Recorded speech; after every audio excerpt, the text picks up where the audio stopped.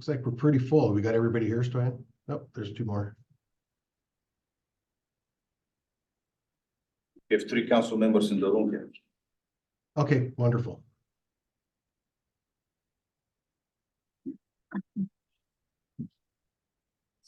Okay, I'm going to go ahead and call the meeting to order. Good morning, everyone. Welcome to our first meeting of 2024. Let's make it a great year. Let's go ahead and go around the room and do introductions. You want to start with the folks that are there with you, Stoyan? Sorry, sir, I didn't hear. Introductions. Oh, Stoyan Bungalov, I'm the State Building Code Council Managing Director. Did you say you had some folks present with you at the meeting? Yes. Go ahead. Oh, okay. Todd Byrether, manufacturing representative. Go ahead, Council. Go ahead. Ty Menser, representing Western Washington counties. Justin Borgo, representing the building trades. That's an echo. Okay. Anybody else? Craig, you're next on my screen. You want us Phil Hope, representing Oh. Phil Hope, representing commercial builders. Okay, Tom? Tom Handy, representing Eastern Washington counties. Wonderful. Roger? Roger Haringa, representing structural engineering community. Fantastic. Pete? Hi, Pete Ricky, persons with disabilities. Katie? Hi, Katie Sheehan. I'm over in snowy Spokane, but representing the general public. Jay? Good morning, everybody. I'm Jay Arnold, representing Western Washington cities. Wonderful. Ben? Hi, Ben Omura, representing mechanical engineers. Great. Chell? Joe Anderson, representing architects. Okay. Does that cover all the council members? Well, let's go ahead. Justin? I'll unmute this time. Justin Borgo with the building trades. Micah? Micah Chappelle, representing building officials. Okay. Senator Wilson? Senator Linda Wilson, representing the 17th Legislative District. Thank you. Is there anybody I forgot? Do we have any guests present that would like to introduce themselves? If so, go ahead and raise your hand. Let's start with Larry Andrews.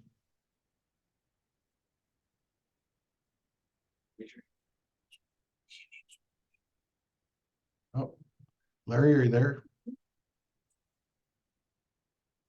Okay. I'm trying to mute him. Hang on. Okay. I'm speaking. You don't have to. Okay, there are voices. It looks like he's muted.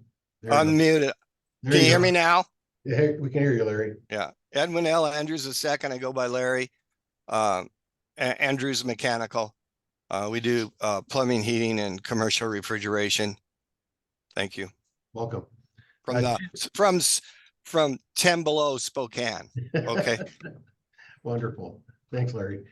Tim Atterbury. Excuse me, Tim Atterbury, Associated General Contractors of Washington. Welcome, Tim. Patrick Hanks. Patrick Hanks with the Washington Policy Center. Welcome. Greg Johnson. Gregory Johnson with the Vista. Welcome. Tammy. Hi, Tammy Sawera with the American Institute of Architects. Welcome. Who we got next here? Greg, I think we got you already, Greg. Is that correct? Yeah.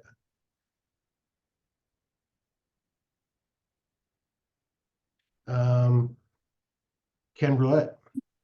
Ken Brulette, representing the Seattle Fire Department. Welcome, Ken. Dave. Dave Kokot, Washington State Association of Fire Marshals, also fire protection engineer with Spokane Fire Department. Thank you. Gavin. Gavin Tenold, Northwest Renewables and Wasia. Welcome. Andrea. Yeah, Andrea Smith with the Building Industry Association of Washington. Welcome. Bill Will. Bill Will, Washington Solar Energy Industries Association. Welcome, Bill. Ardell. Ardell Jalla, Building Official, Seattle Department of Construction and Inspections. Welcome. Greg Davenport. Greg Davenport, Mitsubishi Heating and Cooling. Welcome, Greg. How about Kevin Dwell? Yeah, Kevin Dwell with Northwest Natural. Greetings. Greetings. I'm not seeing anybody new. I still see 2 hands up. Damon, we have guests in the room also. Okay, let me get these other 2 here really quick. It looks like Ray. Ray Cockrum with WAPO. Welcome, Ray. Dave Cocott. I did introduce myself. Okay, go ahead and drop your hand if you would. Ty Jennings. Ty Jennings, Cascade Natural Gas. Welcome, Ty. I see 2 hands up, but I can't see who it is on my screen here. Oh, if I scroll down a little bit. How about Michael Barth? Stop. Michael Barth, Code Pros, Building Code Consultants, and City of Reston. Thank you, Michael. Todd Myers. Morning, Todd Myers with the Washington Policy Center in snowy Cleellum. Snowy Cleellum, there you go. Okay, I think that's everybody online that's got their hand up. Stoyan, if you go back to the folks that are there in person. Can you guys introduce? Tony Antonelli, Local 26 BA. Okay. Jason Switzer, Local 26 Plumbers Pipe Fitters. Jed Sherman, IATMO Group. Is that everyone?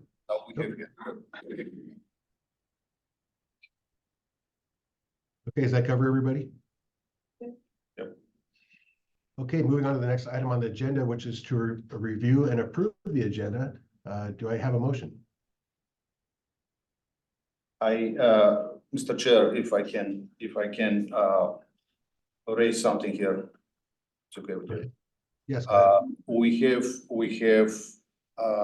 agenda item 7, appointment of committees, and we have agenda item 8, tax seats for 2024 code adoption cycle.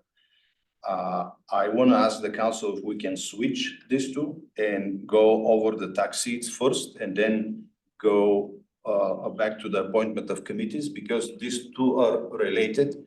And I think it's better if we approve the tax seats first and then go back to the council members that will be TAC members. This is the intent of my request. Okay, I have no objection to that. Shell? I'll make a motion to approve the agenda with that modification, switching 7 and 8. Okay, is there a second? I'll second. Okay, thank you. Motion to switch items 7 and 8 on the agenda. Any discussion? The motion also included approving the agenda. Thank you. Okay, hearing no discussion, there's a motion to approve the agenda with the switch of items 7 and 8. All those in favor? Aye. Aye. Any opposed? Motion carries. Item 3, review and approve the minutes. We got minutes from November 18th, 28th, and December 12th. Is there a motion to review and approve the minutes? So moved. Stop. I'm sorry, Tom, did you make that motion? I was one of them. Okay. We'll give it to you. This is Jay, second. Thanks, Jay. Roger, go ahead. Yes, I have a request for an addition to the meeting minutes from December 12th. Since the subject matter of December 12th meeting and some of the items on today's agenda are related to the various opinions about the 2/3 vote on the commercial energy code on November 28th. I'm requesting that my opinion on the vote be included in the minutes. I expressed this opinion in either agenda item 3 or 4 of the meeting. I don't recall when that was. I guess I would ask Annette if you're going to add this to maybe go back and listen and figure out exactly when my opinion was voiced. And Annette or somebody, can you, because it is a little bit long, I emailed folks. And so I would ask that this opinion get added to the minutes of the December 12th meeting. I can read it if people are interested. I think we have it on the screen, and I believe all the council members received a copy of your email. Mr. Chair, point of order, if I can. Yes. So we had the introduction and we didn't have a formal roll call. And if Dirk is here, I will ask him if this is okay or we need to go back to the roll call. Derek, Well, I am here. I am here, and I'll defer to the judgment of the chair as to whether he feels that the process we went through was adequate for a roll call. I apologize for not doing a formal roll call. However, I think everybody did introduce themselves with their name and the organization they're representing. I think that probably suffices unless somebody has a different opinion. I also encourage someone to state for the record whether a quorum is present. My request would be knowledge if any council members are not present. So if we could get that stated from Annette. I didn't go through the list as people introduce themselves. So I didn't hear from Tom Handy. Is he here? Tom is here. Yep, I'm here. Okay. Matthew Hefner. That was the only one, so we do have a quorum. Okay, thank you. And thank you, Derek. Okay, so Roger has introduced an amendment to the motion to approve the minutes by amending what's on the screen and what was sent out by email. Is there a second to Roger's amendment? I'll second the motion as I understand it, which is to add this to the record of the minutes. Thank you, Jill. Any discussion? I'd second it. Okay. Hearing no discussion, all in favor of the amended motion? Aye. Aye. Aye. And just to be clear, I should have stated the motion was to accept the minutes from November 17th, 28th, December 12th with the amendment offered by Roger. Okay, thank you, everyone. Public comment on items not on the agenda. Is there any public comment for items not on the agenda? Ken, go ahead.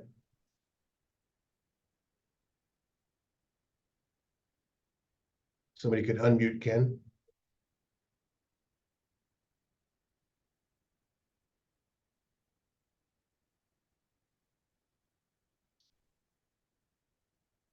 Okay. Point of order, did we did we vote on all the notes or was it just for the 28th? No, it was all 3 minutes. All 3. Okay. Just making sure. Thank you. Yep. Okay, Ken, you can go ahead, please.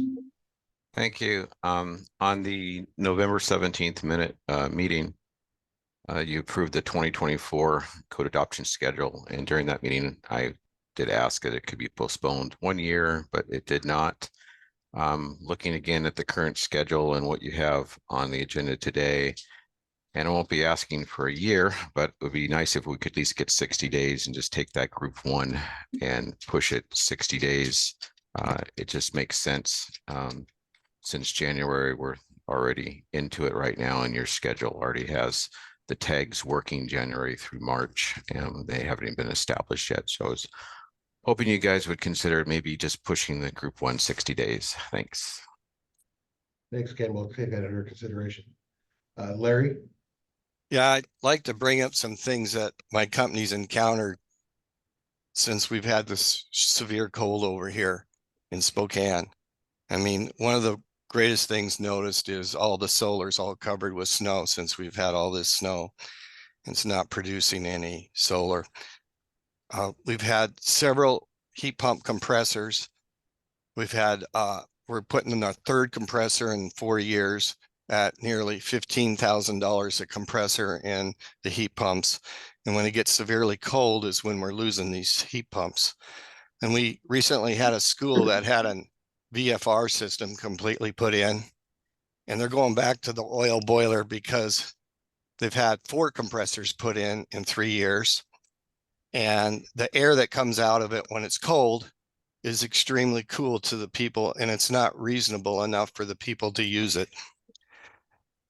Then on top of it, we're moving to a new refrigerant, and the new refrigerant contains a particle in there. It's called Y23 refrigerant. It's a component in the refrigerant. Germany and Scandinavian countries have already banned it. This component is a carcinogenic, and it's what they call a forever chemical. And so this chemical, if released, gets into the air. It's heavier than air. Then it gets into the soil, then goes into the plants. And the next thing you know, we're eating it. And right now, there's a move to push this type of refrigerant forward when it's already known to be a carcinogenic. I mean, before we had a chemical in the refrigerant that caused ozone depletion. And then we have one that causes global warming. Now we have a chemical that's going to kill us, okay, through cancer. And I think we're really rushing this right now, pushing all these heat pumps and everything because of this, okay? We're not ready yet. We need to move to almost a pure CO2 system, and it's not out there yet, okay? There's some that are, but the majority are not. And the cars that are coming out to us right now have this Y123 in it. And so cars predominantly leak refrigerant, okay? And so we're setting ourselves up here. And it's already been identified by the European countries not to do this. And here we are charging forward to do this. This is wrong. It's a mistake. And I've tried to plead with you guys, but we're not ready for all this. I mean, you guys on the west side over there, you don't encounter the temperatures that we do on the east side over here. And the east side's just not ready for this. I mean, we can have a partial phasing of some of this heat pump in, but when it gets cold, you've got to have other means to heat these places. Okay, thank you. Thank you. Tom, did you have a response to Larry? Question. Yeah, which refrigerant are you referring to, Larry, that has this Y23 in it? Well, there's like 4 of them now that have it, and I don't have I can get you those total the R numbers, but I didn't have them. I've been sick since Christmas, and I kind of got back somewhat in my game today, but we've had so many no heats. In fact, I just came from the South Hill. They had a no heat. I had to get them up and running because they had a boiler system. And I just haven't had the time to devote to this right yet. And I've had the flu twice, 2 different types of flu. And so I will get this to Stoyan so he can get it to you guys. But we need to back off on this stuff a little bit. I mean, we did what you guys are trying to do in 2008 with we have a patented heating cooling system. And when I seen this in 2008, what it cost to make a house do what you guys are trying to do in 2030, only millionaires could afford such stuff. And because the harder that it gets to reduce the amount of energy that these houses need to reduce, becomes an exponential cost to the consumer to get to these levels. And when I patented this in 2008, in fact, our homes actually exceed the 2030 calculations, but it was well over $1 million for the house, almost $1.8 million.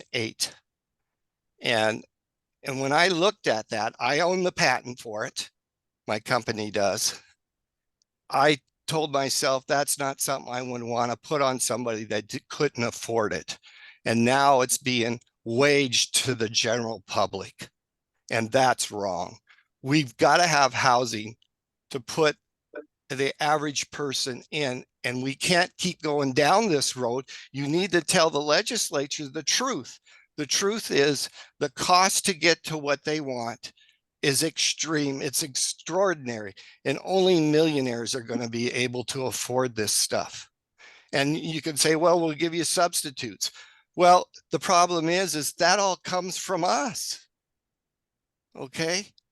All these extra monies come from the government. Who's the government? It is us. And we can't afford it right now. Plus the cost. I mean, the cost to keep going back and fixing these systems, the fire department, we're $70,000 to redo the fire department system that had a VRF. And it still probably won't work in the extreme cold weather. And you guys don't know what you're putting people through. It's unheard of. And it's extreme and it's not necessary. And then when you look at what the truth of the matter is, in the paper, in the Spokane paper, it was printed and it was verified that there is 1.5 times more trees in the United States than the CO2 we produce. Okay? We are not the problem with CO2. It's coming from China and over in there. But we have 1.5 times more capability of CO2 removal in trees alone in the United States than what's required. And yet it keeps pushing us down. Ask the people that go to the ski resorts with the electric cars that can't get back home. It's evident all over. And you guys on the west side, sure, you can do a lot of this stuff. But the people over here, we can't. I had a quote on a commercial truck to electric truck, $350,000, and I can't even get to the job site in this kind of weather because it doesn't have the capability to go over the pass. And yet you're still pushing it on us. Please back off. Thank you. Thank you, Larry, for your expertise and your involvement. Is there any other public comment on items that are not on the agenda? Hearing none, we'll move on to the next item on the agenda, item number 5. Senator Wilson sent out a letter to the council. Senator, would you like to make any comments regarding your letter? Sure, she stepped away. Will you want me to show the letter on the screen? Yes, would you please?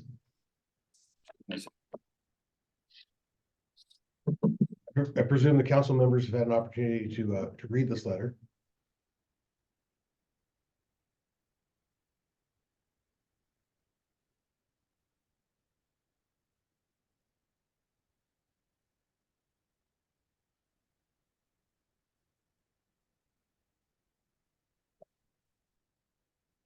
If I can add to the process, so we sent out the agenda for the meeting. We received the letter from Senator Wilson. We had a meeting. I had a meeting with the vice chair, the acting chair, Damon Doyle, and our assistant attorney general. We decided to add the letter to the agenda because Senator Wilson was expecting a response. And Dirk sent me his legal opinion, and I forwarded his legal opinion for council members under the attorney-client communication. So I don't know if it's. I don't think.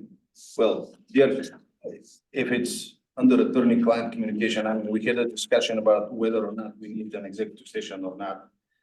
But I will report to you and the chair at this time. And Damon, the floor is yours. I just wanted to add this clarification. No, I appreciate the summary. If you could scroll to the end of the letter on the screen, please.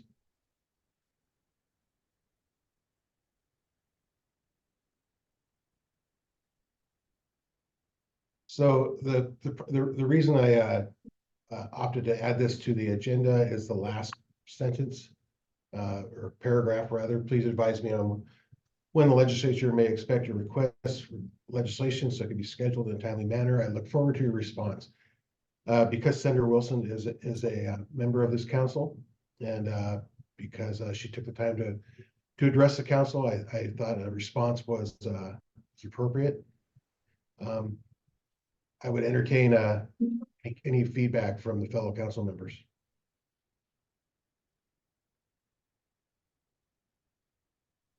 And I'll speak at once.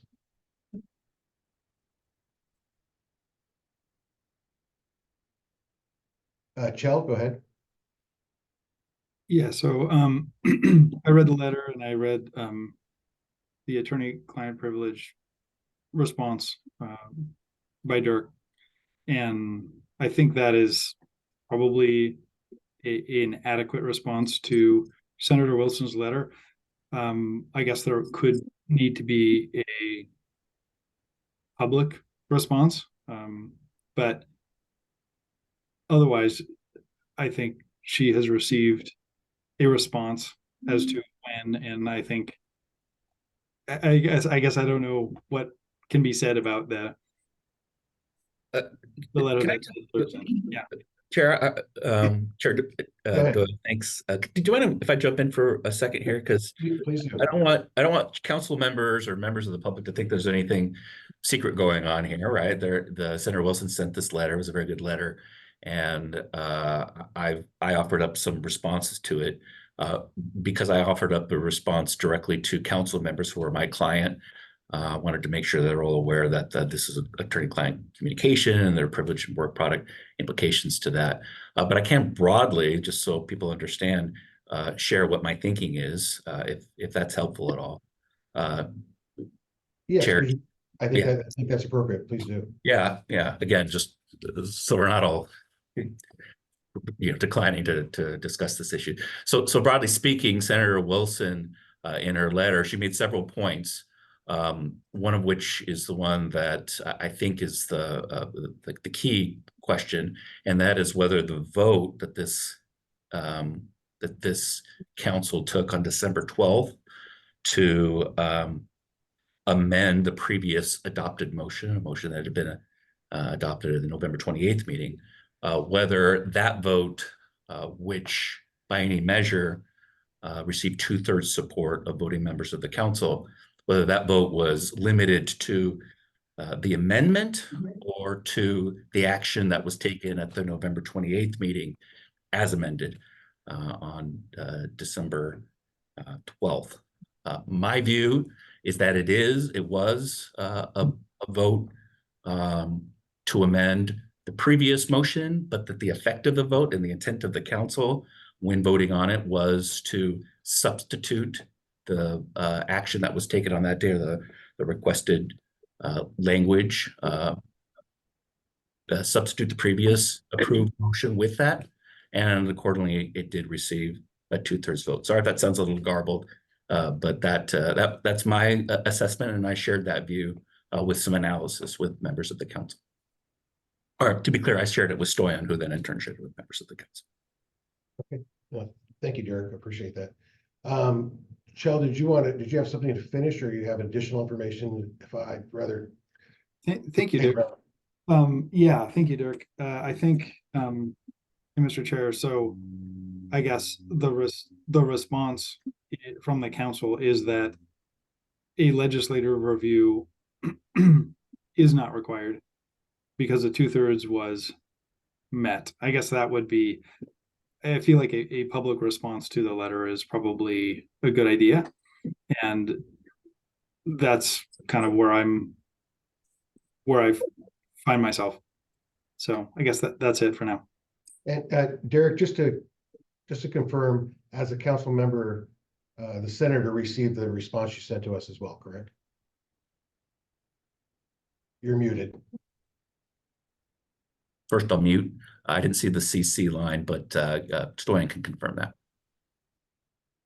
Stoyan, was that, did Senator Wilson, was she privy to the response from the AG's office? Senator Wilson was expecting a response, and it's a legal matter, so I can't respond to her. And she received, all council members received a direct response. If I heard correctly the question, because I was talking at the same time. Yes, so she was part of the group that received the response, correct? That's correct. Yeah. Okay, thank you. Micah, go ahead. Thank you. And since my replacement has not been appointed, I'm still here. Lucky all of you. Just kidding. I appreciate the time spent on this in Senator Wilson's letter. What hasn't been mentioned that I think should be part of this discussion, and for folks that may not be aware, the Ninth Circuit did not grant an en banc review of the Berkeley decision. So I'm assuming that Ninth Circuit will issue the mandate where that ruling stands. So our actions to move the modifications forward, even though I did vote against that, will end up being beneficial, as we will not have to go back and revisit that again. So I appreciate Derek's response to Senator Wilson's letter, and I appreciate the time Senator Wilson took to write that letter. However, I do agree with Derek's response, and at this point, our actions are great, since we won't have to go back and revisit that, and I do hope that they stand. If they do have to go back for a revote, I would be supporting it at this point based on the refusal to grant en banc. Thanks. Thanks, Micah. Tom. Yeah, my question is more just of a procedural thing. During the discussion about, this issue at the time on the 12th was, Derek said that, in order to really do this cleanly in the manner that it was done, it should have been, the previous motion should have been rescinded and then remade.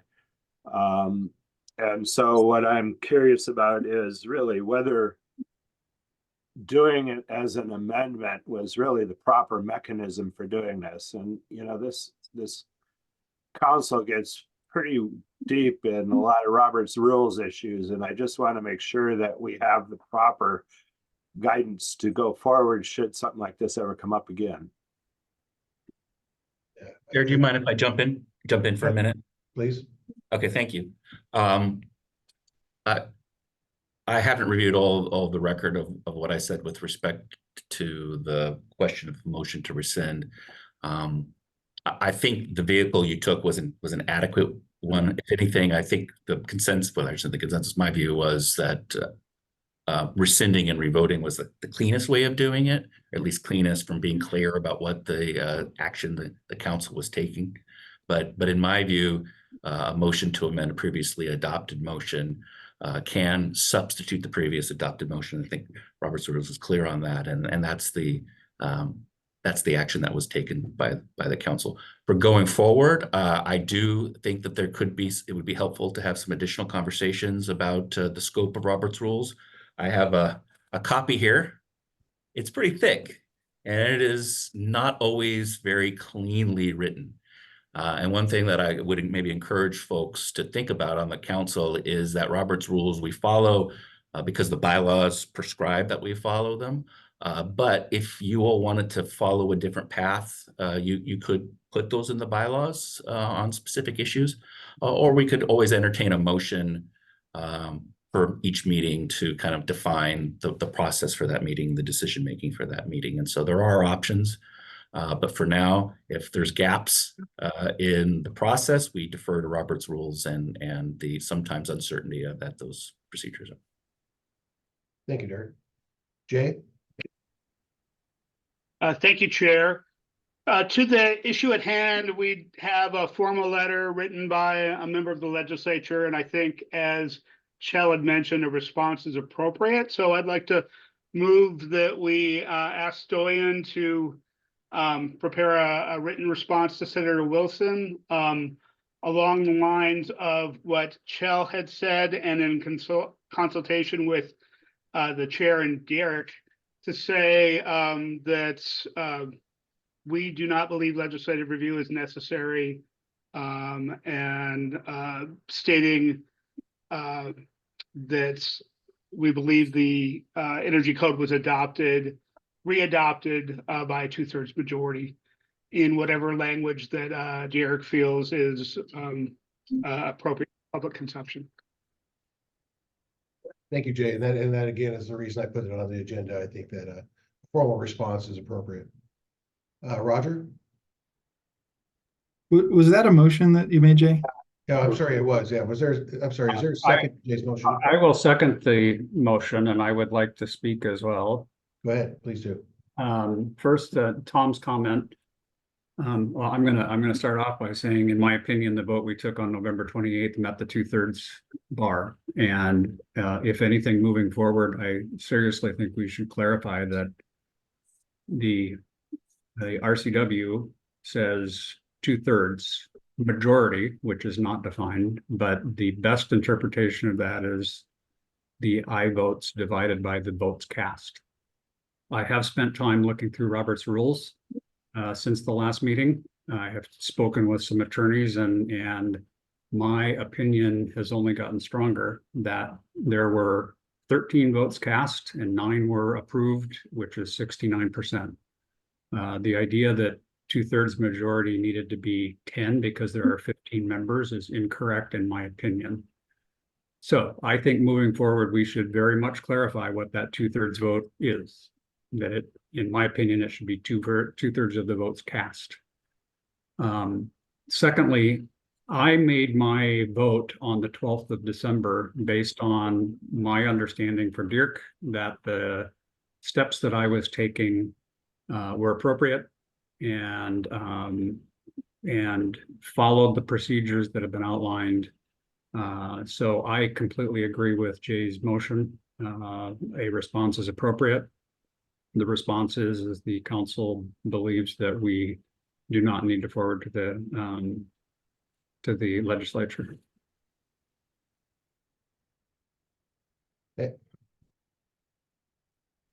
Sorry, I got a little off track here. Craig, go ahead, please. Mr. Chair.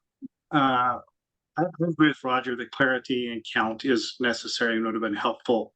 I also hold my objection to the meeting held on the 12th, as it was called under dubious means for dubious methods. And then I was removed. For some reason, I was not able to speak or unmute to vote against approval of the thing. I'm not sure that would have changed anything. And I guess I will not support the motion to respond to Senator Wilson saying that we are not going to send it. My question is, why not? Even if we don't have to? Are we afraid that the legislature will not approve this? It's not going to delay. Legislature is short this time, and it will be approved before the 13th of March anyway. What are we afraid of? Thank you. Thank you, Craig. Shell? The codes will sit through a legislative cycle. So if the legislature chooses to take action, they are more than welcome to respond to you, Craig, and or I guess generally. And the since the pieces of the energy code specifically in question are ones that de-risk them from the EPCA perspective, I think it would be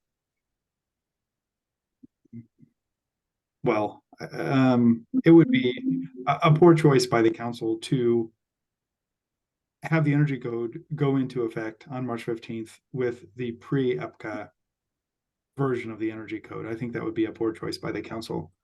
So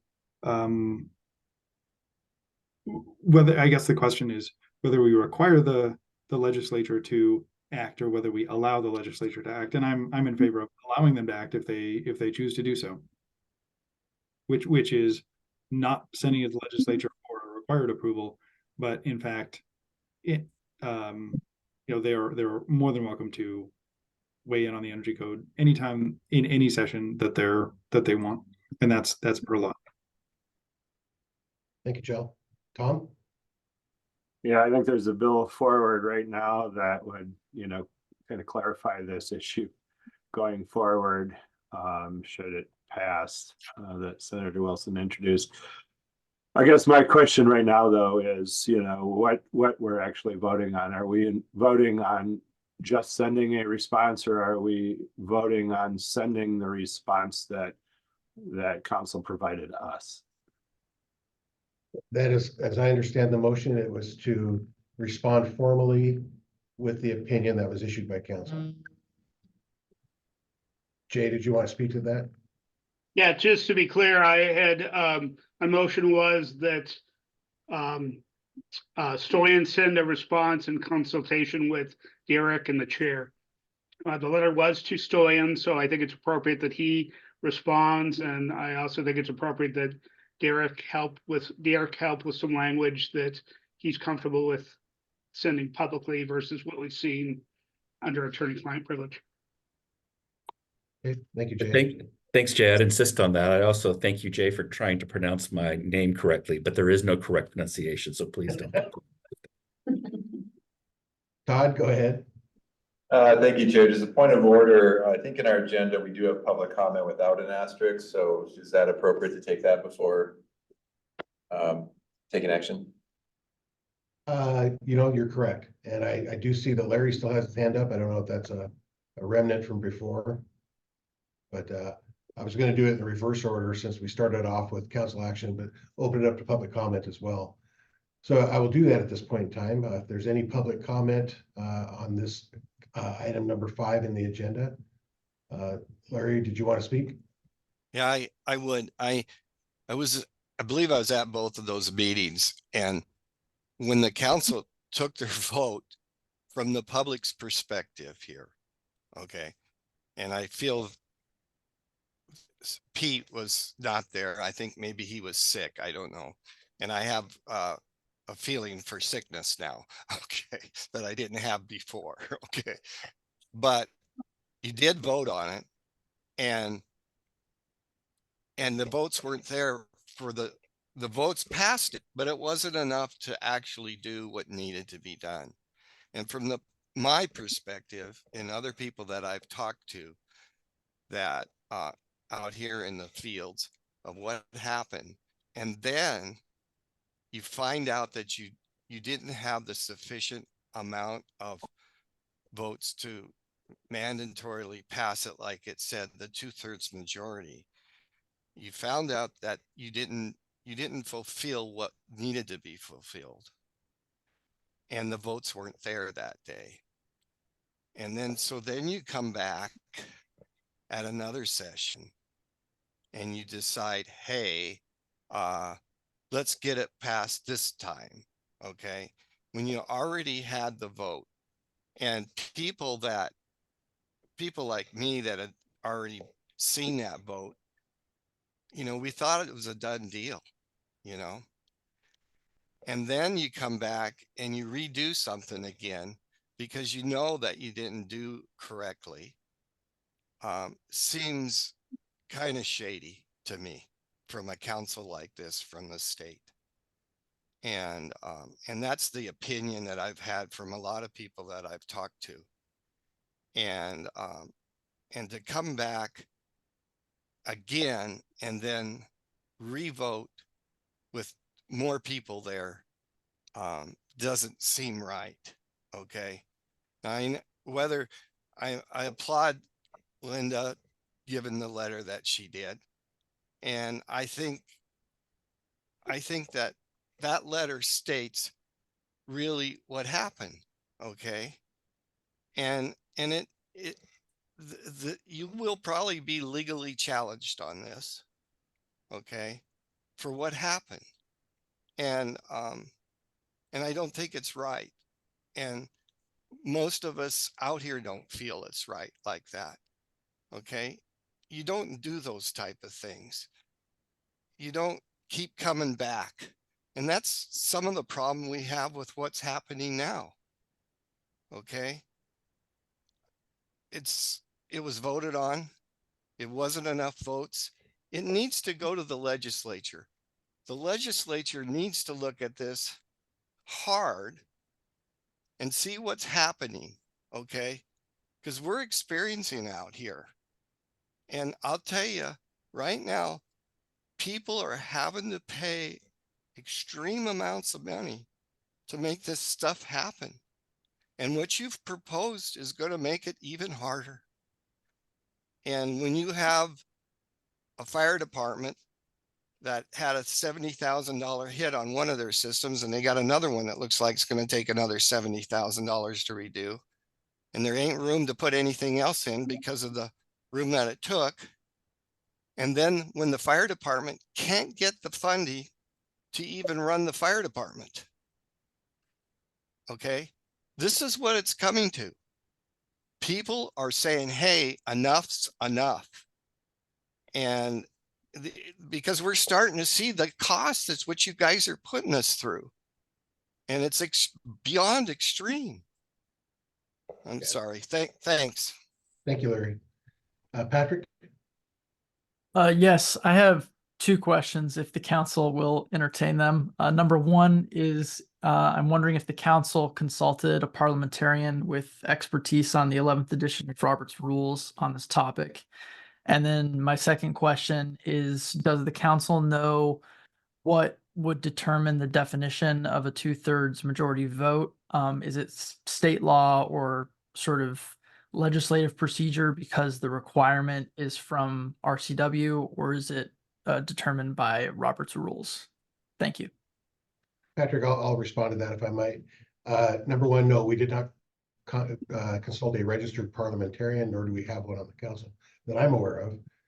But we do have our Assistant Attorney General that's pretty well versed. I've been conducting meetings for several years and know parliamentary procedure pretty well.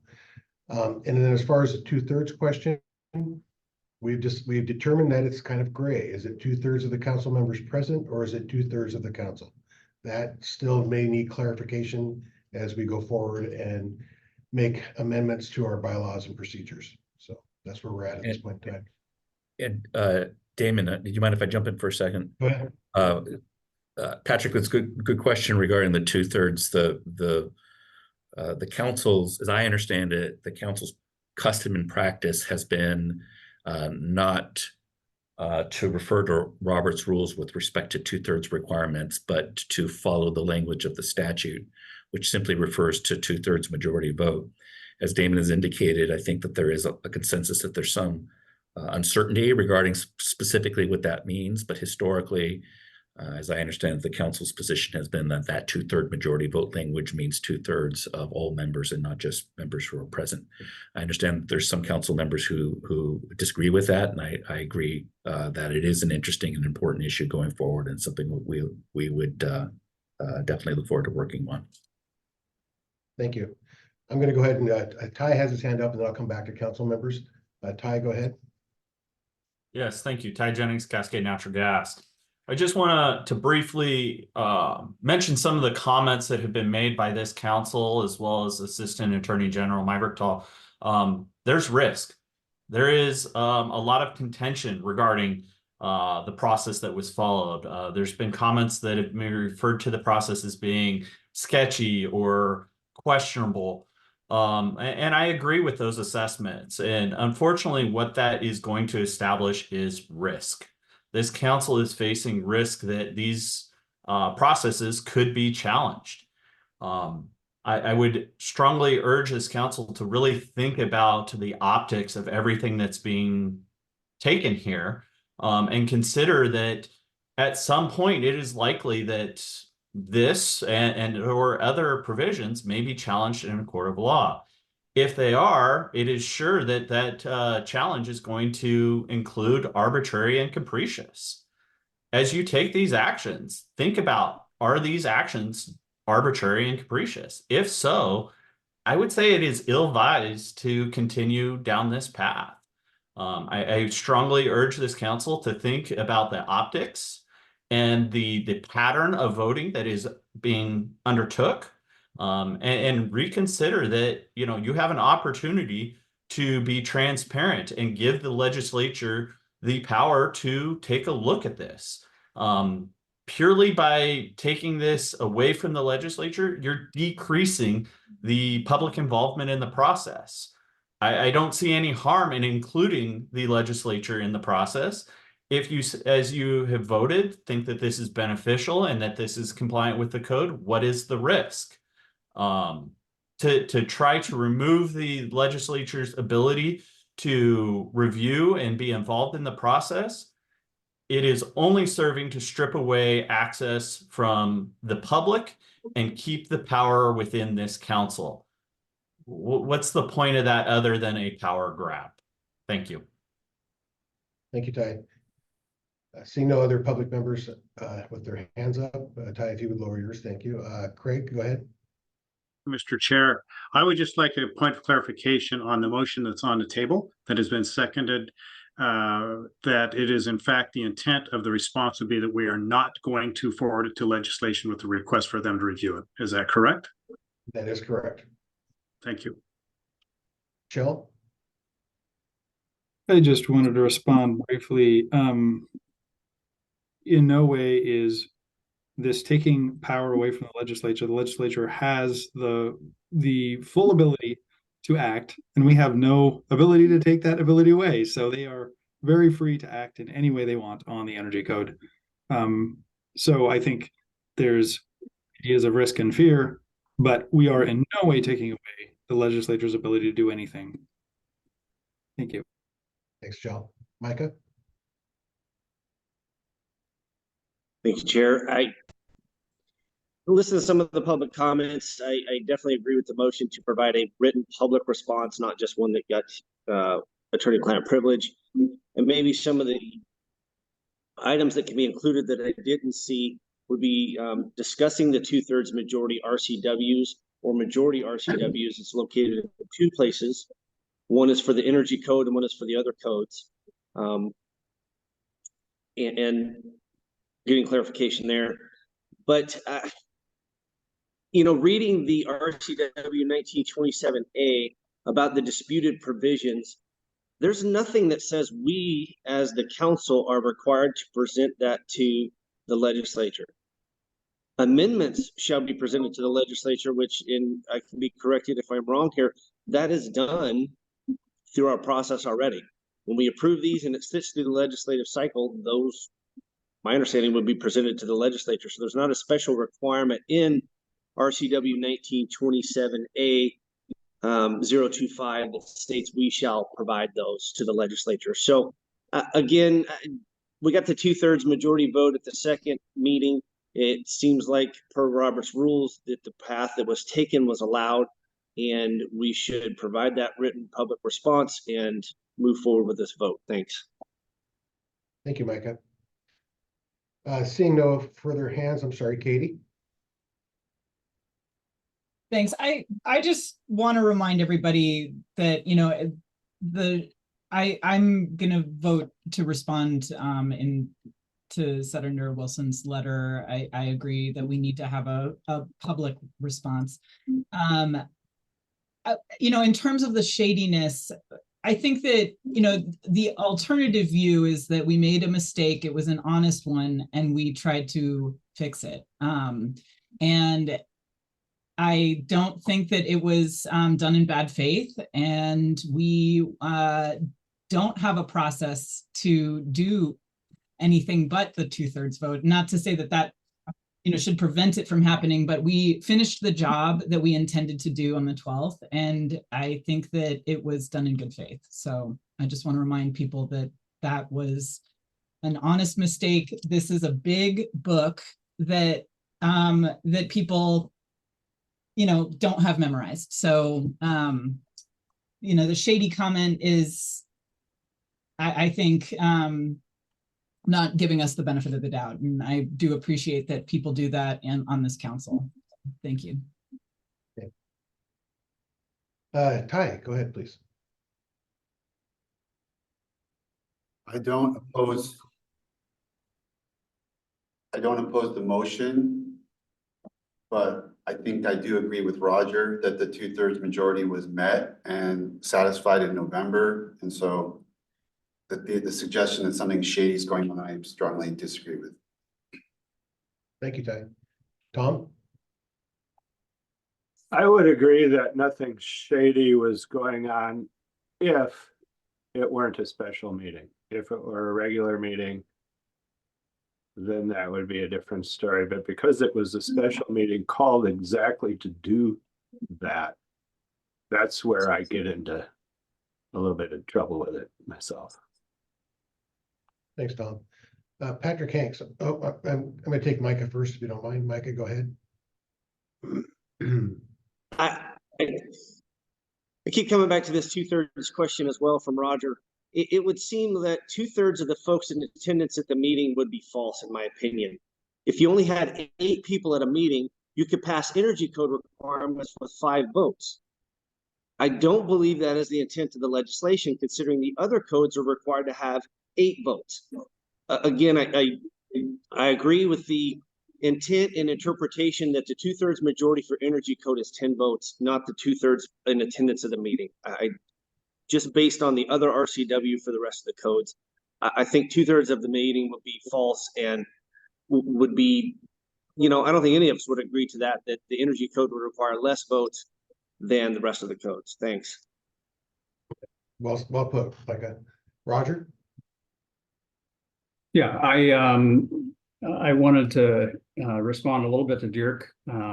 He indicated that in the past, the council has made the assumption that 2/3 is 10, 2/3 of the members. However, as far as I'm aware, the issue or question has never arisen in the past, and correct me if I'm wrong. So I don't think that the 2/3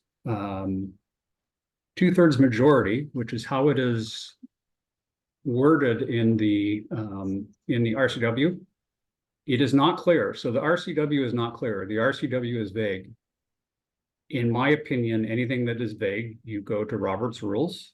And as I said, I've interpreted Robert's rules as if we have a quorum, it is 2/3 of the people who cast votes. And I will remind everybody that the council chair did not vote. He was in attendance, but did not vote yay or nay on November 28th.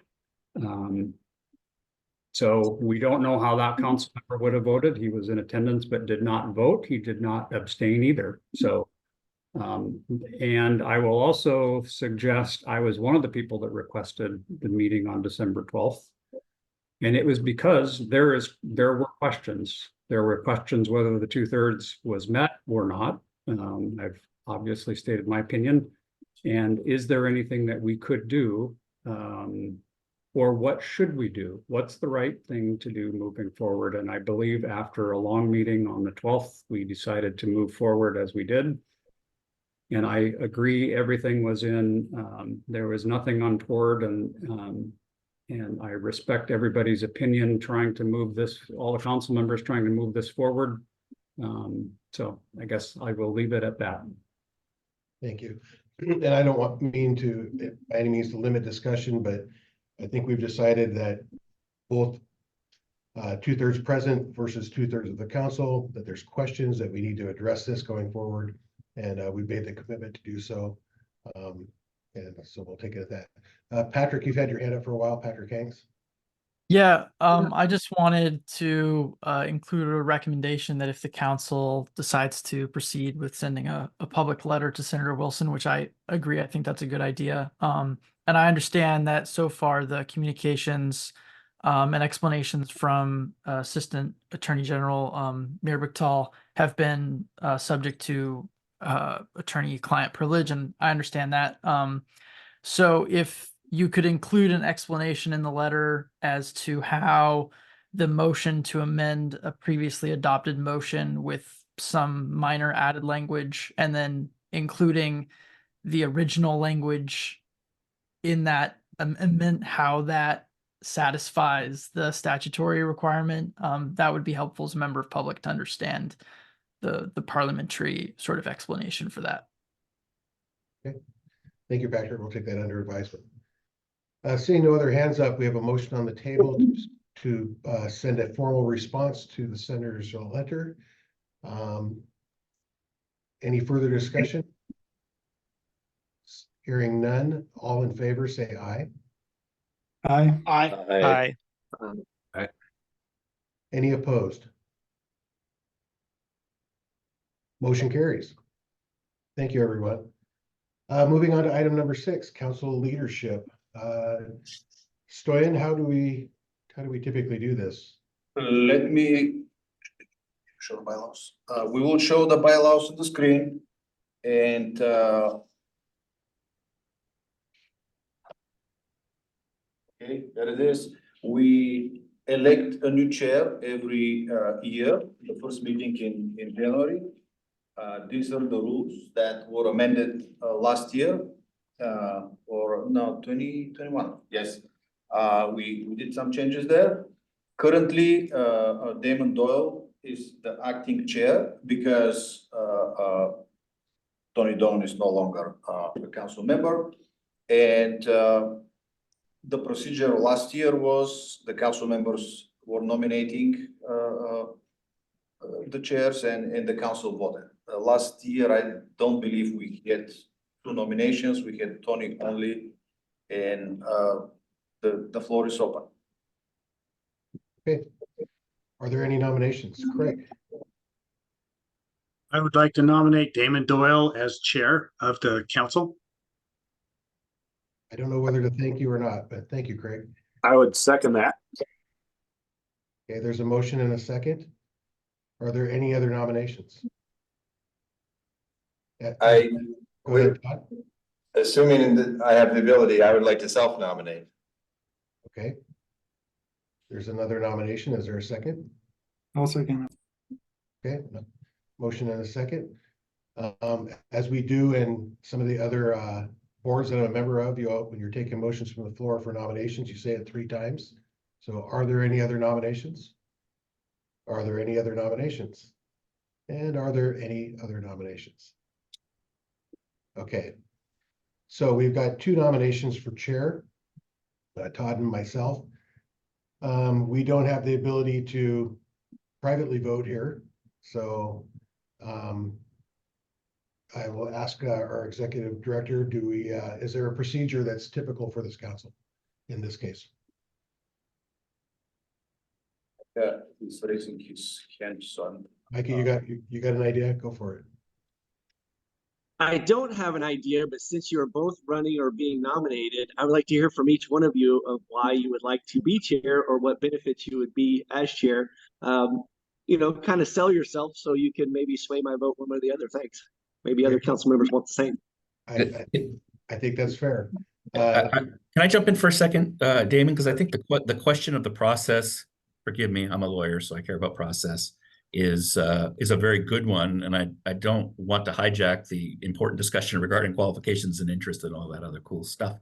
But I do think that there needs to be an understanding about how this is going to happen, because the bylaws don't provide for a balloting, and obviously given the technology, there's not a balloting option, I think. So Robert's Rules does speak to how to do this, but it's kind of a weird process under Robert's Rules, which I could share, but I definitely would want to hear from Stoyan and Krista regarding what the custom in the past has been for contested votes for chair. Yeah, if we could start there. With my experience here, we never had 2 candidates. We only had one, and it was a voice vote, and this is how we did it the last 2 years. I don't know if Krista can add to that. We have had 2 nominations in the past, and my recollection's a little hazy. I think they just put it up to a majority vote for one or the other. Okay. Chell? Yeah, I have a question. Would either of you, Damon or Todd, prefer to be vice chair? Because we're going to elect 2 positions, I believe. Right. It appears by what I'm seeing on the screen that I'm no longer eligible for vice chair. Is that true? How is that? Says the vice chair may not serve more than 2 consecutive 1-year terms. Now, I came in was it May of 2022? So I've been for 1 year, 7 months. Is it a full year term? I'm uncertain. Derek, I'd lean to you. Oh, no. One of those on the spot legal guidance questions. Well, I'm gonna do my best to try to punt again to the custom of the agency for those types of questions. But you know, if we're interested in risk, then there's always that question as to whether or not these rules or these bylaws create questions. Right. If you know. I'm a little curious how, I don't remember going through this process in January of last year. I think we just kind of rolled over for somehow. I'm not sure what happened there. Stoyan, do you got any input on that? The conversation when the council voted to make changes to the bylaws, the conversation was whether or not if the vice chair steps in and assume the position in the middle of the term, does it count as one term? And I think the interpretation back then was that it doesn't. But reading the bylaws, I don't see it as directly spelled out. And the same thing for the vice chair. And Damon, I think you didn't have the first term as a complete term, to the best of my understanding. I apologize. I'm not prepared. I just didn't think about this, and I should have checked the minutes and assure that this is the truth. But to the best of my recollection, Damon didn't have the first term completed. Well, if that's right, and since Damon asked me the question, I would say I think the better reading of these bylaws is that a 1-year period is a year by its terms, and so accordingly, the limitation on 2 consecutive 1-year terms would be limitations on 2 consecutive 1-year terms. If accordingly, if a chair or vice chair steps in to fill out a term, I don't think. My view would be I don't think a fair reading of these bylaws would lead to the conclusion that that's a 1-year term. Okay, all right. There were 3 hands up and now there are none. Anybody have anything else to weigh in here? With that, then we'll go ahead and go to the candidate speech, and Todd, I'll allow you to go first. Well, thank you, Chair. Well, I hope it goes without saying, I'd be honored to serve under current Vice Chair Doyle. So, but I'm in my last year of 2 3-year terms. So, I've been honored to serve on this council, represent manufacturing. Been honored to serve on and to lead a couple of the chairs and excuse me of the technical advisory groups. My interest is very simple. In this last year, I believe the chair should obviously be a facilitator, but it's an important year that of implementation.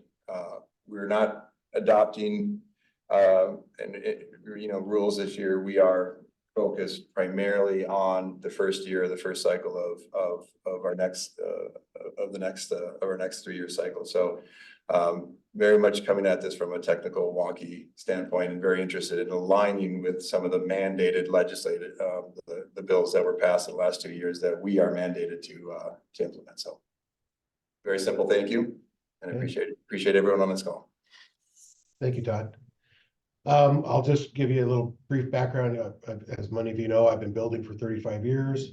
I started instructing code to other builders back in 2009. I know the IRC and the Washington State Energy Code inside and out. Probably more like, I would venture to say more likely than anyone on the council, I have to use it on a daily basis. So this code very much affects me, every line, every provision. I've been the president of multiple boards and committees, some as large as 350 members. So I'm well versed on parliamentary procedure and know how to run a meeting. So I think I'm very efficient at that. I think the thing that might shock some is that I so wholeheartedly believe in green building and energy efficiency and sustainability. It's been my focus starting back in 2003. 2010, I became an Energy Star verifier and HERS rater. I started teaching building science and have instructed more than 1,200 industry professionals in the last 15 years. 2013, I was recognized by the National Association of Home Builders as the Green Building Educator of the Year. So even though I fight some of the things that we try to put through in the energy code, it's primarily because I want that code to be usable for builders like myself. I am excited that we've got an opportunity with probably the best code ever offered up by the ICC, the 2024 International Energy Conservation Code coming forward. Really would like to see that get out of this council as cleanly as and efficiently as possible, and to avoid getting us wrapped around the axle. So if elected chair, that would be my primary focus, and not to have us spinning our wheels like we have been for the last 18 months. So I would do everything in my power to facilitate that. I think we've got great minds here, and that we can get it done. So I would ask for your support. Roger, you have a comment? Yeah, I just wanted to say before I voted that this council will be served very well by either one of you, however the vote comes out. You are both great candidates, and I know we'll have a great year no matter what way the vote comes. Thanks, Roger. Micah? Well, you two really put me on the spot because I work well with both of you and have for many years. And so this will be a tough one. And I just want to say, whoever I vote for, don't take it personally. Thanks. Thank you, Katie. I just have two questions. And I agree with both Micah and Roger. Really appreciate both of you stepping forward. The first one was what year in your term are you in, Damon? Same as Todd. I have one year left. 1 year left. Okay. And then my other question was, where did we land with you on the vice chair? I missed that piece. Well, I was elected, I believe, in June of 2022. So I spent a year and a half. Okay, great. Thank you. Okay, hearing no further comment, let's just, if staff would please record the votes, and let's do a roll call, and rather than yay or nay, say Todd or Damon. Well, point of order, so should we start with one candidate and have the votes and then the second one? I'm not sure how to do the roll call. Well, there's 15 votes, so I think we just rather than a yay or nay and weighing the numbers, everybody can just state who they're in favor for. Any objections to that? Well, I don't believe there are 15 members. I think however many we have. But I want to be clear too. What I heard Krista say, and I don't mean to put you on the spot, Krista, is that the custom in the past was to do, I think what Damon is suggesting here, sort of a straight up approach. Robert's Rules does contemplate, sorry to get legalistic here, but Robert's Rules does contemplate an alternative, which is what Stoyan mentioned, which is to do a vote on one, and then if you don't get to the majority from the one, then to go to the second one. It's frankly up to you all if you want to actually set the ground rules here by a motion to choose one or the other. That would be one route, or certainly if the custom, as Krista has identified, is a preferred route. I think, Chair, you can decide that that's the route we want to continue to do. Okay, let me hear Katie's thoughts first. I also wanted to just ask, this is a simple majority vote, right? Just to be yes, clear. it's not a 2/3 majority vote. Not a two. Okay, great. No. How many voting members do we have present? If I could ask staff. 13. 13. Okay. Does the winner then need to get to 8, or will 7 suffice? No, the 8 is for decisions related to the code adoption. Okay, so it's just a majority, simple majority. And abstentions are allowed. Okay, all right. Great, so we can have a tie. Chell, go ahead. Yeah, I was thinking your original idea, Damon, of one or the other is a better vote than nominating one and voting for that person, and then I don't know. That just seemed like a better method. I'm just trying to keep it simple. Tom? Yeah, I was just going to suggest that maybe call out the name and do a raise hand vote rather than trying to do microphones.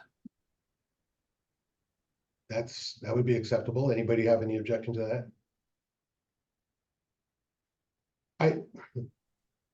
Honestly, Damon, I prefer the original one without raised hands, just roll call and say a name. Okay, yeah, I think it's just simpler that way. I think it puts it on the record as well.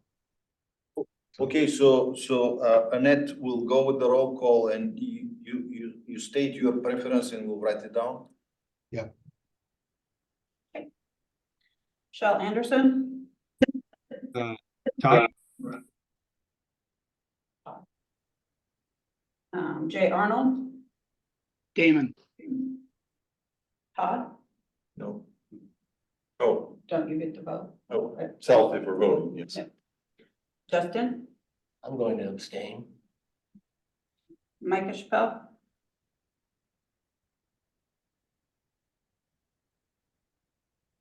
Micah, I'm going to abstain as well.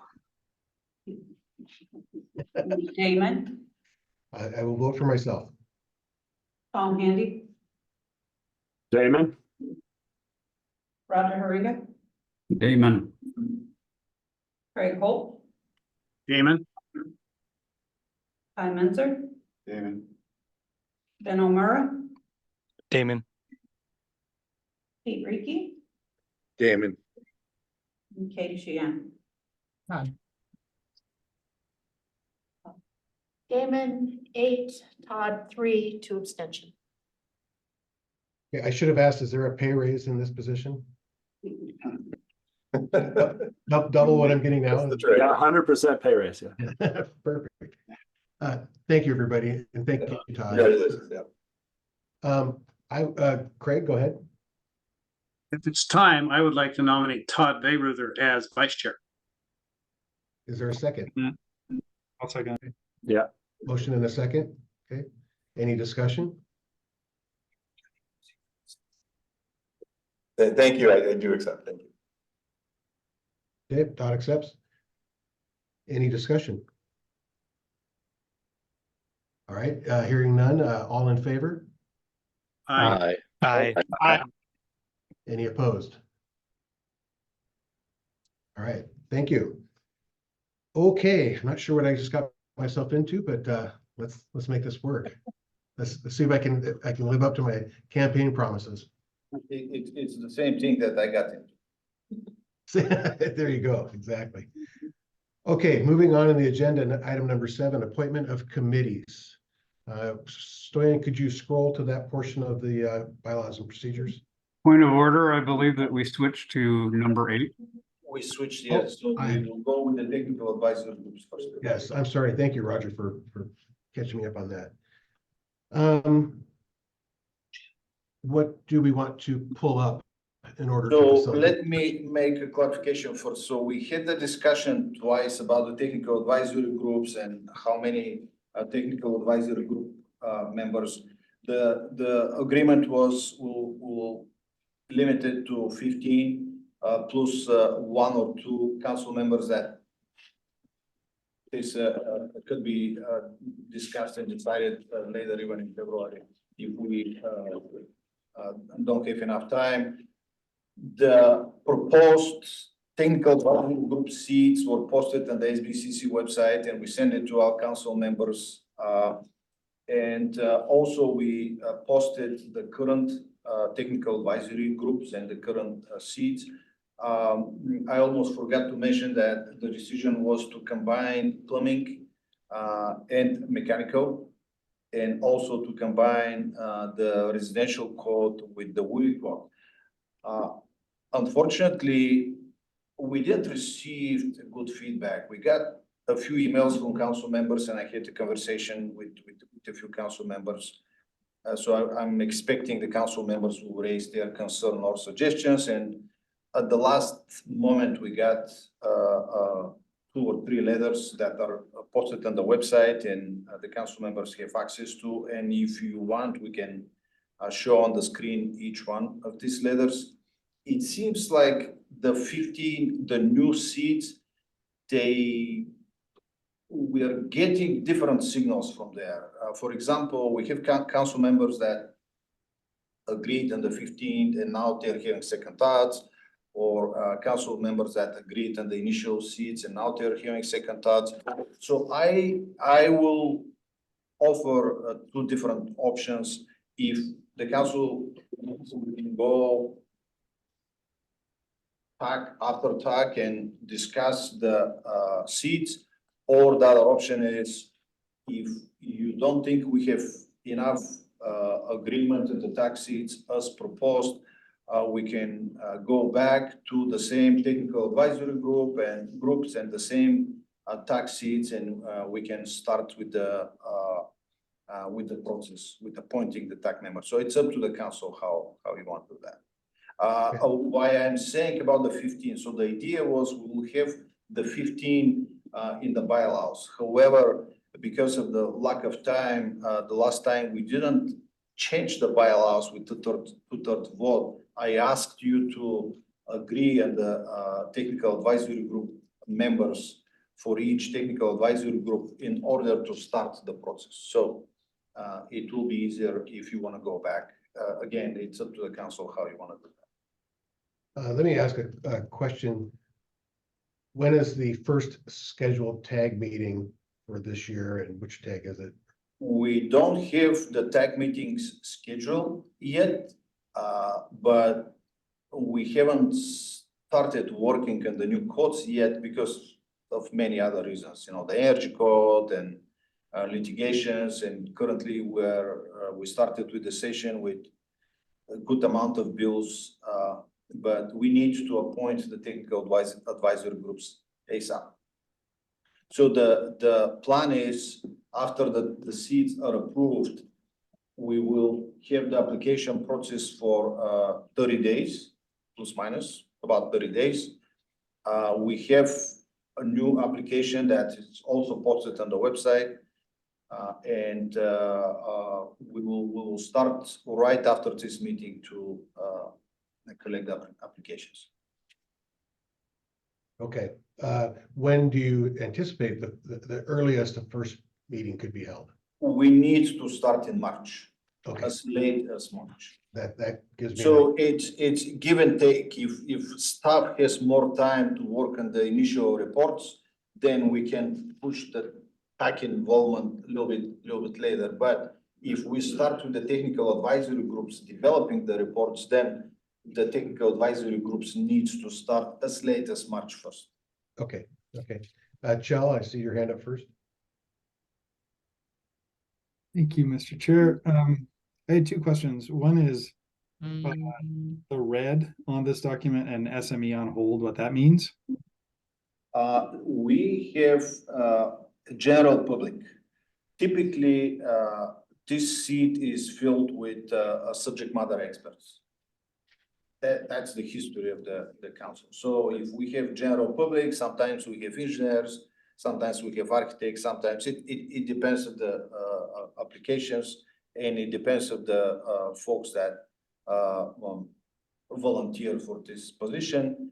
And it was up to the technical advisory group chair to appoint the TAC members. And as you know, we discussed it several times. If we can specify in the bylaws and have 2 or 3 entities approving, so this is still up to discussion. But directly to answer your question, general public and subject matter experts, the red ones below they were proposed by stakeholders and council members. If we can use these positions and fill the general public.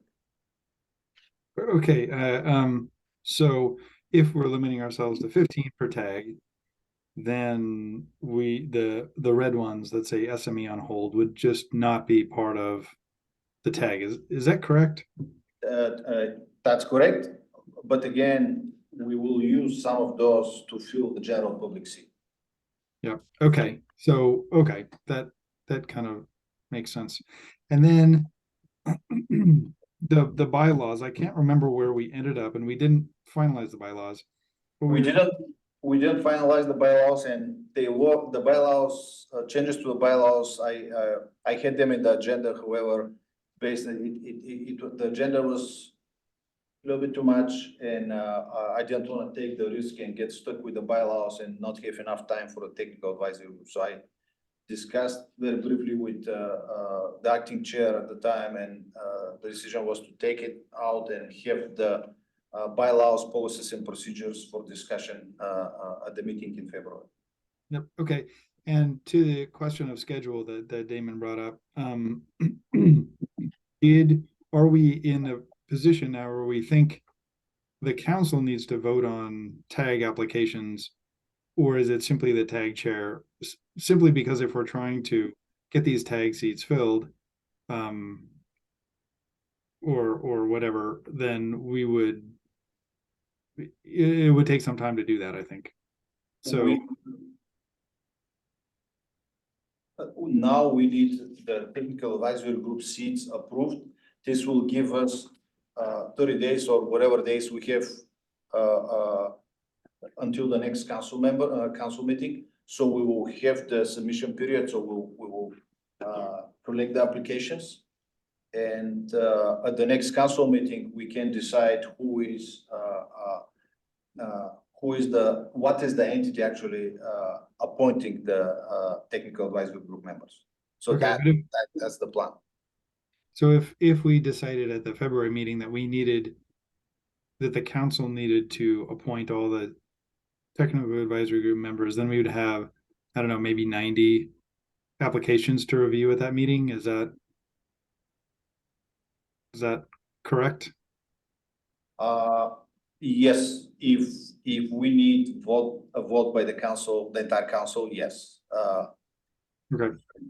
In the past and during my time as well, again, there was one person appointing, and we were trying to make it not the entire council, but just not the technical advisory chair at the same time, because there were some complaints about it. So it's up to the council. We can continue doing this with the technical advisory group chair. There was a discussion about the committee, standing committees chair, the chair of the council and the vice chair. There are different options that were discussed, but the decision hasn't been made yet.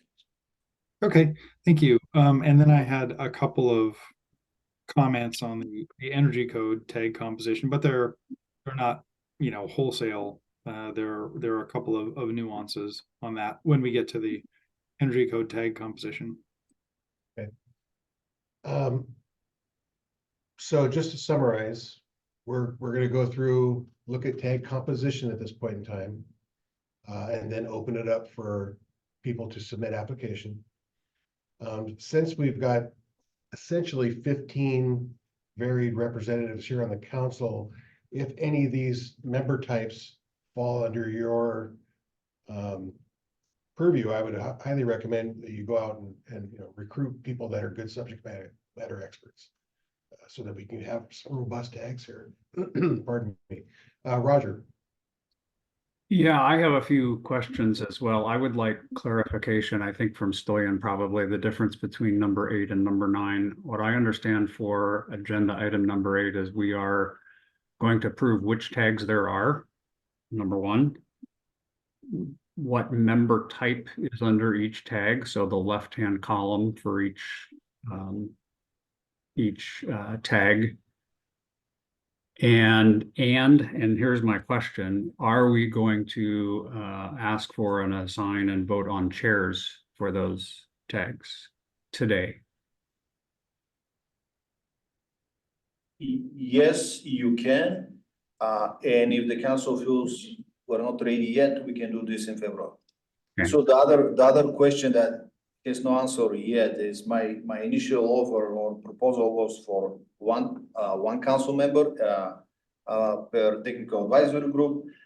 There were other opinions and concerns raised, and I think Roger, your last email summarized everything. So is it better if we have 2 council members? So this hasn't been decided yet, and we can do it in February.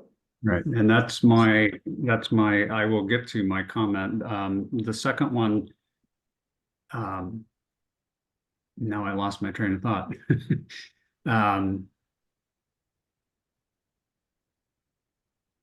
Oh, the second one is schedule. We're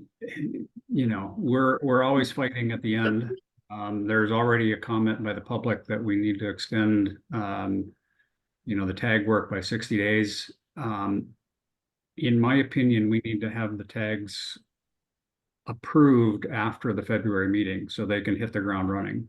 And so in order to get there, my recommendation, and I am not sure what the bylaws say either about the council approving or appointing. My suggestion is that we approve what tags there are, we approve what members are in each tag. In the next 30 days, the staff and the tag chairs work to make recommendations to the council. So the council in February will be looking at a recommendation for all of the members of that each particular tag, and we can vote on it. So that's my suggestion of how to move forward and what we should try to accomplish today. And I will wait on the conversation about how many council members are on each tag until later. You see number one, and you will see number one for our technical advisory group, the proposed list.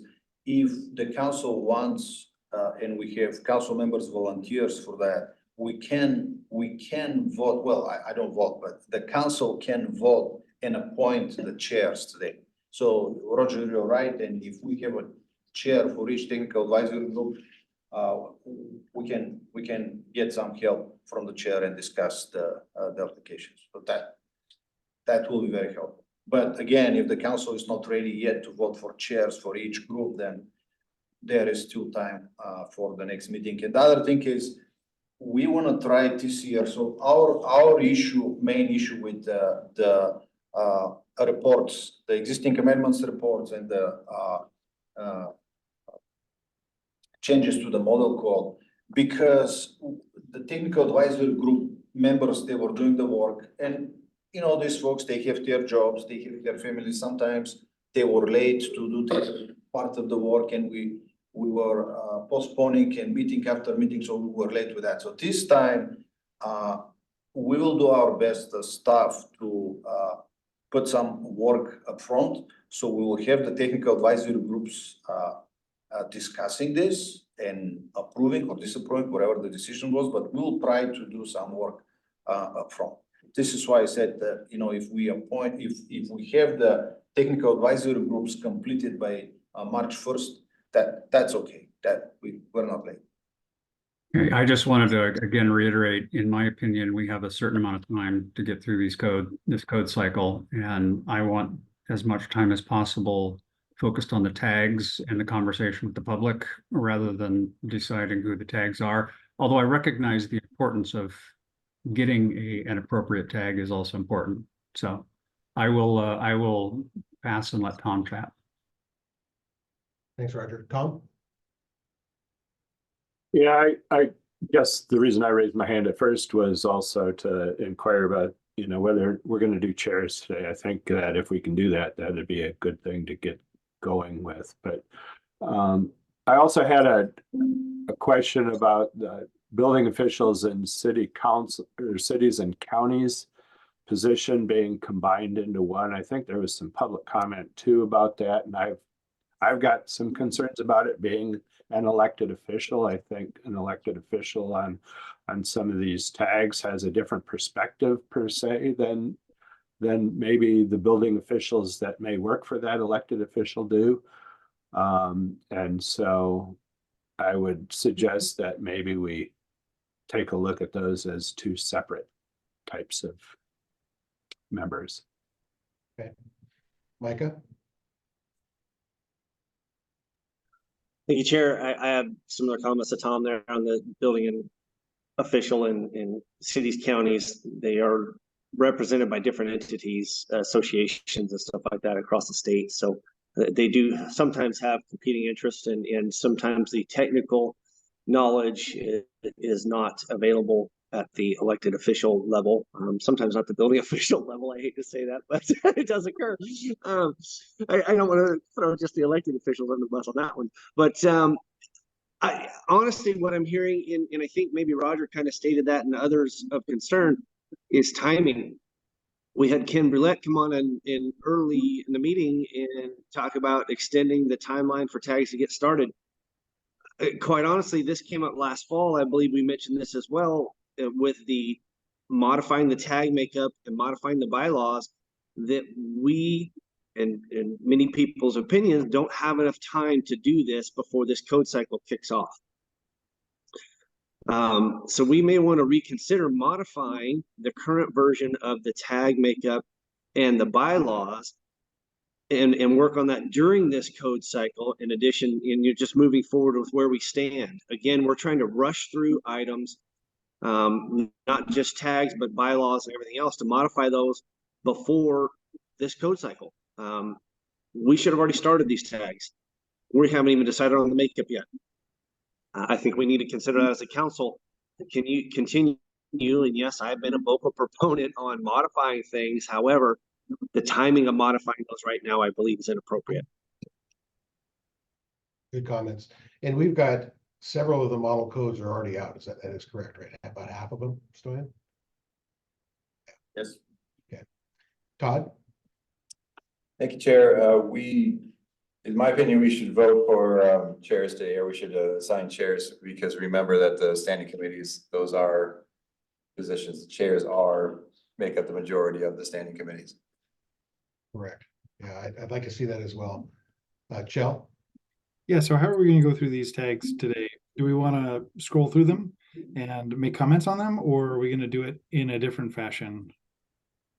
Go ahead, Stoyan. The plan was to have individual stairs shown here and go tag by tag, tag after tag, and discuss the proposed seats. Okay. I presume we have 6. Is it? I see 6 pages. Is it 1 tag per page?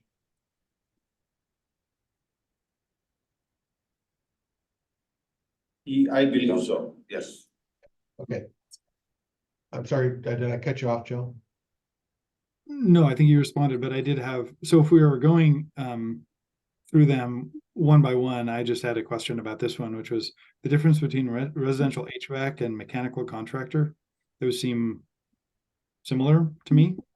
Hey, can anyone point out the difference? Because if we're trying to separate building officials in cities, counties, that might be a slot if they're already represented by mechanical contractors.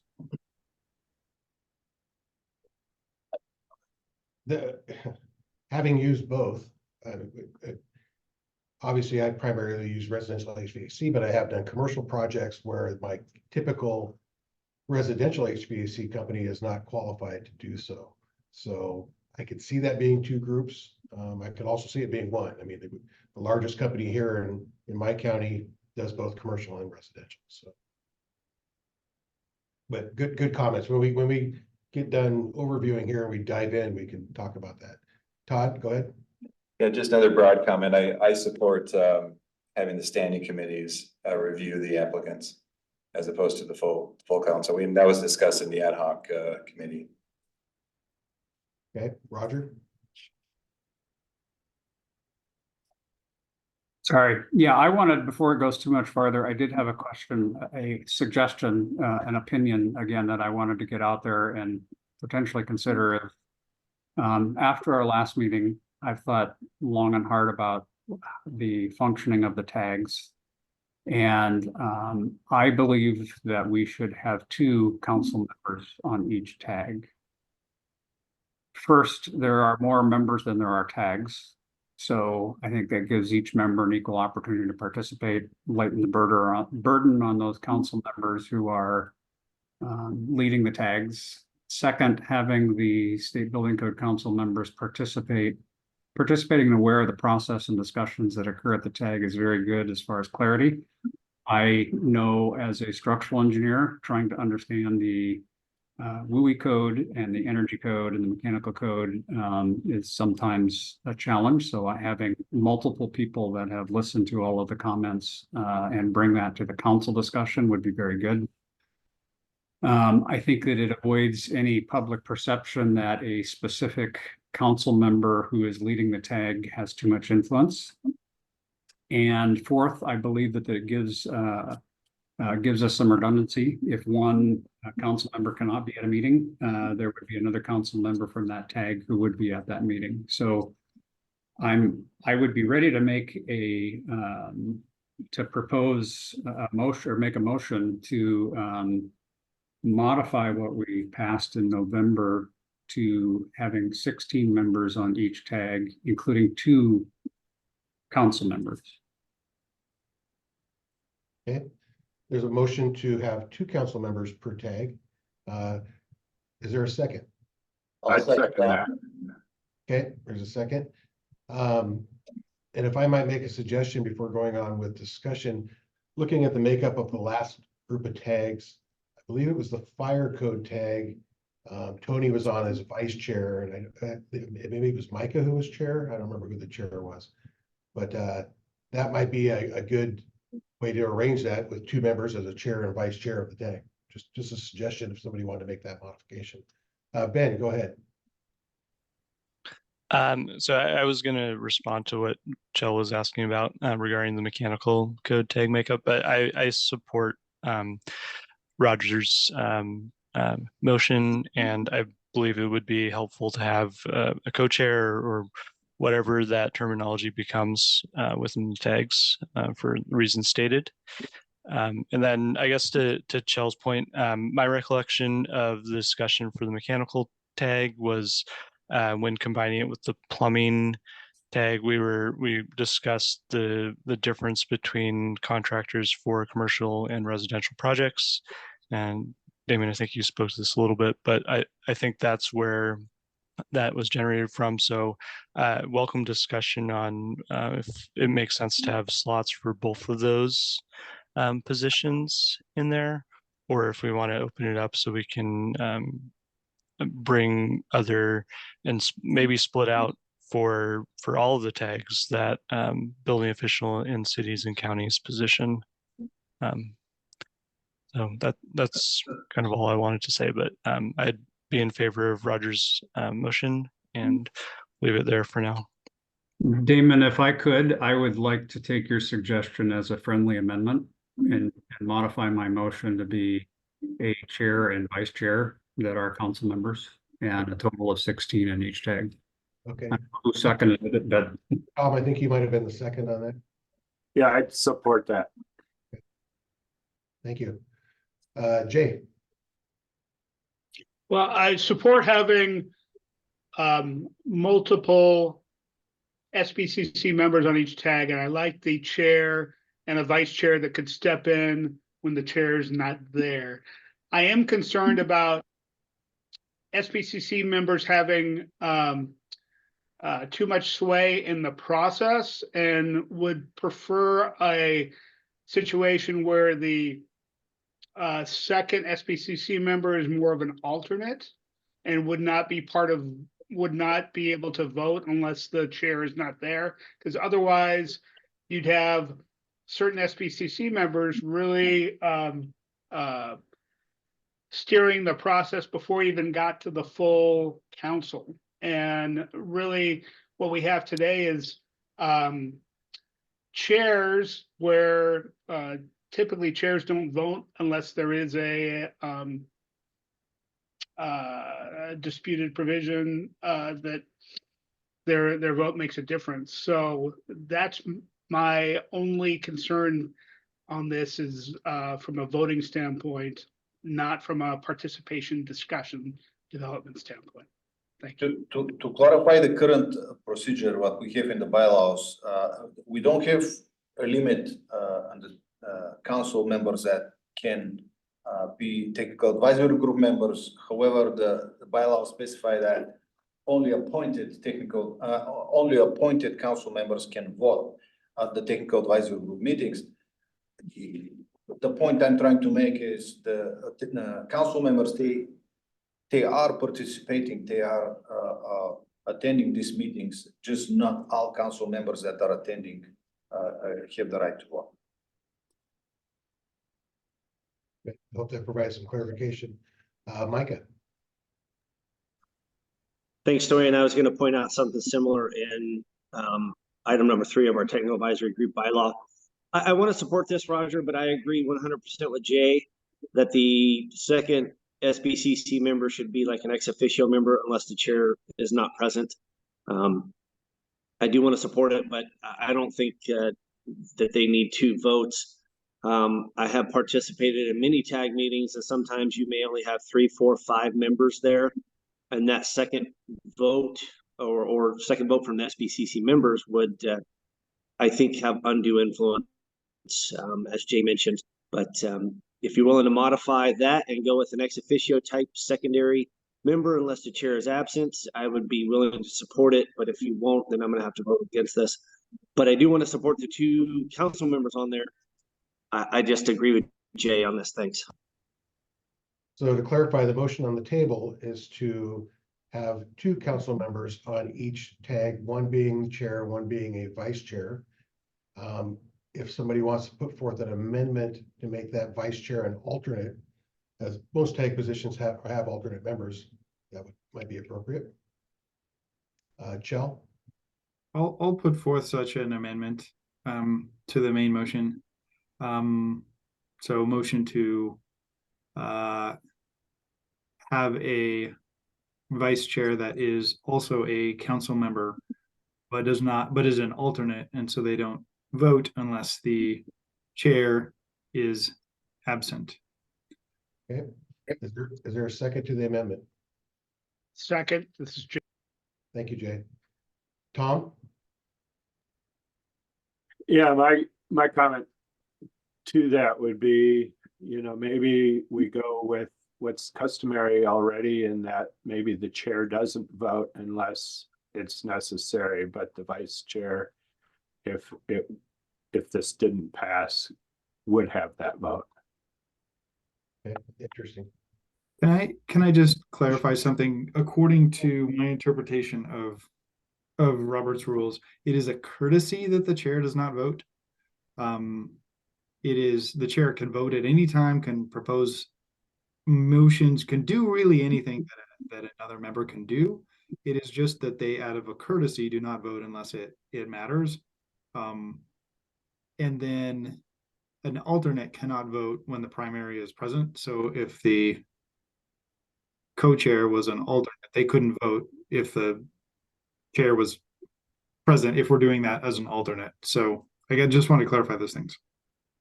Okay, and I think that's important because I've been in different groups where it's seen differently. Derek, do you want to weigh in on that? Is it a courtesy that the chair does not make amendments or vote, or is it a rule? That's correct. It's generally a courtesy. I should say generally, unless prescribed otherwise, it is a courtesy under Robert's rules for a chair to not vote unless there is unless of course they exercise the discretion to vote on an issue or to break a tie. They don't even have to vote under those circumstances. Okay, and what about making motions? Really good question. It's not customary for motions to be made from the chair in this body. Whether it's permissible under Robert's rules, I don't believe Robert's rules precludes that, but don't quote me on that. I'd have to look at that. Are you planning on making a motion, Damon? Should I quickly look it up? No, there's no sense of urgency here, but I would like clarification on that. I mean, I think there was a point where I called Tony out a year or so ago and said, "You're the chair. You shouldn't be making a motion."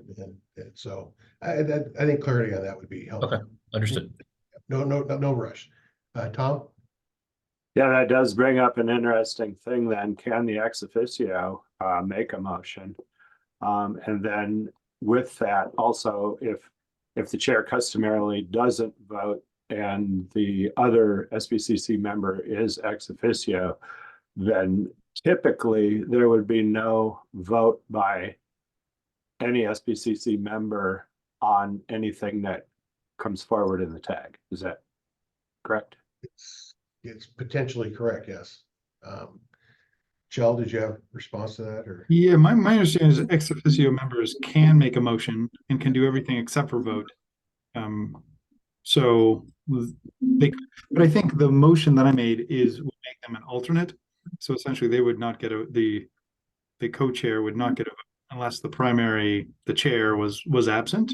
I think that keeps one council member voting maximum on tag issues, which I think is good practice.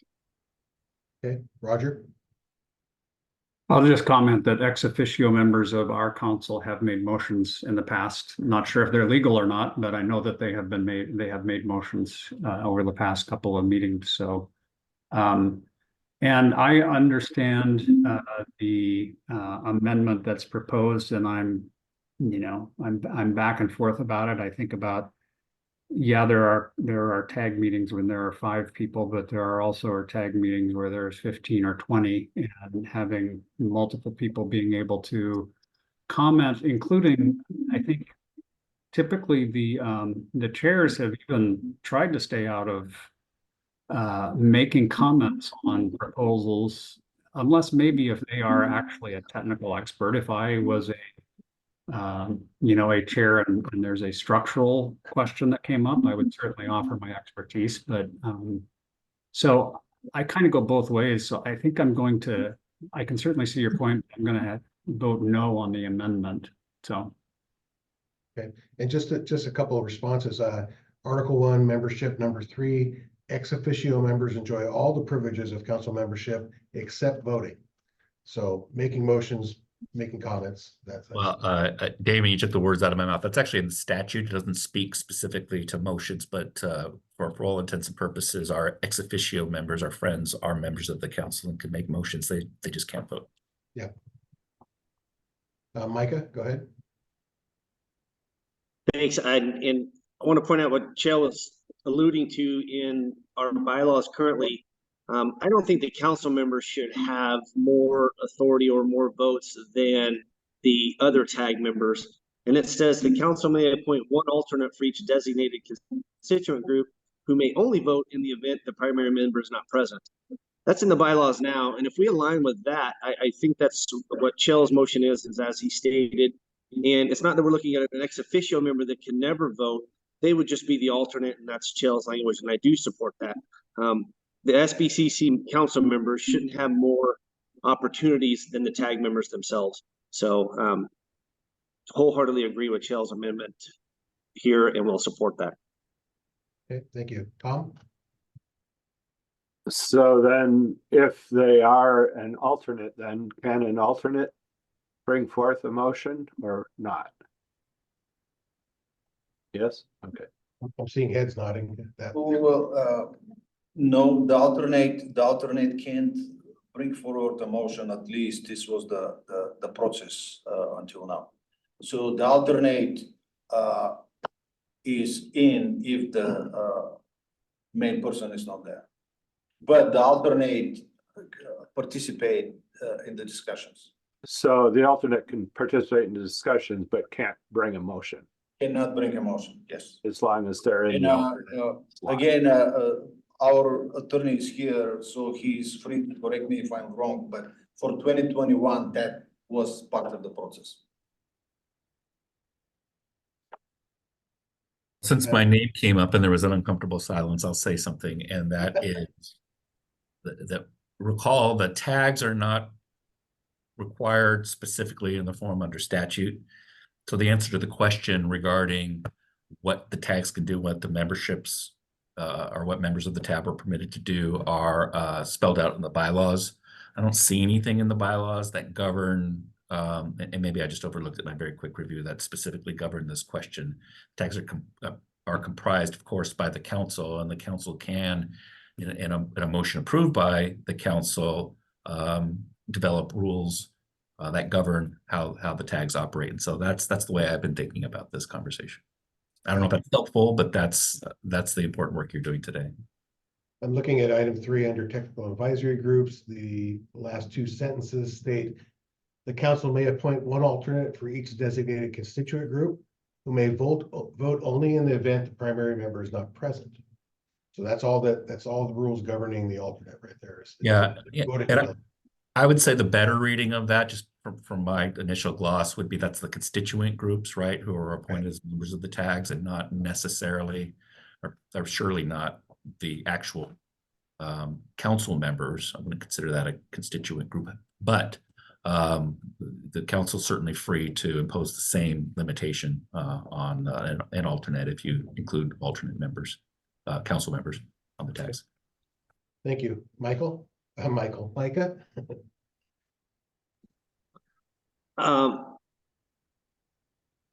I kind of lost where I'm at. I think Derek answered it appropriately. Again, I think the question from Tom was, could a alternate provide a motion? Storian said no. I didn't hear the caveat that the alternate could provide a motion if the primary member is not there. So my understanding is, yes, the alternate could provide a motion if the primary is not in attendance. And I didn't hear that from Storian. All I heard was no, the alternate could not provide a motion. I just want that clarified. The question was, if the main person is there, can the alternate make a motion? This is why I said no, it wasn't the practice in 2021. And it was clearly discussed during the technical advisory group meeting. So this is what I said. If the main person is not there, of course, the alternate steps in, and the alternate is the person that can make the motions and can vote. And as Dirk said, if the council decides to clarify the bylaws or make changes to the bylaws, of course, we'll do whatever the decision is. But for 2021, that was the practice or the rule. Okay. We're getting close to noon where I'd like to take a break. So I'd like to try to dispose of this business before we get there. Go ahead, Roger. Well, if I could, we've heard ex officio and we've heard, what's the other? Alternate. Alternate. I'm unclear what the proposed amendment is. Number one. Number two, I understand from Dirk and from Stoyan that this council can make up both the makeup and the rules that govern the tags. So if we want to call them alternates who can make motions, I would ask for clarification on what the motion is and what we want those people to be able to do and not be able to do, and then let's vote on the amendment. Okay. Kjell, do you want to try to clarify that? Sure. So the amendment is to make a co-chair that is an alternate. So the difference, an ex officio cannot vote under any circumstance. An alternate is basically a full member when the primary is absent. So that's the difference. So the amendment to your motion is that there would be a chair, which is a council member, and there would be an alternate to the chair, which is also a council member, and they have the privileges of an alternate, which would be include, in this case, chairing the meeting if the chair is absent, and voting and making motions and all those things if the chair is absent. Okay, thank you. Can I just, Kjell, if the chair is absent, the alternate is the chair, and theoretically can't make motions. So what I would suggest is the alternate is allowed to make motions.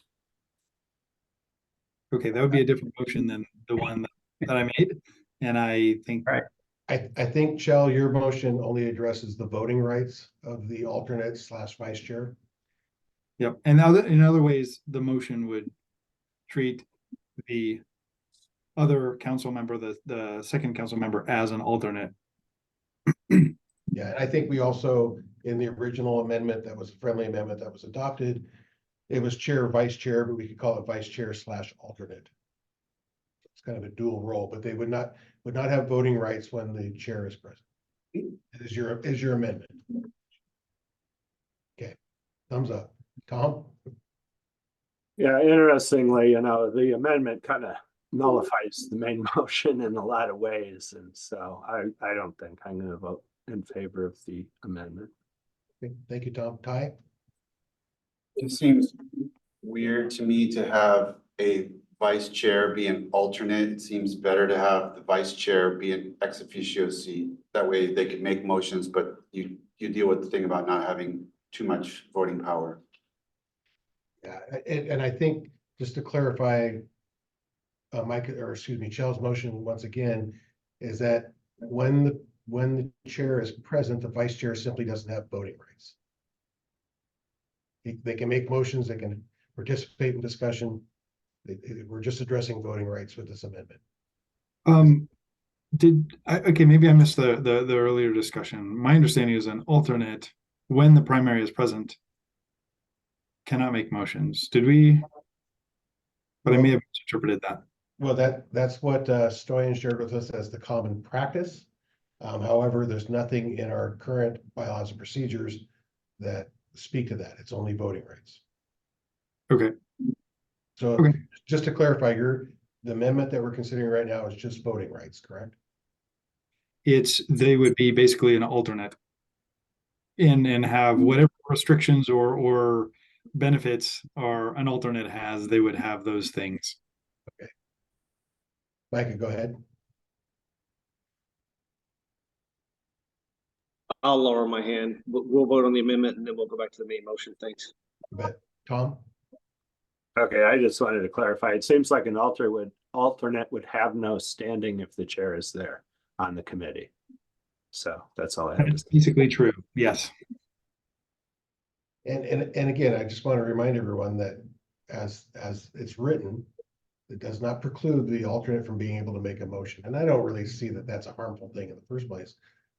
Certainly, I would assume that the alternate in most of the positions or member types that we have laid out would have communication with their primary, and they could just simply ask their primary to make the motion for them. That is one alternative, but I don't. Yeah, so I don't see that as harmful for an alternate to be able to make a motion if they're participating in discussion. Micah? I disagree with you there. I think that we should specify that they can't make a motion. It doesn't seem the other alternates to the other tag members would be able to make a motion either, whether it's customary or not. They shouldn't be allowed to do that. As a person that actively participates in tags and puts puts proposals forward, it would, if there was two council members and myself, that'd be 3 council members on there influencing these proposals. And I honestly, I would rather not see a second council member on there, although I agree with Roger that folks need to be more involved and informed, and participating in a tag is one way to do that. I just don't think they need the full rights at each tag meeting. So thanks. Okay, Roger? Well, Micah, you were just talking about 3 council members. My original motion was to have 2 council members who are a chair and a vice chair, with the amendment being vice chair / alternate. That's the motion I made. Now, my comment. I'm not saying 3 council members. What's that? I'm not saying to put 3 council members. I'm saying if I'm a code change proponent and I'm a council member, I would be influencing the other 2 council members, or could influence the other 2 council members on the tag to move my proposal forward. If they both could vote. It just seems that there's no vote needed. I'm not saying to put 3 council members on that there, and I'm not saying you're saying to put 3 council members. I'm just stating it doesn't need to be a vote. Well, the way I understand it with the motion, the amendment, is there would only be 1 council vote, and that would be the chairman, who would only vote if there was a disputed vote. And what I also understand is if that alternate does not have the ability to make motions and the chair respectfully does not make motions, then neither of the council members are allowed to make motions in a tag. And that's why I feel like and I'm going to vote no on the amendment unless it's something added where the alternate is allowed to make motions. So there, I'll let you call for a vote. Okay. Any further discussion on the amendment? Damon, as a point of order, if I can suggest something, you don't need to agree with it. So we will have the council bylaws discussed at the next council meeting. And the main section of this proposed changes to the bylaws was how to put together the technical advisory groups and the process for the technical advisory group meeting. So we can move part of this discussion for the February meeting, whether or not the second council member at the TAC can make a vote, or, you know, all these details. And we are taking notes, so I can add some to this proposal, so we can, if the council agrees with that, we can table it for now and have the discussion in February. Okay, Chell, this is your motion, so if you're wanting to withdraw your amendment, otherwise we'll go ahead and take a vote on it. I guess, I mean, if we could actually decide something after this long debate, I would be happy that we would have decided something rather than do this 45 minutes again in a month. So I think I'd prefer we vote on the amendment and then Roger's motion and dispense with it, and we could always revisit it next time if we really needed to. Okay, thank you. Seeing no hands up, we'll go ahead and call for a vote. I'll just call for a voice vote unless it's, this is already contentious enough. Let's call for a vote. Members of the public, is it? Oh, I'm sorry. You're right. Larry, I'm gonna let you comment, but please keep it concise if you would, please. Go ahead. Yes. The thing that, can you move that screen down a little bit? I don't agree with Shell most of the time on policy, but as an architect, I think he should have a position on this tag. Okay. And I feel strongly because he's the captain of the ship. Okay. And the architect is the guy that guides this ship. Okay. And so he needs to be on this tag. The other thing that needs to be on this tag is the general contractor in commercial buildings. You got a home builder there, but you don't have a general contractor or commercial person there. And that needs to be, okay, they need to have input on this tag because they're the guys that take what the architect gives you and has to actually build the building. Okay. And then finally, affordable housing representative. I really think strongly that person needs to be there to ensure that what we get is some affordable housing out here. And for you guys to leave these three people out, I think is a huge indifference to this council and to these tags, because they have a great amount to do with what's being done. And as I don't agree with Shell a lot of the time, he is the guy running the ship and he needs to be there. Thank you. Thank you, Larry. And Larry, we're once we dispense with the motions on the table and come back from our break, the next thing we'll be discussing is tag makeup. So this is not set in stone as of yet. Okay, with that, could we do a roll call vote on the ability for the vice chair to vote or not vote? Shell Anderson. Can we clarify the motion? Go ahead. Can we clarify the motion, because you said to vote or not vote? So what is the vote for? This is an amendment to the main motion. And the amendment is that the vice chair or the second council member is treated like an alternate and does not have voting ability when the chair is present. Does that sum it up? Yep. Close enough. Is that clear for everybody? Anybody fuzzy on that? Okay. So with that, go ahead and continue the roll call, please. Shell Anderson. Yes. Jay Arnold. Yes. Todd Byerther. Yes. Justin Borgo. Aye. Micah Chappelle. Yes. Tom Handy. No. Roger Haringa. No. Craig Holt. No. Kai Menzer. No. Ben Omura. Yes. Pete Reekie. Abstain. And Katie Shan. Yes.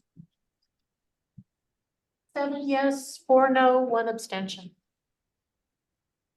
Okay, we now return to the main motion to have a second council member on each tag that would act as the vice chair.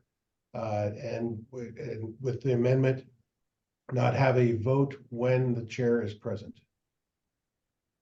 Any discussion? Roger, is your motion, so I'll let you go. Yeah, part of my motion was to move from 15 to 16 if you count that person. So I wanted to be clear as an alternate. I'm actually not. What I think is the motion should be clarified that it is a vice chair / alternate who has the voting, per the amendment, but there are 16 people, including the chair and the vice chair. So I just wanted to clarify that we're not taking another one of these positions away with this amendment. Okay. Stoyan, I'd like clarification, and I think we touched on this briefly previously. Was there a formal motion taken and voted on to limit each tag to 15? Or was it simply a discussion? There was a vote, yes, but the vote wasn't to amend, to modify the bylaws. So it was a simple majority vote for the council staff, to direct the council staff to start the process. There was a vote for the 15.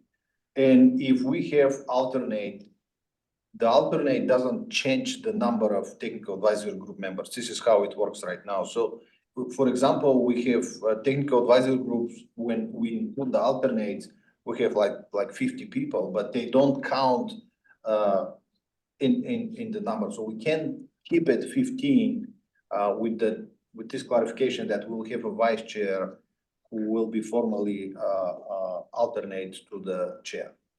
Okay.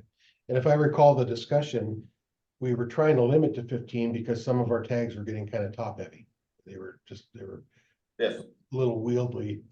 However, I'm going to have to agree with Larry that it's more important to have the right representation there than to limit the number of tag members. So I think it would be appropriate to reconsider that if we needed to.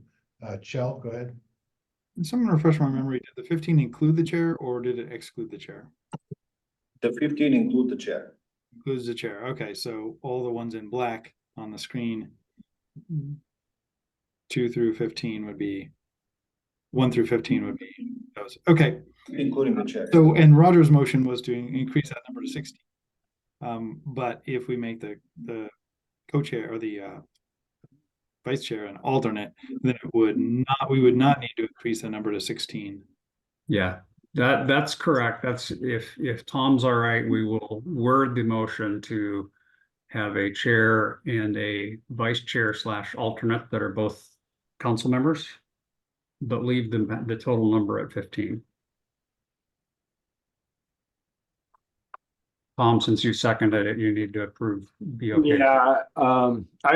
Yeah, I guess I'm fine with that. To me, the main motion seems to have been diluted quite a bit here. And so it almost doesn't, well, anyway, okay. Pete, go ahead. Yeah, maybe this is not quite appropriate, but we have 20 member types, or at least 19. If we only have 15 members, can we still have a different number of member types, but choose 15 from those types?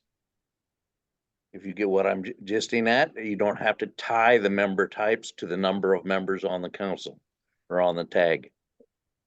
Only difficulty I see there is what if we get applications for each member type? How do we decide who to keep and who to not? I think yeah, one person, once one position would be filled, then another position would not. But again, as Larry pointed out, having an affordable housing representative on there, if somebody was willing to do that, that member type would count, but then that would get selected, and maybe, somebody from utilities who's vacant would not get filled. So expands the selection group that you have, but you still maintain the, excuse me, sorry, my voice is failing, but you still maintain the total number to 15 or 16, if you count the chairman. Interesting. Mr. Chair, if I can respond since I made the motion. Yes. Pete, I think that the makeup of those 15 people will be something we're going to talk about after lunch. Okay, all right.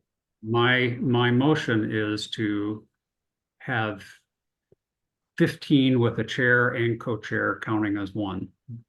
So everybody's clear. We're going to leave the number at 15, but we're going to have a chair who's a council member, and we're going to have a vice chair / alternate who's a council member. Okay, perfect. Craig? Thank you. Very simply, we've gone down a rabbit hole about something we're to address in a little while.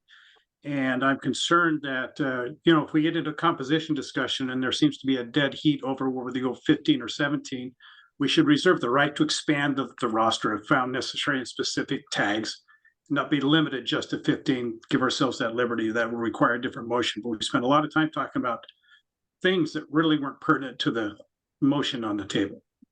I appreciate it. Yeah. And I apologize for not reining that in, but I think it was all valuable discussion that might answer some questions when we bring it back up after lunch. Seeing no other hands up, we have a motion on the table to include 2 council members on each tag, one being a chair, one being a vice chair / alternate without voting rights. With that, can we do a roll call, please? Shel Anderson, Yes. Jay Arnold, Yes. Todd Beverler, Aye. Justin Borgo, Aye. Micah Chappelle, Aye. Tom Handy, Aye. Roger Haringa, Yes. Craig Holt, No. Kai Menzer, Yes. Ben O'Mara, Yes. Pete Reiki, Yes. Katie Sheehan, Yes. Yes. 11-1. Thank you, everybody. It is 12:17. I don't know how long everybody would like for lunch. I think at least 20 minutes is appropriate. Do you want to return at 12:40? Can I get some nods, thumbs up, Jill? Yeah, I think 20 minutes is great. I would love it if everybody was able to come with very specific comments on tag makeup. So they're not endlessly debating it after lunch. I appreciate that as well. Okay, go get some sugar so your brains are sharp when you come back, and we'll reconvene at 12:40. Thank you, everyone.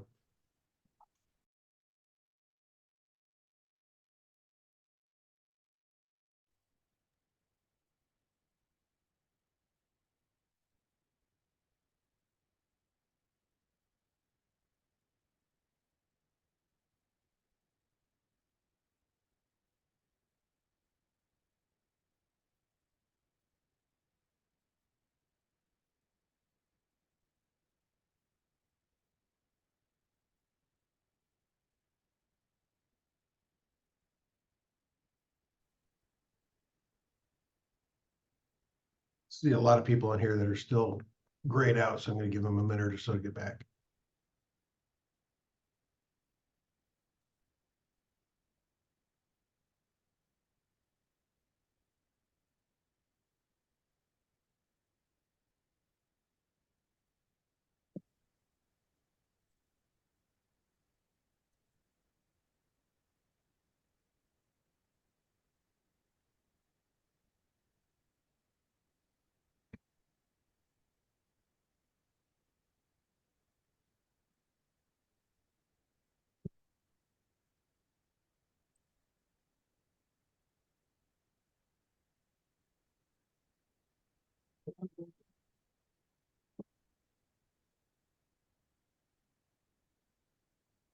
Krista, can you go ahead and do a roll call, see if we got people back yet? That'll be Annette. We'll do that. Oh, okay. Thank you, Annette. Okay. Shel Anderson, Present. Jay Arnold, Here. Todd Beverler, Here. Justin Borgo, Here. Micah Chappelle, Present. Damon Doyle, Here. Tom Handy, Here. Roger Haringa, Here. Craig Holt,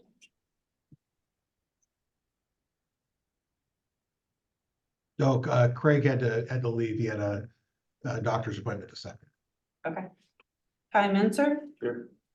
Ben O'Mara, Here. Pete Reiki, Here. Katie Sheehan.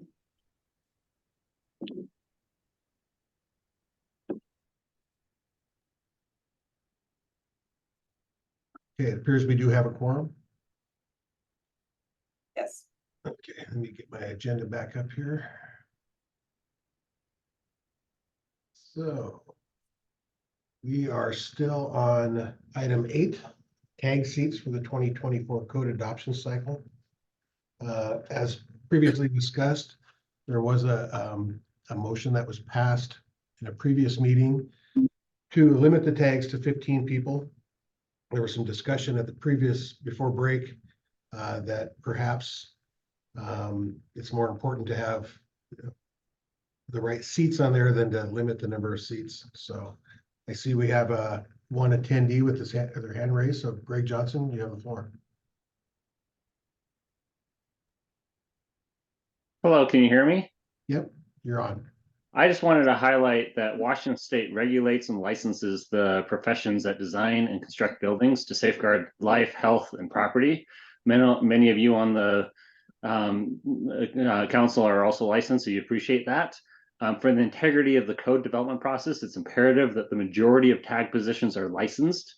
Assuming that individuals in non-eliminated positions continued, the proposed 2024 energy code tags would appear to contain a supermajority of unlicensed individuals who've never legally designed a building.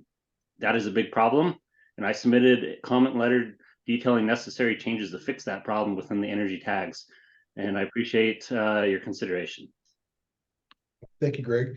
Stoyan, is that letter on the website? Yes, it's on the website, and I'm ready to share it on the screen if you. Yeah, let's go ahead, please. Okay.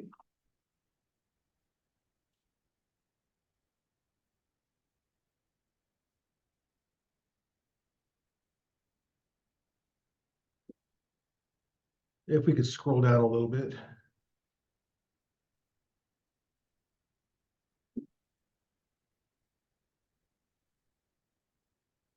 Just let me know where you want me to go, and it's a long letter, so. Okay, I think Greg summarized his intent. I will note that energy efficiency being something that's fairly new, has a lot of positions that a lot of people that are involved in it aren't necessarily licensed. I mean, take myself as a HERS rater, Energy Star verifier. I am, I don't know if I call it licensed. I did pass the exam and I'm credentialed. But it may be a good point to consider. Chell, you've got your hand up. Go ahead. Yeah, I read the letter and looked through it, and I think in general, and I'm coming from the energy code tag perspective because that's where I see people come in and apply and all that. I think generally the notion is good. We should have lots of people who design, construct, permit, do energy modeling, do all these things on a building. And I think we have those people. And the letter says a majority of people don't design buildings. Well, we don't just want people who design buildings. We want people who also do all those other things, permit things. We have other seats for.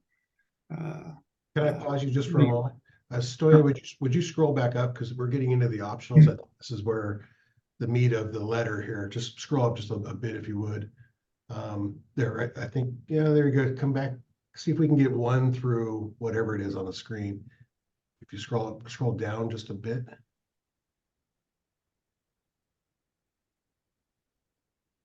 And so I think they make. There you go. Thank you. Go ahead. I'm sorry, Joe. Yeah, and I think they make some good points about having licensed individuals when I have, as tag chair and appointing people, I have made sure to have those kinds of people represent the entity that's supposed to be represented. So I guess it's kind of been an implied thing that would be, you know, part of the position. If you're an educator, you need to be an educator.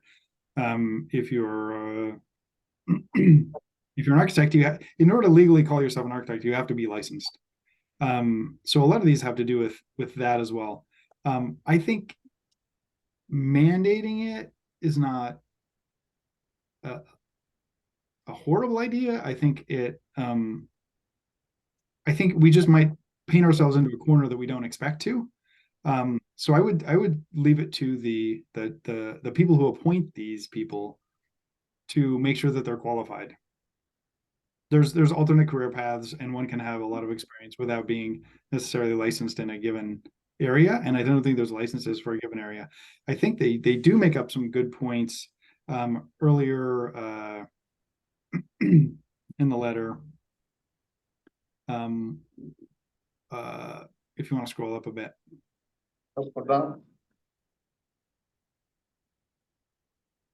You want to scroll up a bit? Thought they made a good point about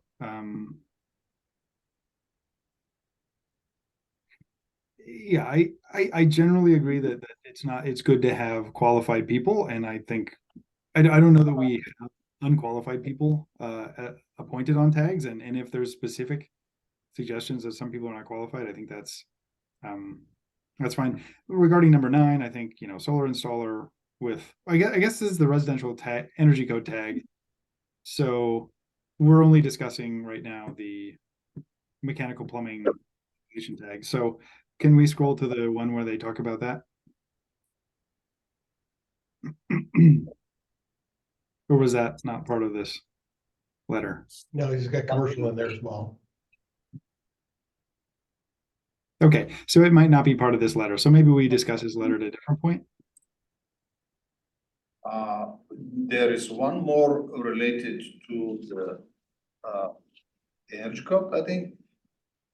Okay, but if we're discussing this one tag by one tag, then we should keep it relevant, maybe. Yeah. Okay, he just happened to be the first hand up, so that's why I reached out.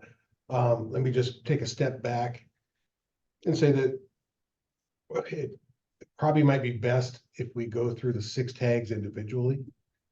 But I think that Greg's comments could apply to all of the tags, right? No, this is the WABO side. Okay. This is from WABO for the plumbing mechanical tag that was on the screen before. Gotcha. Before the break.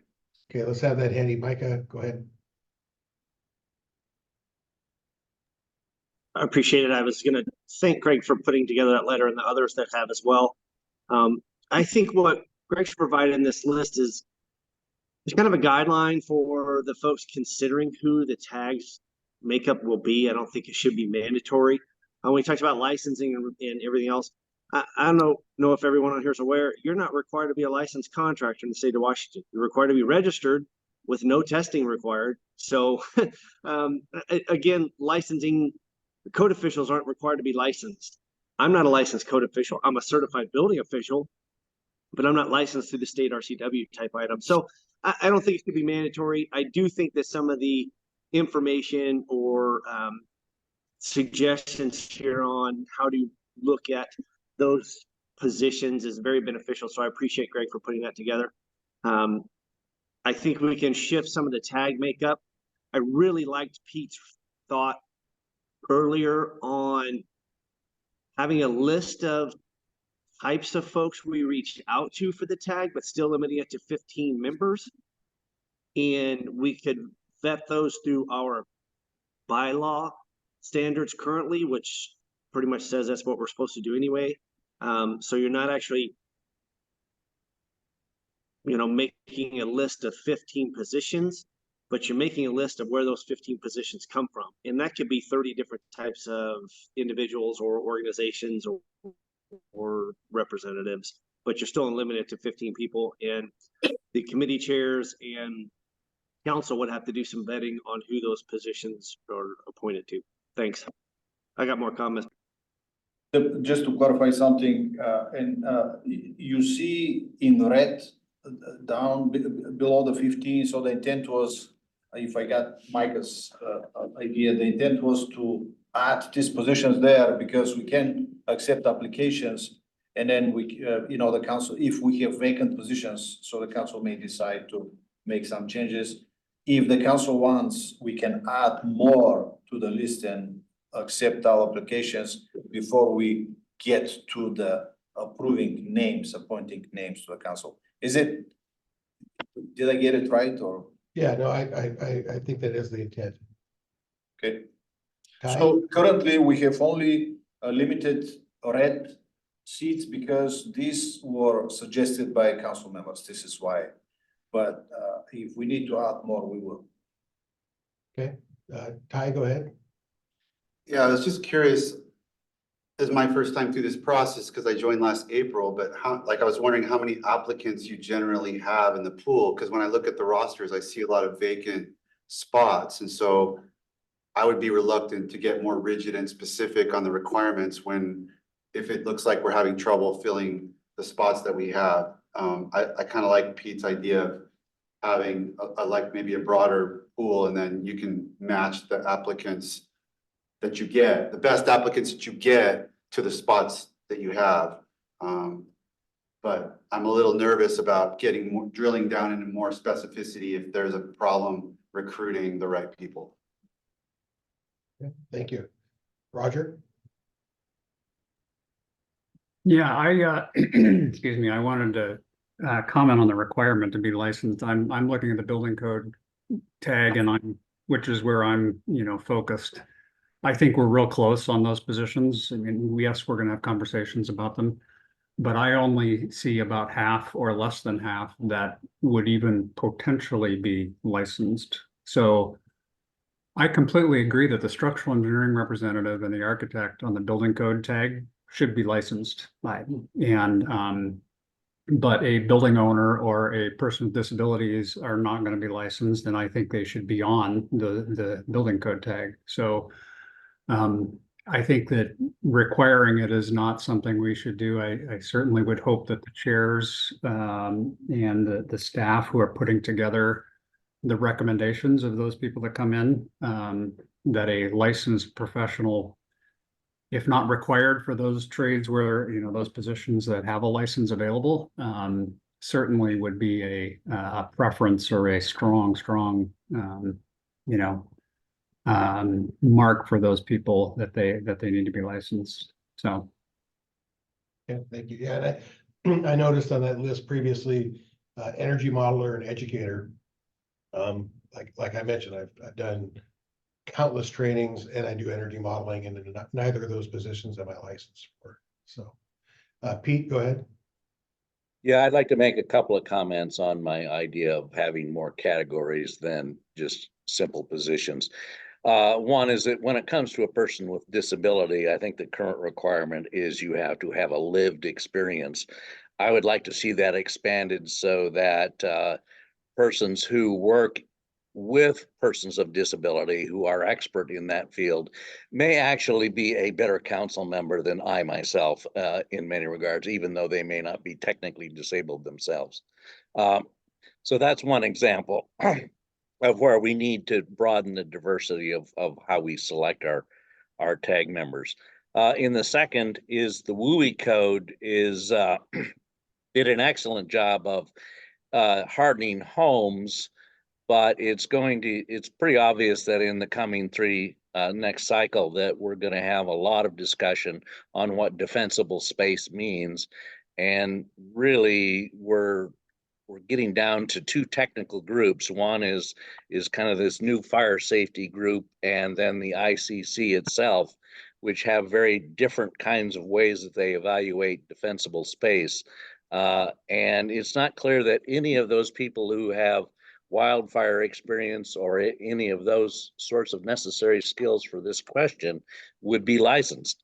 So I think we need to keep our options open there and make sure that we get the right people on. And licensing may not necessarily be the right thing to have for many of the things that we're going to be addressing in the near future. So thanks. Thank you. Ben? Thanks, Chair. I guess to kind of go to the discussion on tag type seats, and I feel like that gives a really high amount of discretion on the tag makeup to who is approving those members at the outset. So I think it would be wise to establish some seats that are set that we want to have as part of the tag makeup that may sit vacant, but may be filled in the future. Because I think like if you decide at the outset of a certain tag makeup, you may end up with a weighted group of individuals where it would be maybe difficult to change that makeup or bring in a more balanced categories of people later on. So I think we should be careful on how we approach that as one. And I guess like for this portion of the meeting, I did want to confirm, like, do we want to try to focus on these individual tag groups to try to move these forward in an efficient manner? And if so, I definitely have some comments for the mechanical tag makeup and maybe some feedback on some of the earlier discussion. Thank you. Yeah, to respond, I think you're right. Trying to weight these categories is very difficult and would result in a lack of fairness. But having 20 categories that we only get 15 applications for, that kind of solves the problem right there. My hope is that we do some general comments and then start attacking these one by one and move forward with the tag process. Jay, go ahead. Yeah, thank you, Chair. First, some general comments. I agree with Ben that for each tag, there's going to be some categories that we want to have that and are willing to hold things open. There are other categories that I think we should be more flexible with, and I'd be open to having more of the subject matter expert slots that are not necessarily defined. Each of the tags has got in the red category some very good opportunities to say, yes, we would like affordable housing representative. We, in this case, in plumbing that's on the screen, Larry Andrews had talked about the value of having an architect as part of that. I'm not sure I would hold positions open for that, but would definitely look at things like saying, would the utility seat be better as a second subject matter expert seat? A utilities representative could apply for that, but I'm not sure we want to hold for that. Second comment is just general on the concern from the building officials that have to administer and use this code. In most cases, I'm going to be looking for ways to say that city and county building officials have their own different seats, because I think the concerns of the level of complexity and sophistication and independent evaluation is going to vary in those different categories, and having code that the building officials feel like they can go enforce is going to be important, and city versus county concerns there are going to be independent. Thank you, Jay. Tom?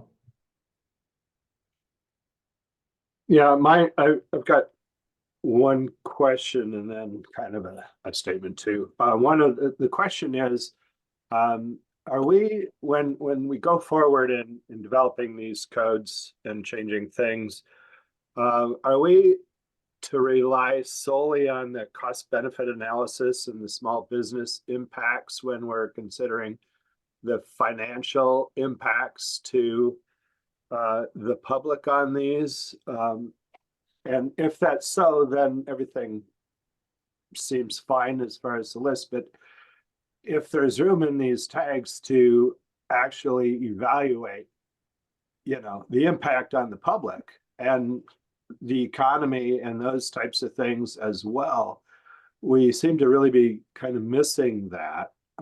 I know that even though I've got an engineering background and, and I'm quite technical in a lot of respects, right now in my position as commissioner, I'm really quite concerned with how the codes that are developed here are going to impact the public, in a lot of different ways from the financial standpoint. And so are we covering that well at the tag level?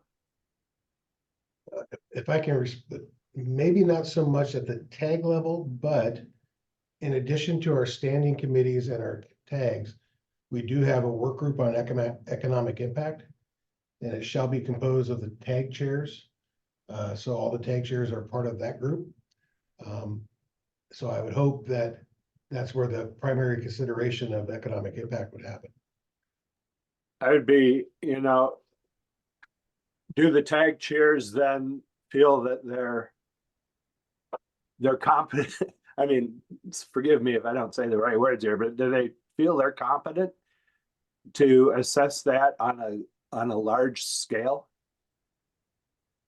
I'm going to also note item 7 under technical advisory groups. It says when reviewing proposed amendments, paraphrasing, groups shall use standardized accepted methodology to consider economic impact on small business, housing affordability, construction costs, life cycle costs, and the cost of code enforcement, and report those findings to the work group on economic impact. So we're mandated to consider these economic impacts when we consider tag choices. Yeah, I just remember sitting in some work groups where, it was clearly stated that we're not there to consider the economic impact of these. We're there to consider the code language itself. Yeah, I would disagree with that statement. So thank you. Chell? Thank you, Mr. Chair. I agree with Ben about too much flexibility if all of the seats could be just rearranged. I think there's many, in fact, important voices. And I think whoever appoints people to the tags should have flexibility in who they appoint based on the applications they receive. But I think it would be too much power if they then got to select of this list of 20 people, which 15 will represent. And I think there just could be some bias and, or at least the optics of bias in that. I like the option that is presented in front of us where it has number 10 is general public / SME. And then for the SME, you have to pick from one of the 16, 17, 18, or 20. I kind of like that approach because that says we have 14 seats that just are filled by, or 13 seats filled by technical experts of a very specific kind. And then we have a chair, and then we have one other that's one of a list of people. And whether that's 2 for that list of people or 1 for that list of people, I think that's fine. But I like the flexibility of that. I think separating building officials and cities and counties is probably a good idea, but then we got to cut somebody. And I think that's going to be the challenge for this council is to cut people from the list, cut representatives from the list, because everybody should be there. And I'll just remind as a tag chair, what I see is the tag members tend to show up, but a lot of interested stakeholders show up as well. And so even if we didn't have one of these entities on the tag, that entity might well show up for the tag anyway. So I think as long as the votes are kind of balanced between all the different design, permitting, construction, manufacturing, etc., then people will show up to speak their voice, even if they're not on the tag in many cases. So I think the slate is generally fine with me. And I think if the general public SME has to pick from the list of the ones in red below, I think that's a good idea as well. Okay. Thank you, Joe. Micah. Thanks. I definitely have a couple of points to make. One item I want to point out, I've heard some comments that it would give too much power to the committee chairs. The committee chairs and the tag chairs are technically not the ones who are to establish the tag members or to choose the tag members. If you look at the bylaws, item number 1 says tags may be established by council or standing committees. Item 2 says that the tag shall be constituted by using a list of subject matter experts as designated by the council. So for somebody to say, oh, the tag chair can do this or that, that's not the case. The bylaws specifically state that the members shall be designated by the council. So I think I've heard that comment a couple times, so please review the bylaws on that. That is not, the standing committees do not get to choose the tag makeup, and neither do the tag chairs. They may have influence on that, I would imagine, but they don't get to make that choice. Council does based on the bylaws, unless we change the bylaws.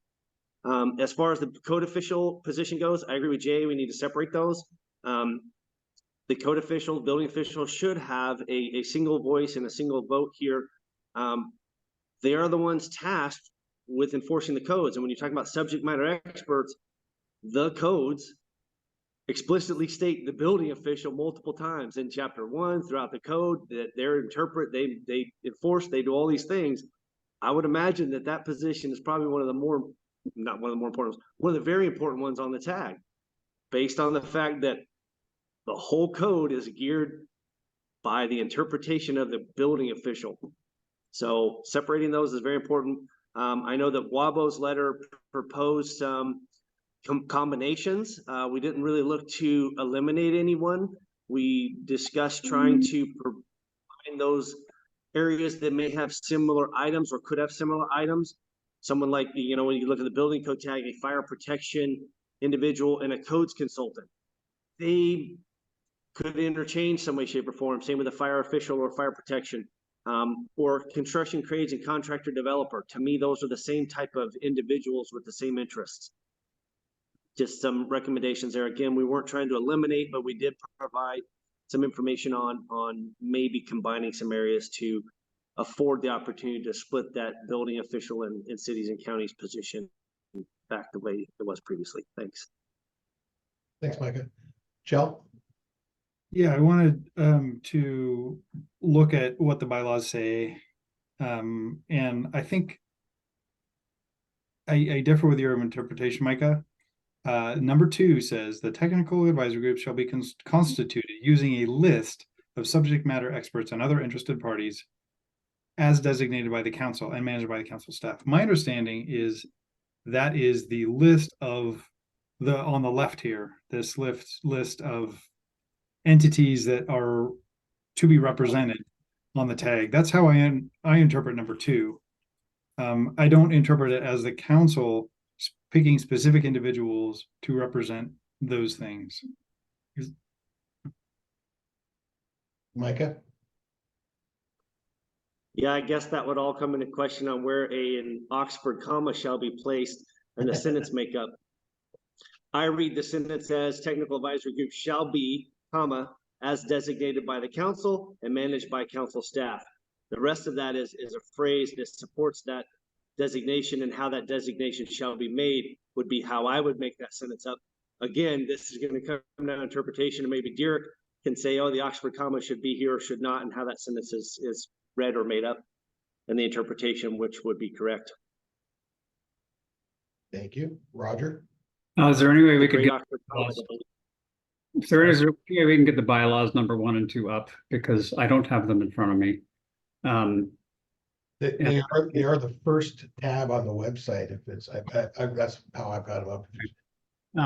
I can try to go there, but I was going to say I was under the impression that number 2 is what we were doing. The code, the council is saying, here's what the advisory groups are doing, and then number 1.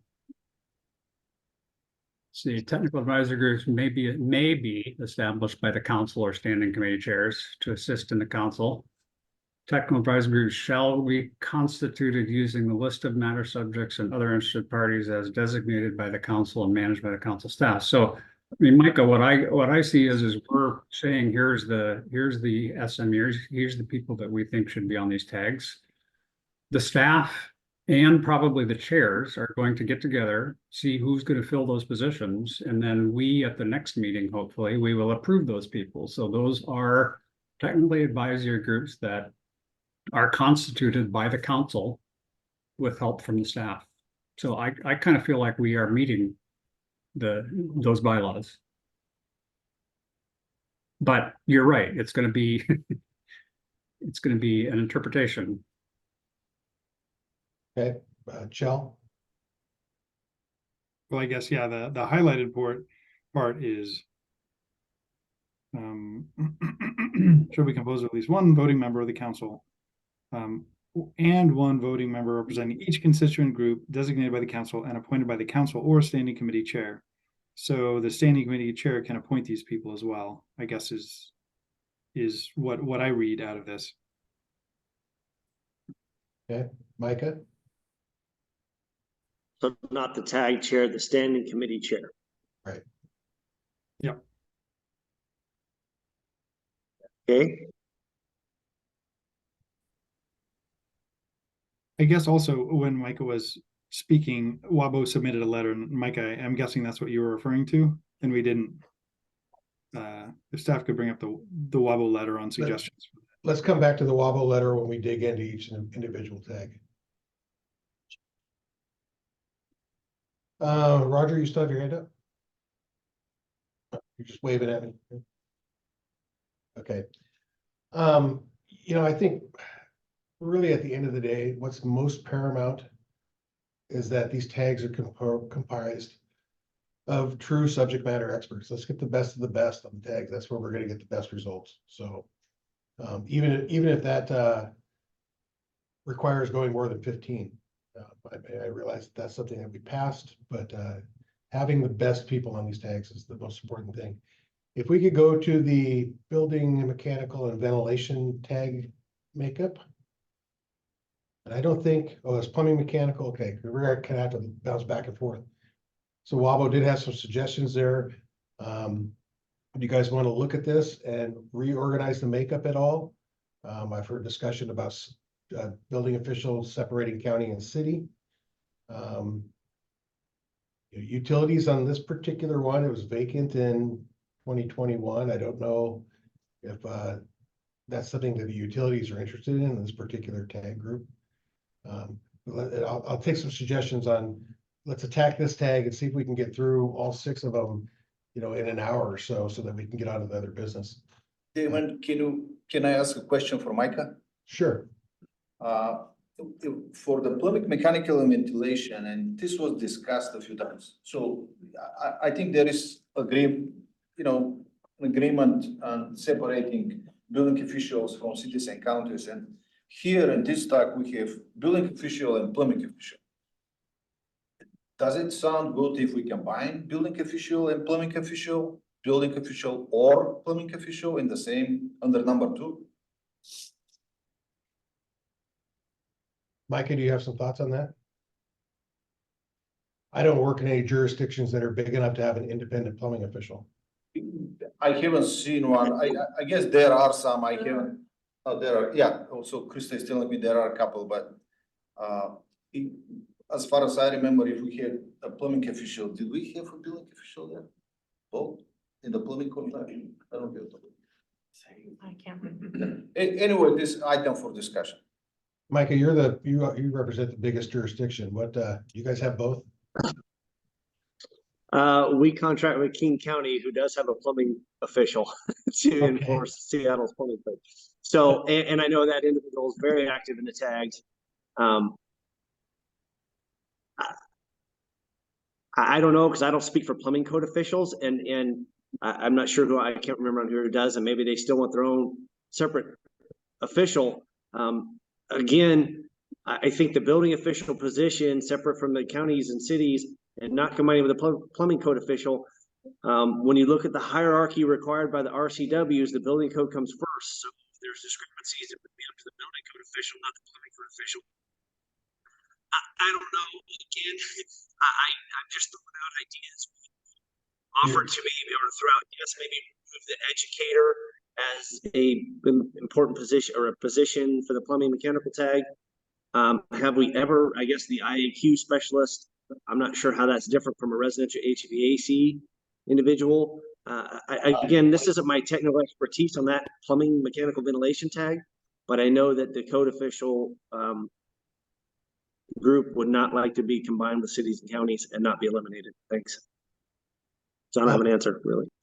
So since we are now officially digging into each list and we did an overview to begin with, Larry had his hand up.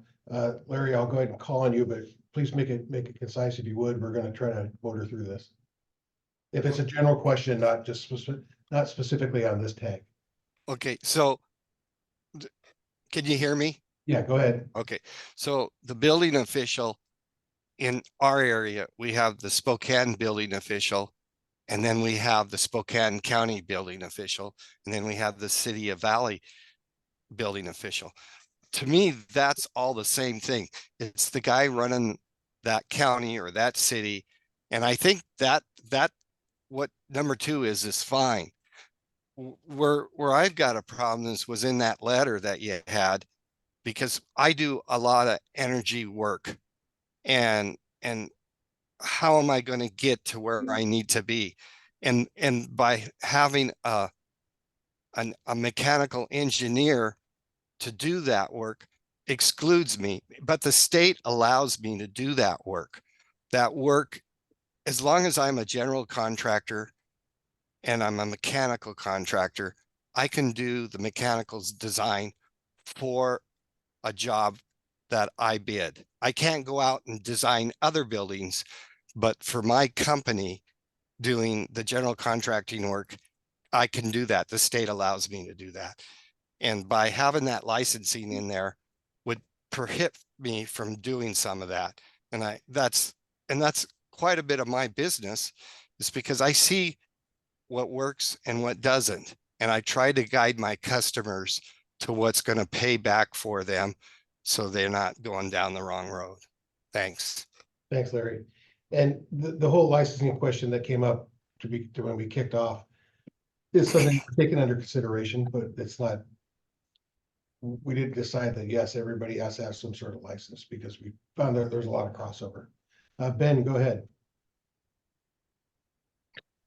Okay, so I guess would it make sense if, like, I have a idea to just put a motion on the table to move this forward? So I guess my motion would be to move the utilities position to be an SME on hold position, and change the educator position to be educator / SME. And then that would allow for an additional slot for that separation between building official and city and counties. And I'll explain some more rationale if I can get a second. There's a motion. No, sorry, I got an echo there. There's a motion to move the utilities and the position to the SME on hold, and to take the educator and make it /SME. Is there a second? I'll second that. Okay, there's a motion, a second. Any discussion? Go ahead, Ben. All right, so I guess just to back up a little bit, I did want to explain some of the categories. Obviously, like, some of these apply to some of the other tags, but since this is the first one we're looking at, it might be good to review some of these. And since this is one where we combine 2 previous tags, there's maybe some overlap that's perceived, but we did discuss this previously. So, like, for the mechanical contractors spot, like, as we had discussed, this was really looking at more of a commercial buildings type of contractor that handles multiple trades potentially, and is a kind of more of an overseer type of role, versus the plumbing trades and the residential HVAC, which would be more specific and more narrowly focused.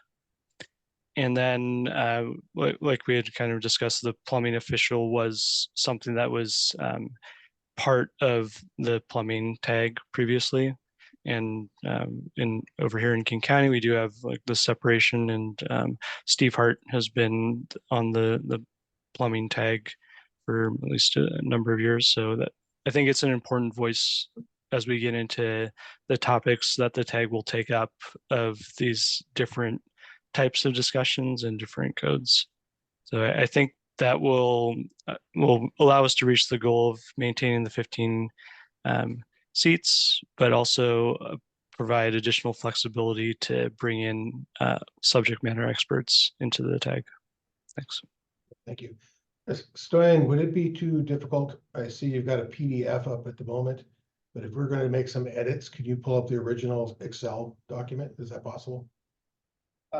This one, the original Excel was too difficult to see, so we kind of made up this version to separate the technical advisory group, so we are not able to make changes on the screen right now. Can you open that in a PDF viewer so you could make some comments on it?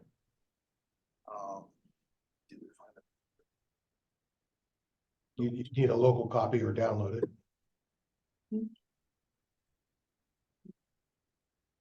I need the time to figure that out. Okay.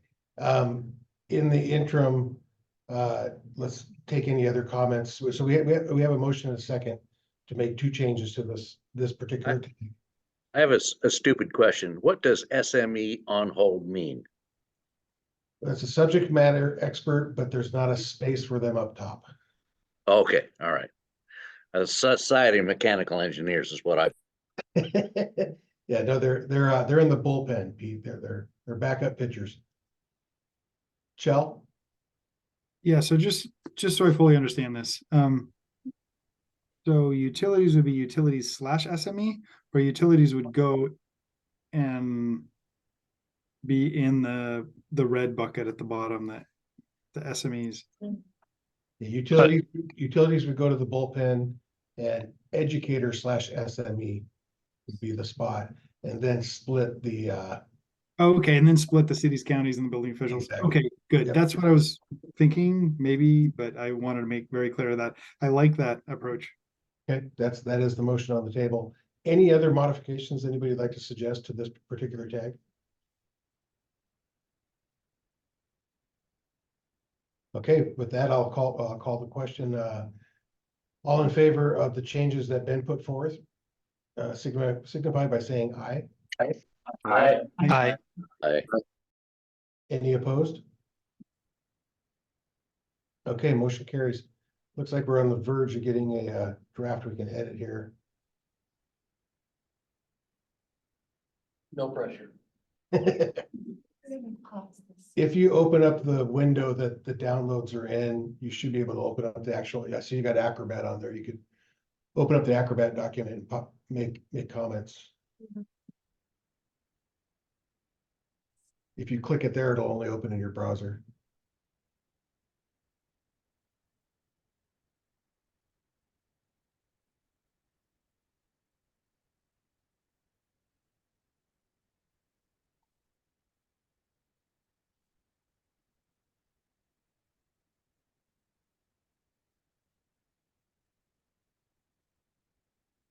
Assuming that something's happening there. No, we don't have the PDF that you see on the screen. That's what's happening. So we're trying to get to the document that was posted on the website.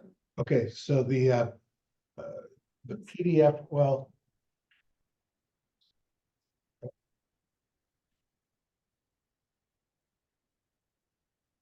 Krista and Rosanna are working really hard to get that. That's okay. Whoever's running this screen, it is downloaded. If you hover over the download thing, you should have the opportunity to go to the folder that it downloaded to and open it in Acrobat.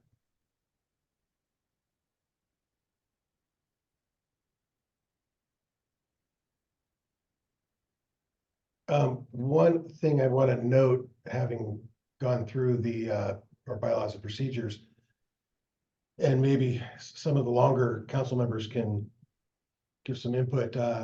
Number 3 under tags, the last sentence, note that the tag members shall serve a 3-year term and may be appointed for 1 additional term.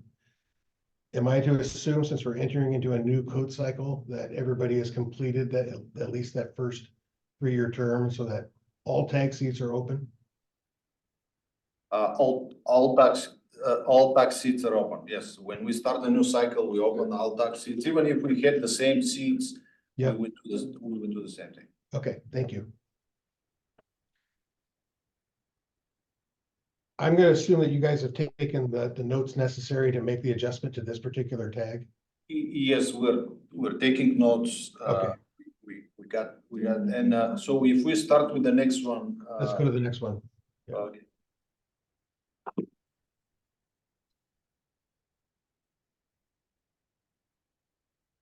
Well, can we take 3 minutes break? Yes, we can. 3, or would you like 5? 5. Okay, let's take 5 and we'll come back. Thank you. Yep.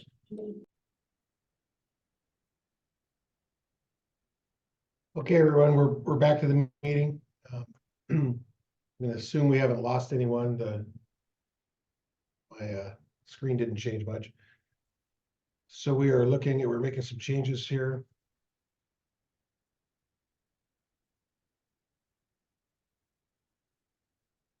We added our 2 building officials. We got our educator SME.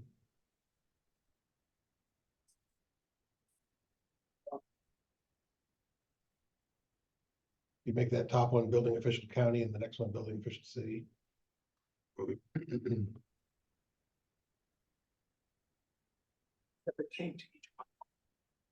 it's building officials. Yeah, leave it city. Leave it building official, yes. I'll just leave it. So the motion was to separate the 2 building official categories. So we could make the top one, line 2, building official county, line 11, building official city. My understanding is we're separating it to building official and then a separate category for city and counties. Oh, okay. Yes. I misunderstood. And we kept the building official as well. Correct. Okay. Okay. Ben, does that look like it matches your motion? Yes, it does. Okay. Thank you. Wonderful. If we could move on to the next tag group.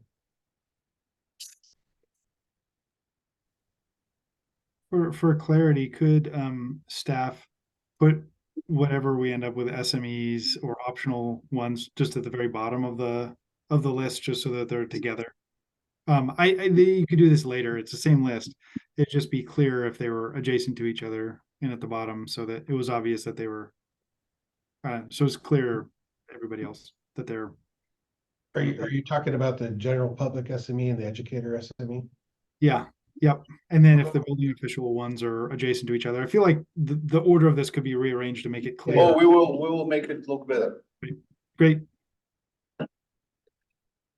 Look at us. We don't just wordsmith, we format. Jay, go ahead. Quick question going back to the plumbing mechanical. My understanding was we were talking about separating out building officials sitting in counties, but Ben, from your comment, you're saying there's a cities and counties position now. Can you talk about your intention on who that would involve? Correct. So my understanding from the previous makeup is we had those categories separate for the mechanical tag. And for the cities and counties position, it was Valerie Graber from City of Bellevue. What is their role? She's in plan review for City of Bellevue Mechanical. Okay. So that would make you're saying somebody that is in plan review and doesn't necessarily need to be the building official? Not how it was previously, but I think there's opportunity to clarify what that role pertains to, let's say. Yeah, my particular concern here is that I would want somebody, when we talk about cities and counties, this is not just a city and county advocate. Like, for example, as an elected official, I don't bring anything in particular to a tag, but somebody from a city planning staff that's actually evaluating this and has some expertise would. And I want to make sure that if we're talking about that position that we're looking at building officials, planning staff, folks like that. Yeah, and I don't want to get stuck on this one tag, but I thought the original discussion was that there was a difference between a city building official and a county building official, so. That was my feedback originally, yes. Yeah, Tom, go ahead. Yeah, I was just gonna address that too. I actually had kind of the opposite impression, you know, from the way it was originally stated. I thought it was more just somebody from the cities or counties, maybe in the legislative body or whatnot, that would have input on how those tags and would, you know, and what they do, how would they affect the cities and counties themselves. And bear in mind that the makeup of this tag doesn't mean it's the same makeup on all the rest of the tags. And being that this is plumbing, mechanical, and ventilation, I'm not sure how an elected official, unless they had expertise in that particular industry, would be a subject matter expert. Oh, no, I agree in this case, but I think if we just have terminology, it should be able to carry forward through all the tags. Yeah, and again, I'm not sure that we hit the intent. Todd, go ahead. Oh, I jumped in front of Micah. Yeah, no, I see this as, and the tags have worked well before, having officials separated out from a city or county staff that, you know, is on the administrative side that knows the ins and out of it and really gets wonky on the policy and code side. Okay. Micah? For those that can't see my video, I'm shaking my head in agreement with Todd. But the intention, I believe, was that cities and counties our position would be more on the administrative side of it. Now that could be a plan reviewer or a permit tech or somewhere like that, not necessarily a code enforcement official like a building official where they interpret code, but somebody that maybe administers it some other way other than interpretation. That was my understanding and intent in separating those out, and it will be my intent to do so in the other tags as well. Thanks. Okay. What you see on the screen, I'm sorry to jump in, but this is how it was the last code cycle. So we have the building official and we have the cities and counties, so 4 and 6. So we made it the same as 2021. Okay, I will note that that's also energy code, but yes, okay. If we could go back to the mechanical. Yes, getting there. Sorry. Okay, so any further discussion on this tag? No, but Damon, a point of order, are we going to, there's a motion on the floor. Are we gonna vote to approve this one and then move on to the other, or are we gonna combine them all? Did I skip over the vote? Yeah.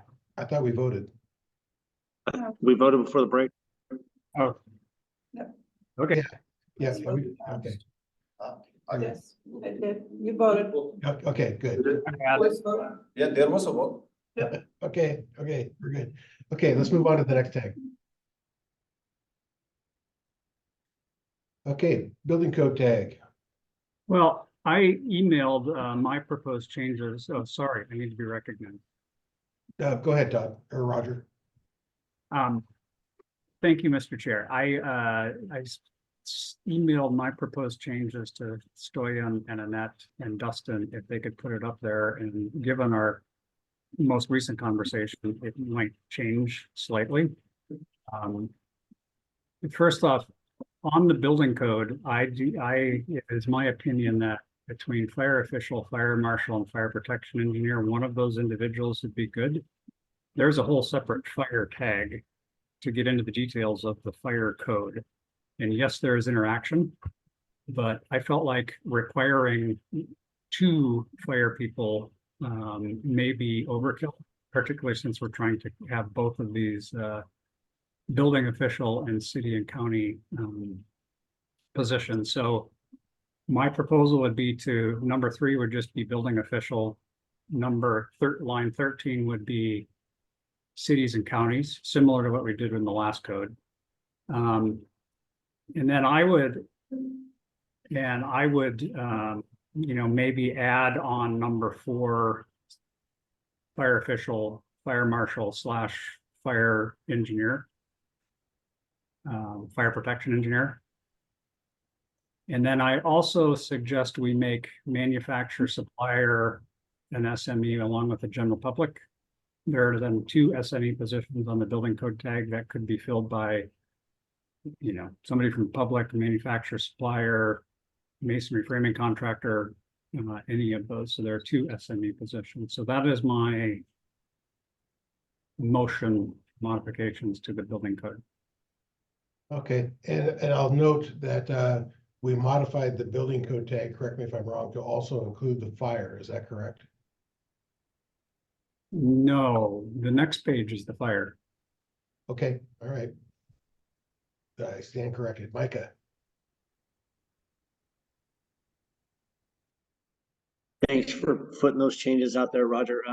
I agree with the fire protection engineer position there. I think even Wabo had that in their letter of combining that as well, as you indicate there, separate out the code officials. I just some other comments that I think we could open up some spots for or modify them. The first one, of course, was the separating the building official in cities and counties. And I don't know, do we want to go back to the original proposal on the screen, or we want to stick with Rogers and just explain from there? I would prefer at some point that we go back to the original proposal so we have a document. Okay, getting back to that. And give your mouse a workout. That's so once it pops up, I'd be looking at line item number 5, the home builder affordable housing representative. In Washington, there are 2 types of contractors. You have general contractor or specialty contractor. I don't think there's many home builders. When I think of homes, I'm thinking of the 1 and 2 family type homes that are non-commercial type structures that would need to be on the building code tag. I think that'd be covered by the general contractor developer position. So I think we should just make item 5 the affordable housing representative in that instance and not have home builder there. I believe that's covered. I think you can change number 6 to just general contractor or developer. Again, there's only 2 registered contractor types in the state. When you get down to item 12 for construction trades, you could put that as a specialty contractor.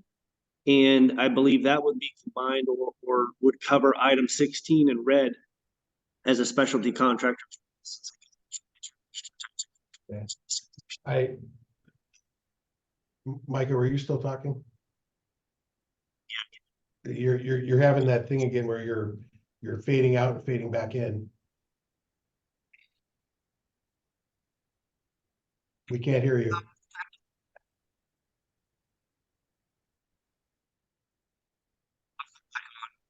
Oh. Maybe cut your video. I'm sorry. Micah, try talking now if you would, please. You're almost muted. If you'll let somebody else talk for a minute, and I'll come back to me, please. Okay, Todd, go ahead. I'll speak for Micah. What he's trying to say is, I'm warming up to number 6 that the GC and developer are together. Roger, need to respectfully disagree on the manufacturer one as the manufacturing rep, but more importantly on the IBC, I think it's really valuable since we have specific material chapters that someone is representing that. We get a lot of proposals in the later chapters and 18 through or 19 through 23 or so forth. So I don't think that's right, but anyway, so I'd argue for that. And I think otherwise, I didn't hear, was one of the comments on the general public SME to move that down? That's just for clarity, but is that still a slot we're holding? Nobody's addressed that particular position as of yet. Okay. I'll leave it there. Thanks. Damon, that was in to move the general public as an SME. Okay. I mean, my understanding of the SMEs, and I guess I should be clear, like row number 11 there would just be one of the SMEs from the list below. Is that correct? Is that what everybody else is understanding? I understand it as an SME can be anybody. It's kind of a wild card spot. Okay. So my proposal was line number 11 was just SME, a subject matter expert It could be from the general public, it could be from, one of the red lines down below. I think maybe for consistency, I mean, all of us are general public, right? Yeah. That's everybody in the state. For consistency throughout the documents, if we just left it as that, then we know it's simply a wild card position. But SME is the operative word there. Does that work for you? Okay. Sure. Okay. Before I see Mike has got his hand back up, I need to say that home builder and affordable housing representative are clearly two different things. Affordable housing representative could be somebody from Habitat for Humanity that doesn't build, but is simply a board member. I think it's important that we have a residential contractor and a commercial contractor on here. And when you see commercial general contractor or developer, a developer is typically a residential developer, completely separate from a commercial contractor. So between 5 and 6, we've got some language issues there. Micah, did you get your thing fixed? Was that any better? Yeah, you sound like you're talking out of a transistor radio.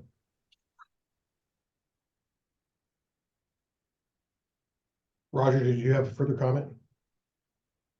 Yeah, Damon, I have to disagree on the home builder, because there is a residential, the last tag is residential code.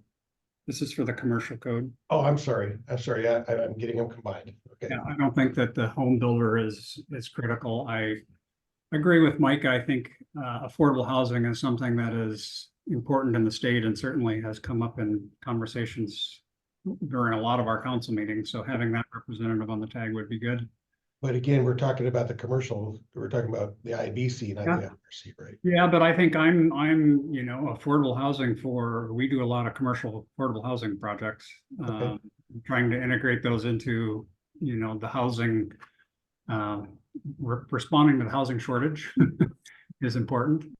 And I'm fine with Todd's comments about the manufacturer suppliers. I wasn't sure about that one, so I would be fine leaving that as is. So. Okay. And that was my motion, which has not been seconded this time. Let's pause for a second. Does anybody have a second to Roger's motion? I don't know if we need to pull it back up.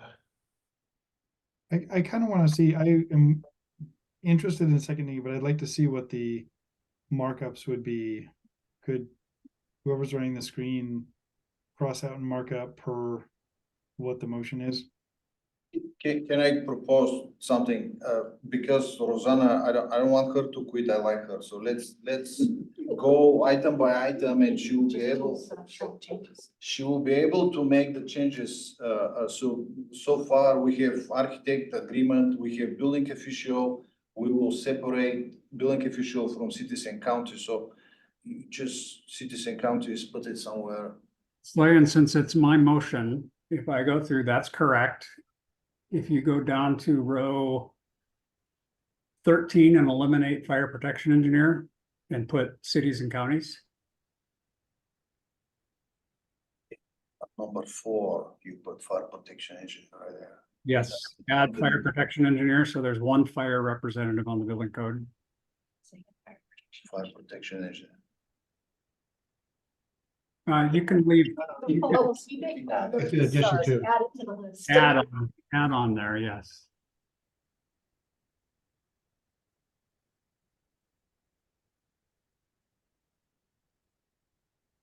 On row 5, get rid of home builder.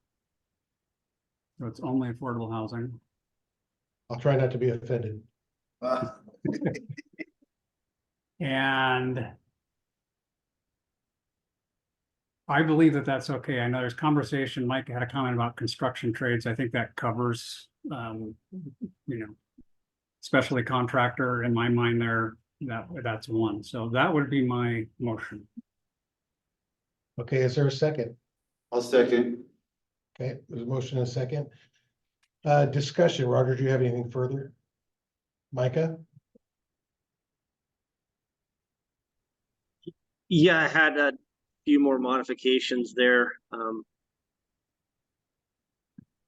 If I could explain those, maybe Roger would be open to modifying his motion or accepting an amendment to it. Okay, go ahead. I would recommend just removing the commercial from general contractor developer.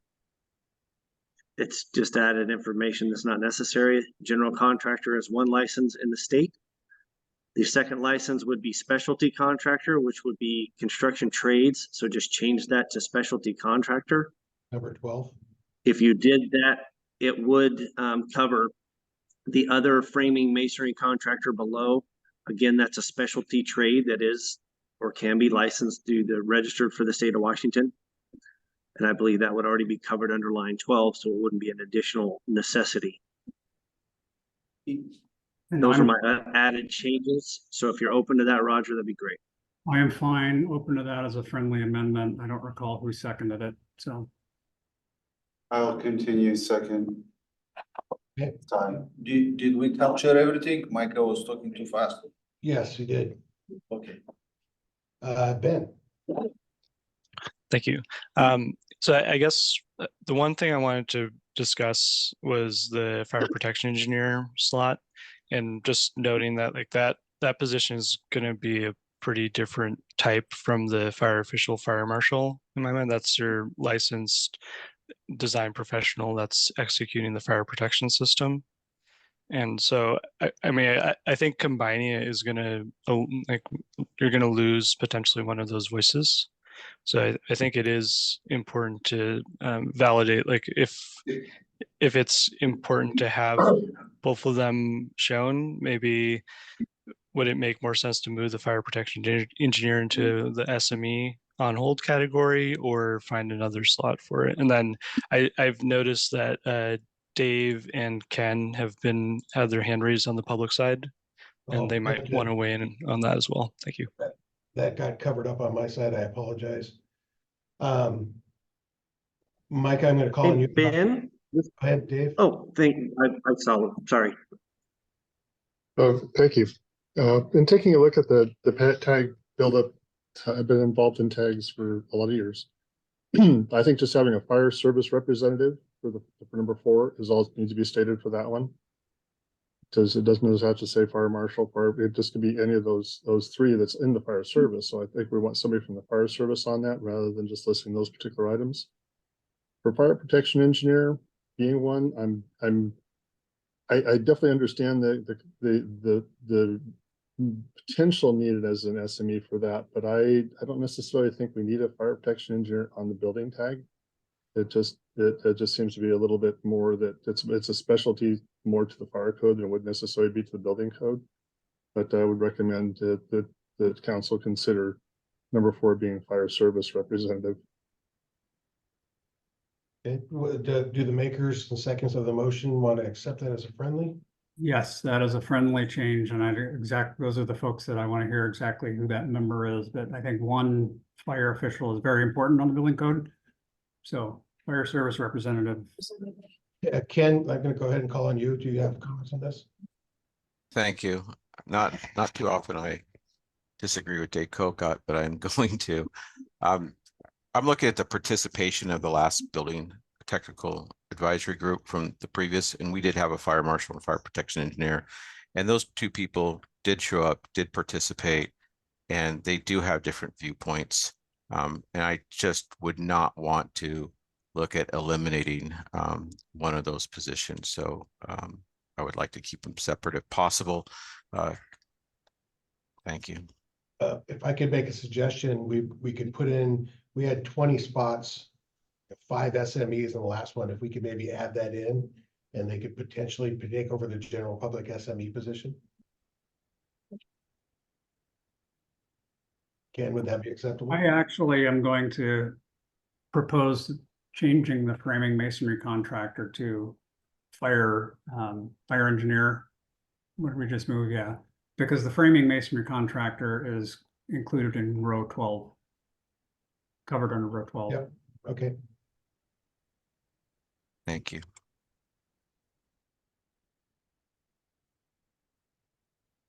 What is it supposed to read? Fire protection engineer. Thank you. Ken and Dave, you both still have your hands up. Did you have anything further? I was from my standpoint, I will agree with Ken. I'm good with that. Okay, great. Thank you. Micah? I'm not sure at this point it's worth it since Dave and Ken kind of agree on something, but I was going to suggest putting fire protection engineer on line 15, considering those are all kind of similar. Code consultant, you know, a fire protection engineer is specific area of code consulting, as well as, you know, something like that. It just an idea to throw it out there. Maybe those get covered and filled, but just an idea. Not necessary since it's on item line 16, but it was a thought. Thanks. Thanks, Micah. Todd? Yeah, I see your point, Micah, but I was gonna call it good with Ken and Dave in agreement. But just to ask him or kind of state for everyone, one of the values of having two positions on there is we really need glue between this and the fire, you know, the fire code, and we need more times where we have these joint tags. And so that's really critical in the building code that, and I don't know where we're evolving on the consistency, you know, committee and so forth, but we need those kind of people that will go back and forth. Thank you. Thank you. Okay, any other comments? Is everybody happy with where we're at on this? I'm gonna ask Micah. I mean, I think that the fire protection engineer is kind of different from a code consultant, but I could see the code consultant being the SME and switching lines 15 and 16 there. And I do agree with Todd. I know we had a number of meetings last time that were, you know, there was back and forth between building and fire, and that is important. So having two set positions for fire, I know that changes my initial comment, but after conversation, particularly input from the public, I think switching line 16 and 15 and making the code consultant, specialty inspector and testing as an SME on hold, and putting the fire protection engineer on line 15. And I'm hoping that that's good and we can move on, but I'll let anybody else speak. Ben? Yeah, I think that makes sense. And I just wanted to speak to like the code consultant is going to be, or the special inspector is going to be a different specialty and have a different focus than the fire protection engineer. This is your code analyst, or potentially someone who's developing the detailed smoke control reports and things like that for the entire building. So it's more of an inclusive type of role versus a more specialty role for the fire protection side. So I'm fine with how it is now, however. Thank you. Okay. Thank you. Okay, seeing no other hands up, Micah? Sorry, I would like to accept that change, Roger, especially since I would think, of course, in my opinion, because I always share it, chapters 9 and 10 of the building code are a little more important than chapter 17 for special inspection. That's just my own opinion. So having a fire protection engineer on the main voting group of 15 would be more beneficial, especially based on Todd's comments. Thanks. So I didn't do your second though, Roger, so the second may have to accept that friendly amendment. Mr. Chair, can I ask a question? Yes. It's under 12 specialty contractor, and it was vacant in 2021, and we couldn't figure out. This is for the building code. So what specialty we can add there? Just asking because. That was something else. Okay. That was one of the changes we made. Okay.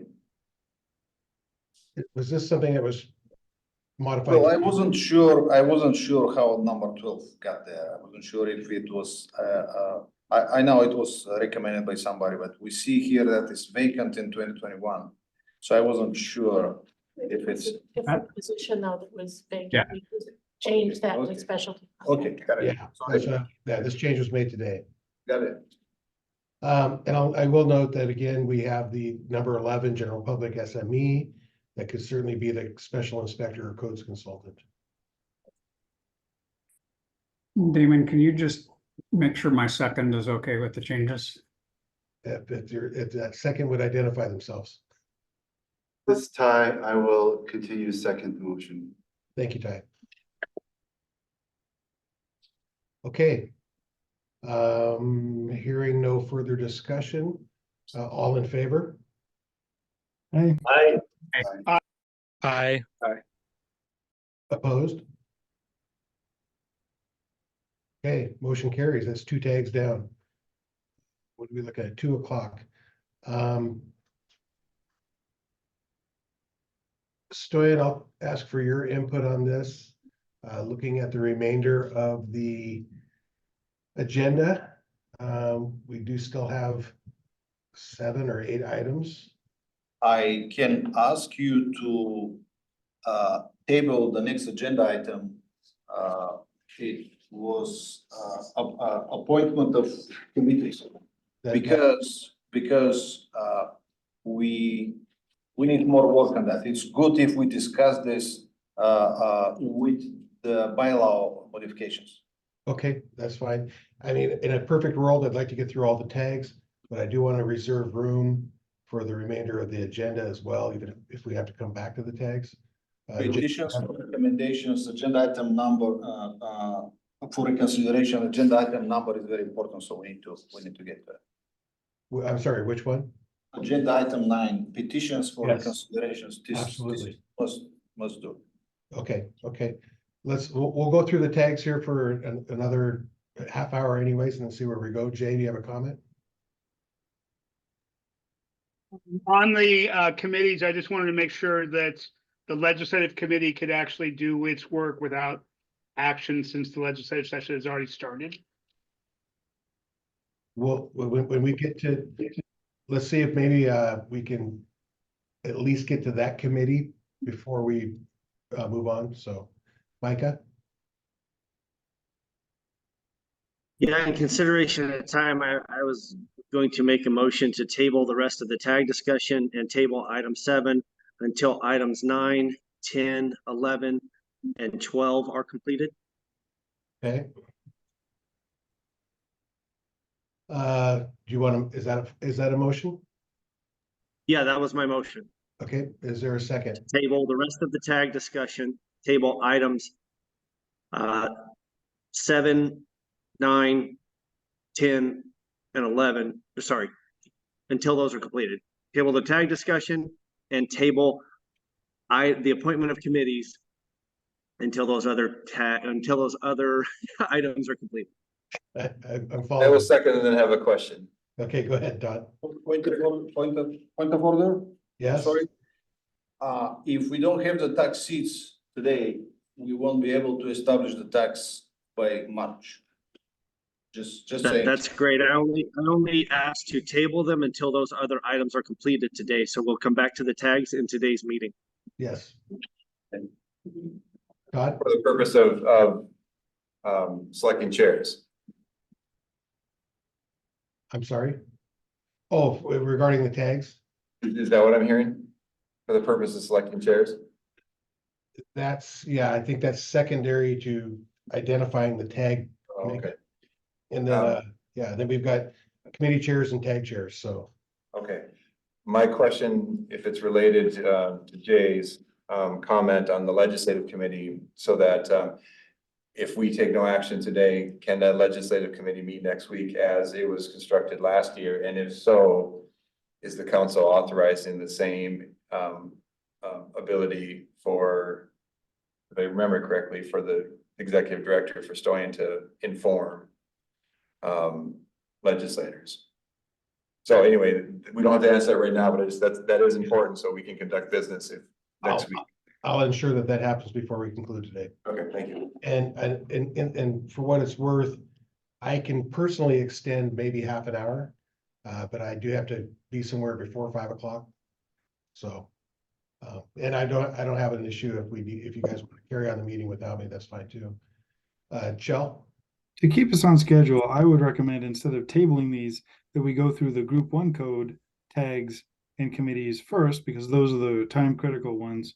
Group 2, we could defer to another meeting. So I'm going to vote against tabling and suggest that we identify and dispose of the group 1 tags and committees before we move on to the other items. And knowing that the intent is to come back to them before the meeting concludes, we can certainly incorporate that idea when we come back.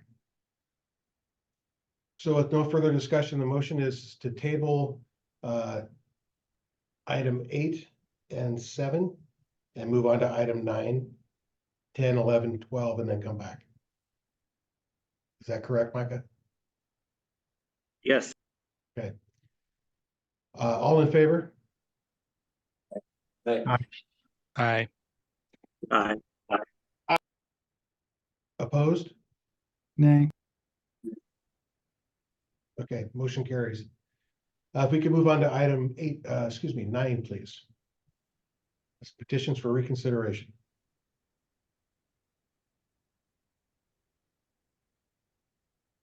We have 2 petitions for reconsideration. They are almost the same, so I will open the first one that we received and then just give me seconds to share.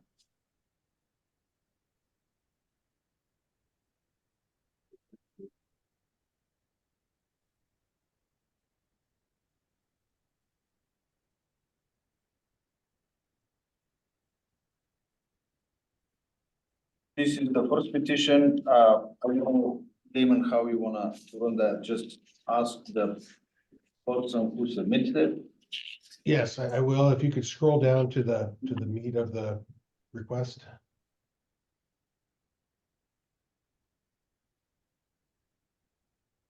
And we also received a letter from Ty yesterday, so I guess letter is the supplement to this petition. It is related to the small business economic impact statement. Isn't there an actual petition language below? There we go. That's what I was looking for. Okay. Okay, Ty, would you like to comment? Yes, thank you, Mr. Chair. I do apologize for the formatting of this form. This is established by the Office of Financial Management, so I really had to fit within their form here. So my apologies for the formatting. But good afternoon. For the record, my name is Ty Jennings, and I'm representing Cascade Natural Gas. Today, I want to speak to you on behalf of our customers who represent a broad spectrum of Washington businesses. Small businesses are one critical element of that, and they really bolster Washington's economy. And unfortunately, small businesses are often underrepresented in technical proceedings such as this council's rulemaking. It is with this knowledge that our state has established legislation that seeks to protect these small businesses. Under RCW 19.85.011, the legislature has found that the administrative rules adopted by state agencies can have disproportionate impact on the state's small businesses because of the size of those businesses. This disproportionate impact reduces competition, innovation, employment, and new employment opportunities, and threatens the very existence of some small businesses. The legislature thereby enacted the Regulatory Fairness Act with the intent of reducing the disproportionate impact of state administrative rules on small businesses.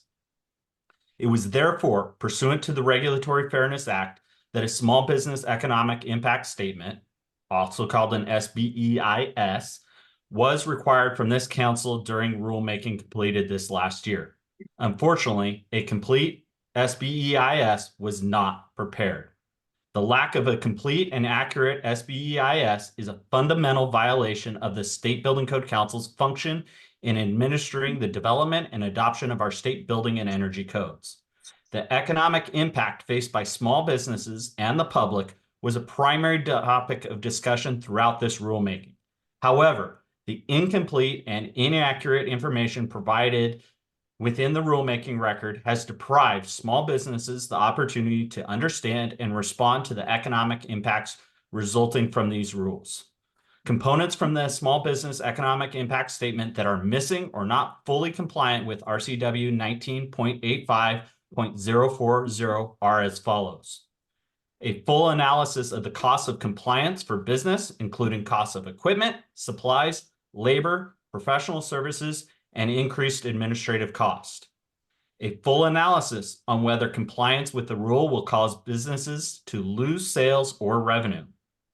Lack of a comparison of the cost of compliance for small business with the cost compliance for the 10% of businesses that are the largest businesses required to comply with the proposed rules, using at least one of the following for comparing costs: cost per employee, cost per hour of labor, or cost per $100 per sales.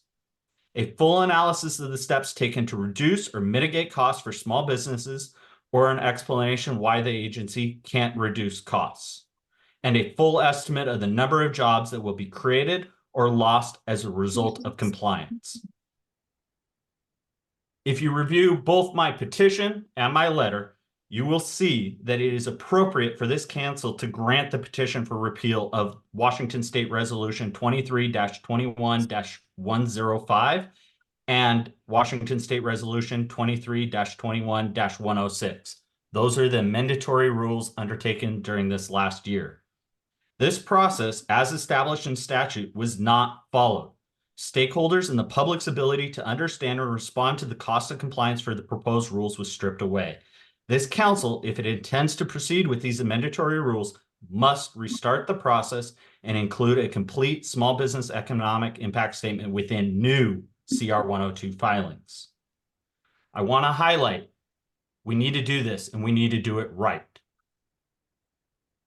Given that repeal of these rules would remove the amendments intended to address legal uncertainty stemming from the decision in CRA versus Berkeley, this council should also consider immediate extension of the adoption date for the 2021 codes, or should repeal the EPCA preempted 2021 Washington State Energy Residential and Commercial Codes as filed under WSR 23-02-060 and WSR 22-14-091 respectively. Thank you for your time. I appreciate you being here to listen to this testimony. If I may answer any questions, please let me know. Thank you, Ty. Larry, do you have comments on this particular action?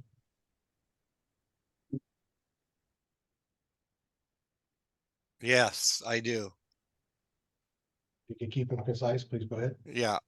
We've been running the figures for a small restaurant for the hot water capability and with everything that you guys have proposed, which normally we can do between $80,000 and $100,000.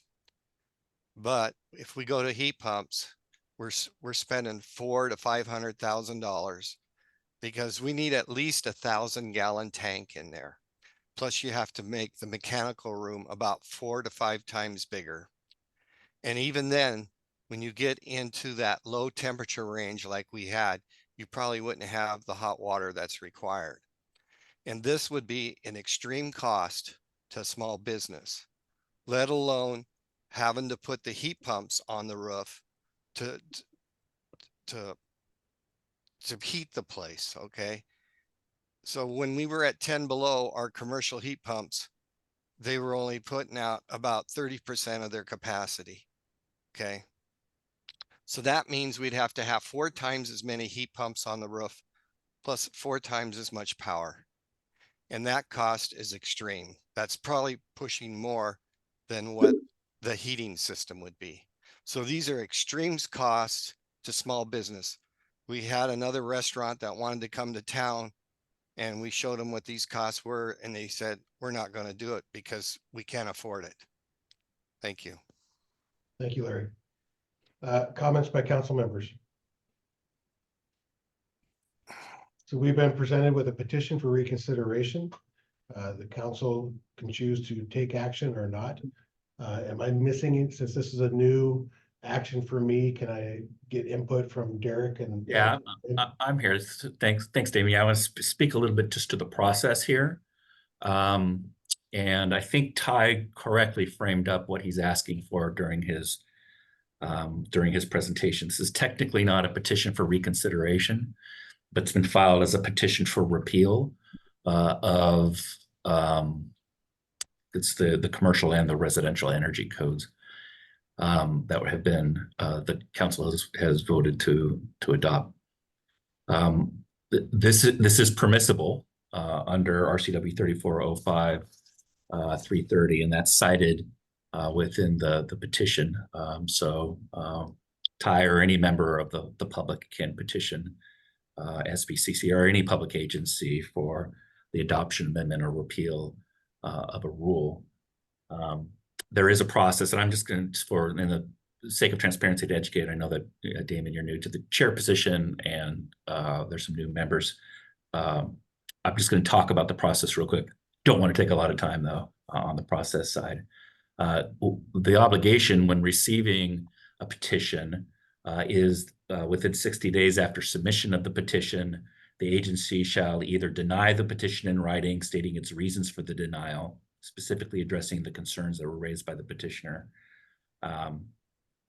and if appropriate, alternative means by which it'll address the concerns raised by the petitioner, or if it elects, initiate rulemaking proceedings. So start the rulemaking process over again. If the agency elects to deny the petition to repeal, and the petition alleges, as here, that the rule was not adopted in accordance with applicable provisions of law, the person may petition for review of the rule to the Joint Administrative Rules Review Committee, JARC, we call it. And that is a legislative committee which reviews regulations. Also, if the agency denies the petition for repeal, the petitioner may, within 30 days of the denial, appeal that denial to the governor. And the governor has a responsibility to act promptly on that appeal. So that's generally the process. The agency is not compelled, and this isn't speaking to the mayor, it's just under the process, agency is not compelled to take any specific action except to either deny or accept the petition. Folks might remember too that this is not the first time this has happened. So, and I had intended to write this down before the meeting, but I didn't do so. Stoyan and Krista and others, you might remember the specific timing, but we did have a petition for, I think it was characterized as reconsideration, that was made by a constituent group following the initial approval of, I think it was one of the energy codes. So this isn't this last go around, but back in the Stone Age, so long ago. And we, similar to this one, the request came in shortly after the council took action voting to approve filing of the SARE 103. So I'm just saying this as a reminder to what the council did last time. Then, as now, and Stoyan or Krista, correct me if I'm wrong, the CR 103 hadn't been filed. Right. So the rulemaking order that was being challenged hadn't yet been filed with the code revisor's office. So there were some questions that we discussed last time regarding the timeliness of the request to repeal the rule. And the council at that time took the position that because a rule had not formally been adopted yet, because the SARE 103 wasn't filed, that they wouldn't take action to deny or approve the petition on the merits. Dirk, I have to correct you. Sorry, okay. I missed. No, that's okay. If I say something wrong, please tell me. The CR 103 was filed a few days ago. However, okay, it's not effective yet. Understood. So at the time, though, that this petition, also thank you for, I also meant to check on the timing of the 103. At the time the petition came in, these petitions came in, the two that we're discussing, the CR 103 hadn't been adopted at that time, or it hadn't been filed, the rule hadn't been adopted. Now, this may seem like a technicality, but I'm just letting you know that the last go around, the council elected to not take action on the petition because of the timing of when the petition came in. In that instance, the petitioner subsequently did refile the petition after the CR 103 was filed, and the council did take action. But that's how this was handled the last time. So that's the process, and that's the history. And I should say that the last time too was a completely different issue, but the council did end up electing to deny the petition, and then that was memorialized in a letter that was sent, I believe, by Stoyan to the petitioner. Okay, Mr. Chair, may I be recognized? sure, go ahead, Ty. Yes, I do want to agree with what the Assistant Attorney General just indicated, and I do speak to that in my letter, if folks are able to review that. There was a situation with the 2009 Energy Code, wherein, again, very similar to this case here today, a complete and full small business economic impact statement was not provided. Ultimately, I do believe that, yes, the council in play at that time denied the petition. It went to JARC and ultimately to the governor, and it was asked of the council by executive action to delay the implementation of the codes. And the 2009 codes were ultimately delayed for the completion of the work product until 2011. So there is precedent for which the request that I am applying. Unfortunately, in that case, it did require an appeal to JARC. Which again, we hope to avoid that situation here today by making this council informed of the missing components and not have to go through with that additional action through the state legislature or the governor's office. Thank you. Thank you, Ty. I'm going to go ahead and recognize Patrick. If you could keep it brief, and then I'll come back to council.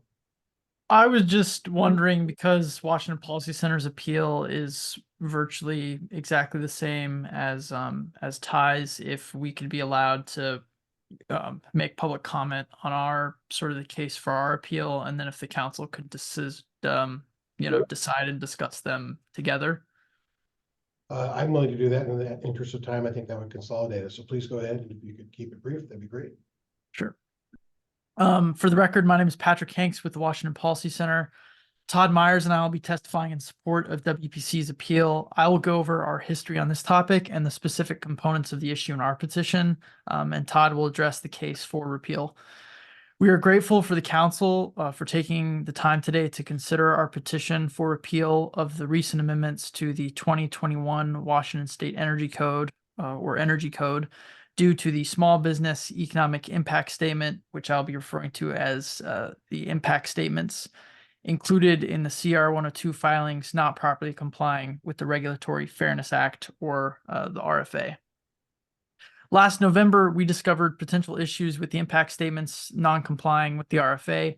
To alert the council on this issue, we submitted both written and virtual testimony at the public hearings for the proposed changes.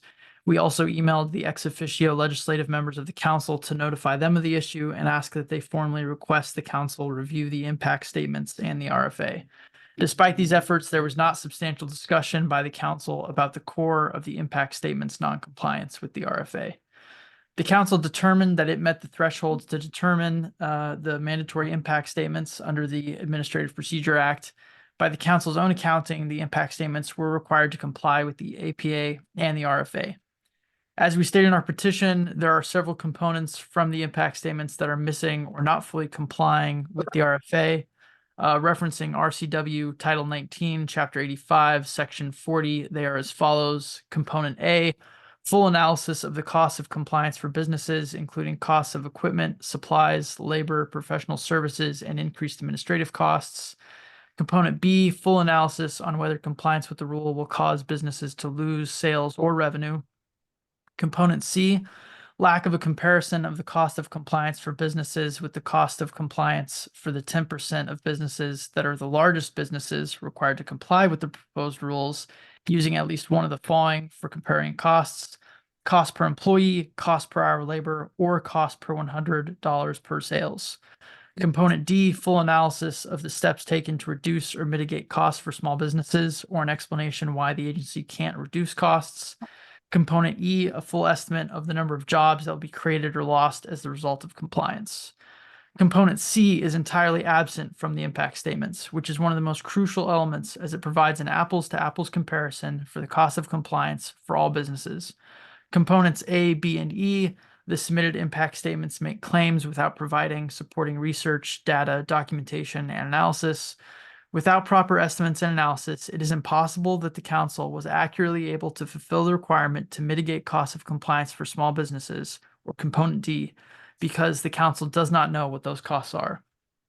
In our research, we noticed there are potentially similar issues with past impact statements filed in the original 2021 Energy Code proposals. It appears multiple components are often just copied and pasted from impact statement to impact statement instead of creating a new impact statement for each proposed rule change.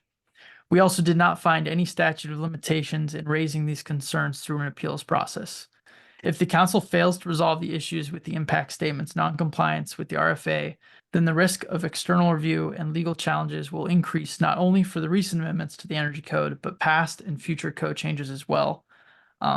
Thank you for your consideration. I also just want to add real quickly that this is about the cost of compliances with the code, not necessarily the increased costs of construction or other things that clients of those businesses may face, because sometimes there's confusion about that. And with that, I'll pass the baton to Todd Myers. Okay. Todd, you have the floor. Go ahead, Todd. Staff is unmuting.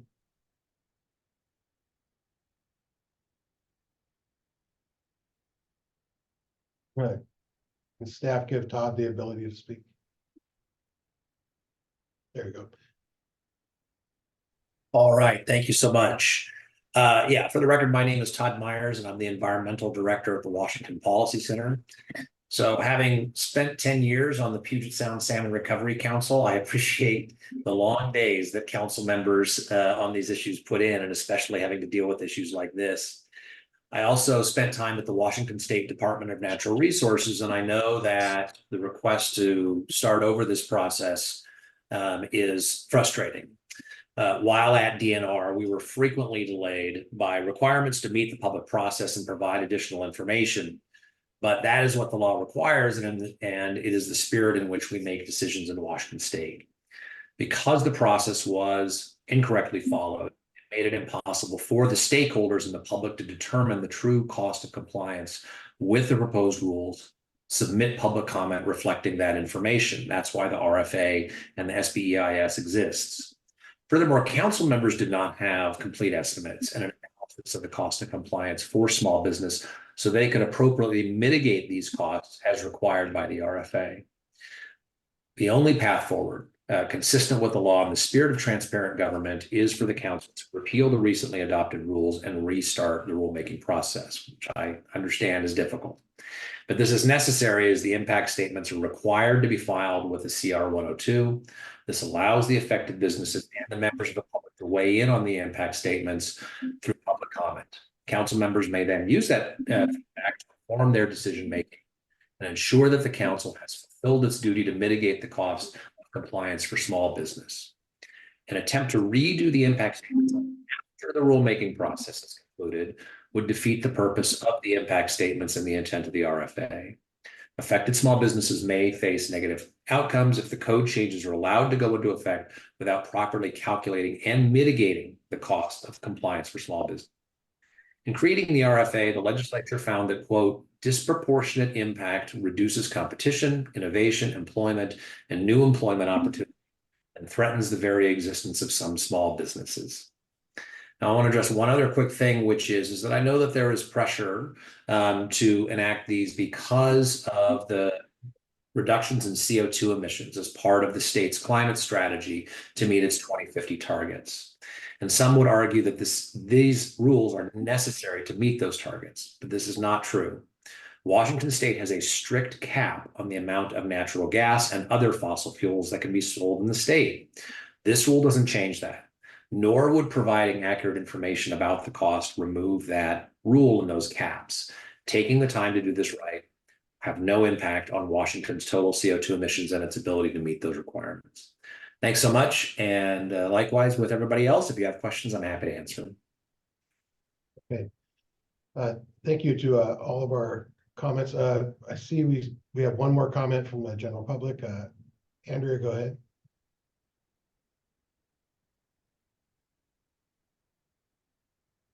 We could give Andrea the ability to unmute.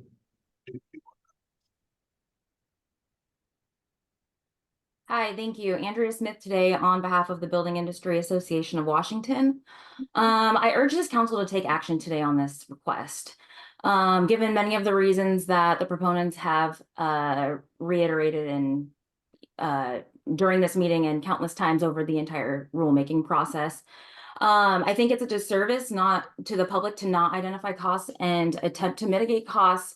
It's completely wild to me that the post-EPCA code language is drastically more expensive to comply with than the pre-EPCA code language. Even with using an electric heat pump, we've ran some simulations to try to see what's possible and how much it costs. And basically it's impossible without costly materials, without regard to a project's variables. One such example would be solar panels. It seems like that is the only way to comply in many instances, because some of the other options that are provided in the options table in R406.3 are not viable for many potential reasons, including you know, a home's positioning on the lot, surrounding vegetation, etc. And so I just wanted to speak to that and make it known that this code language, while I understand that you believe that it protects you from federal preemption, it is going to do it's going to be a humongous disadvantage for those trying to build market rate affordable housing units. And we would definitely urge this body to consider action today. Thank you. Thank you. I see Todd and Ty have their hands back up. Did you have some follow-up comments? And if so, could you keep them concise? Yes, Mr. Chair, if I may, I just want to be clear for the purposes of the council that the small business economic impact statement and our petition here relates to the cost of compliance for industries that are affected by these rules. It does not concern itself with the cost of construction. It is the cost of compliance for small businesses, meaning your design firms, your installers, your framers, those small businesses that actually participate in the construction industry. This is not about the impact to the cost of construction. It is about the impact to businesses' ability to compete in a marketplace. Thank you. Thank you. Chell. Thank you, Mr. Chair. I guess I had one question after Dirk spoke, which is, you talked about timing of things, and I couldn't tell if your statement suggested we couldn't take action today because the timing was incorrect, or whether we could in fact take action today. Could you respond to that? Was that directed to me, Joe? Sorry, I missed that part. Okay. This is one of those situations where the APA, which is the governing statute, right, for petitions, doesn't provide that level of clarity where I could tell the council, hey, you're precluded from taking action today. It's what makes this, I'm sorry to say that, right? What makes what the council's done different than other agencies such as like DSHS or HCA is it's governed by a governing board. And so the governing board, when it takes action, there's necessarily a delay between when the governing board takes action and when a rule is formally adopted through the filing of the CR 103. Why do I say that there's a difference and that matters? Well, in most cases for agencies, if they file a CR 103, they're adopting the rule and then someone will take action. Here, there's a delay. The council directed staff to file the CR 103, but at least at the time that the petitions came in, that CR 103 hadn't been filed yet. Now, there's some who could argue, well, the adoption took place at the time that the council took its vote, and maybe that's right. In my view, I'll tell you my opinion, I don't think the rule is adopted until there's an order adopting the rule, which just happened a few days ago. does that mean that the council is legally precluded? You can't take action? I don't think so. If you elected to take action to approve or deny, you would go ahead and do that. That's a council action. And so even if there are questions regarding the timeliness, I'm not suggesting that you're barred from taking action. Yeah, that was the question. We're not precluded from taking action. We can take action today and we're on decent legal footing if we do so. I think that that's right. If the council elects to not take action because you believe that it wasn't timely, I think that that's supported too. Ty and Todd and others might have a disagreement on that, but you know, the APA isn't precisely clear on that, but I think that would be justifiable, and certainly that was what happened last time something like this occurred. Okay, yeah. Okay, thank you. Yeah, from the architect's perspective, we've had a couple of delays of code already, and I think kicking this out another month for a technicality of a few days of timing seems like it would not serve Washingtonians in general. So I'd rather take action on this today. I mean, the commercial energy code is largely similar to the energy code from over a year ago. So, you know, we added options in the last year. That's what happened. So if one could comply with the code a year ago, one could also comply with the code today. And the cost to comply last year would not be increased by inflation, but not by the actual code language. Adding options cannot possibly increase cost or burden on small businesses. It simply adds options. If you have 3 options and you add a 4th, you're not increasing the lowest cost option. You're just adding one more option. For the residential, the exact same option that will go into effect May 15th, well, very, very similar, was put out for public comment well over a year ago as part of the CR 102 process. The council selected the heat pump option a year ago, but the non-heat pump option was already part of the CR 102, and that's nearly identical to the code we passed in November of 2023. So it's the idea that it's coming up now is really strange to me, I guess. I guess I'm not sure why we need a substantially different small business impact statement than we did when the original ones were put out. Because the commercial is adding options, and the residential is basically very similar to one of the 2 options in this year 102 a year ago. Per the small business impact statement, 95% of construction workers are considered small business, meaning under 50 employees. So you can't compare 95% to the other 10% because 95% plus 10% is more than 100%. So a disproportionate effect on small business is kind of a strange idea, which are, I guess, those are items 3 and 4 on the Cascades list.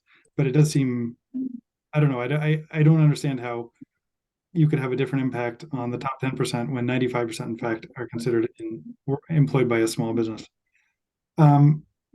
The SBEIS also clearly states that the majority of the rules will not increase costs since they are removing requirements in the December 2023 version rather than adding them, which are items 1 and 2 on the Cascade natural gas list. And there's history as well. There are longtime critics of the energy codes with a history of using tactics to create controversy and delay. The Building Code Council also did additional cost benefit analysis that have been posted on the website for a long time. And then lastly, from the architect perspective, continual delays are frustrating and require rework of strategies and documents.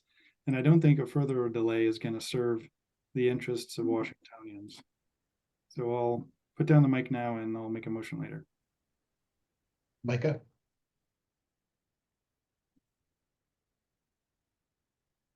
Thanks. I have a question on dates, and I mean, we're getting information that these came in, but looking at the petition forms, unless I'm blind, I'm not seeing a date on them. I didn't see that. So how are we supposed to know which date these were filed? And it was specifically after the filing to the code revisor's office or filing of the CR 103.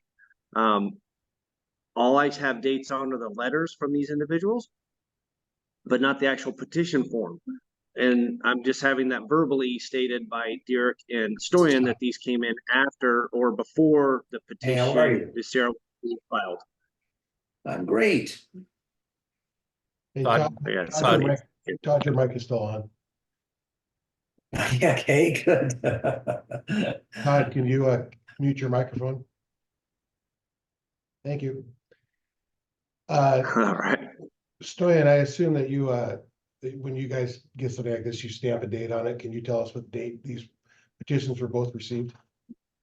I thought Michael was asking for a date on the petition, or you're asking when we received the petitions? Yes.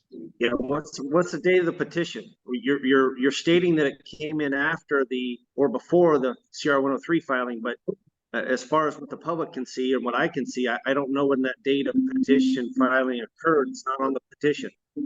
The petition was received via email, so we are checking the emails as I speak. Okay, and that would be great if that was provided to the public. I do have some concerns based on Ty's letter and the question. I think Cheryl kind of asked, well, why is this important? It's not for us to determine whether or not those requirements in that small business economic impact are important. Those are the requirements per the RCW. We don't get to determine if it's important or not. It's in there and it has to be done. So if we have not done that, and assuming that the letter is accurate, again, based on some information that I'm reading, it is accurate. And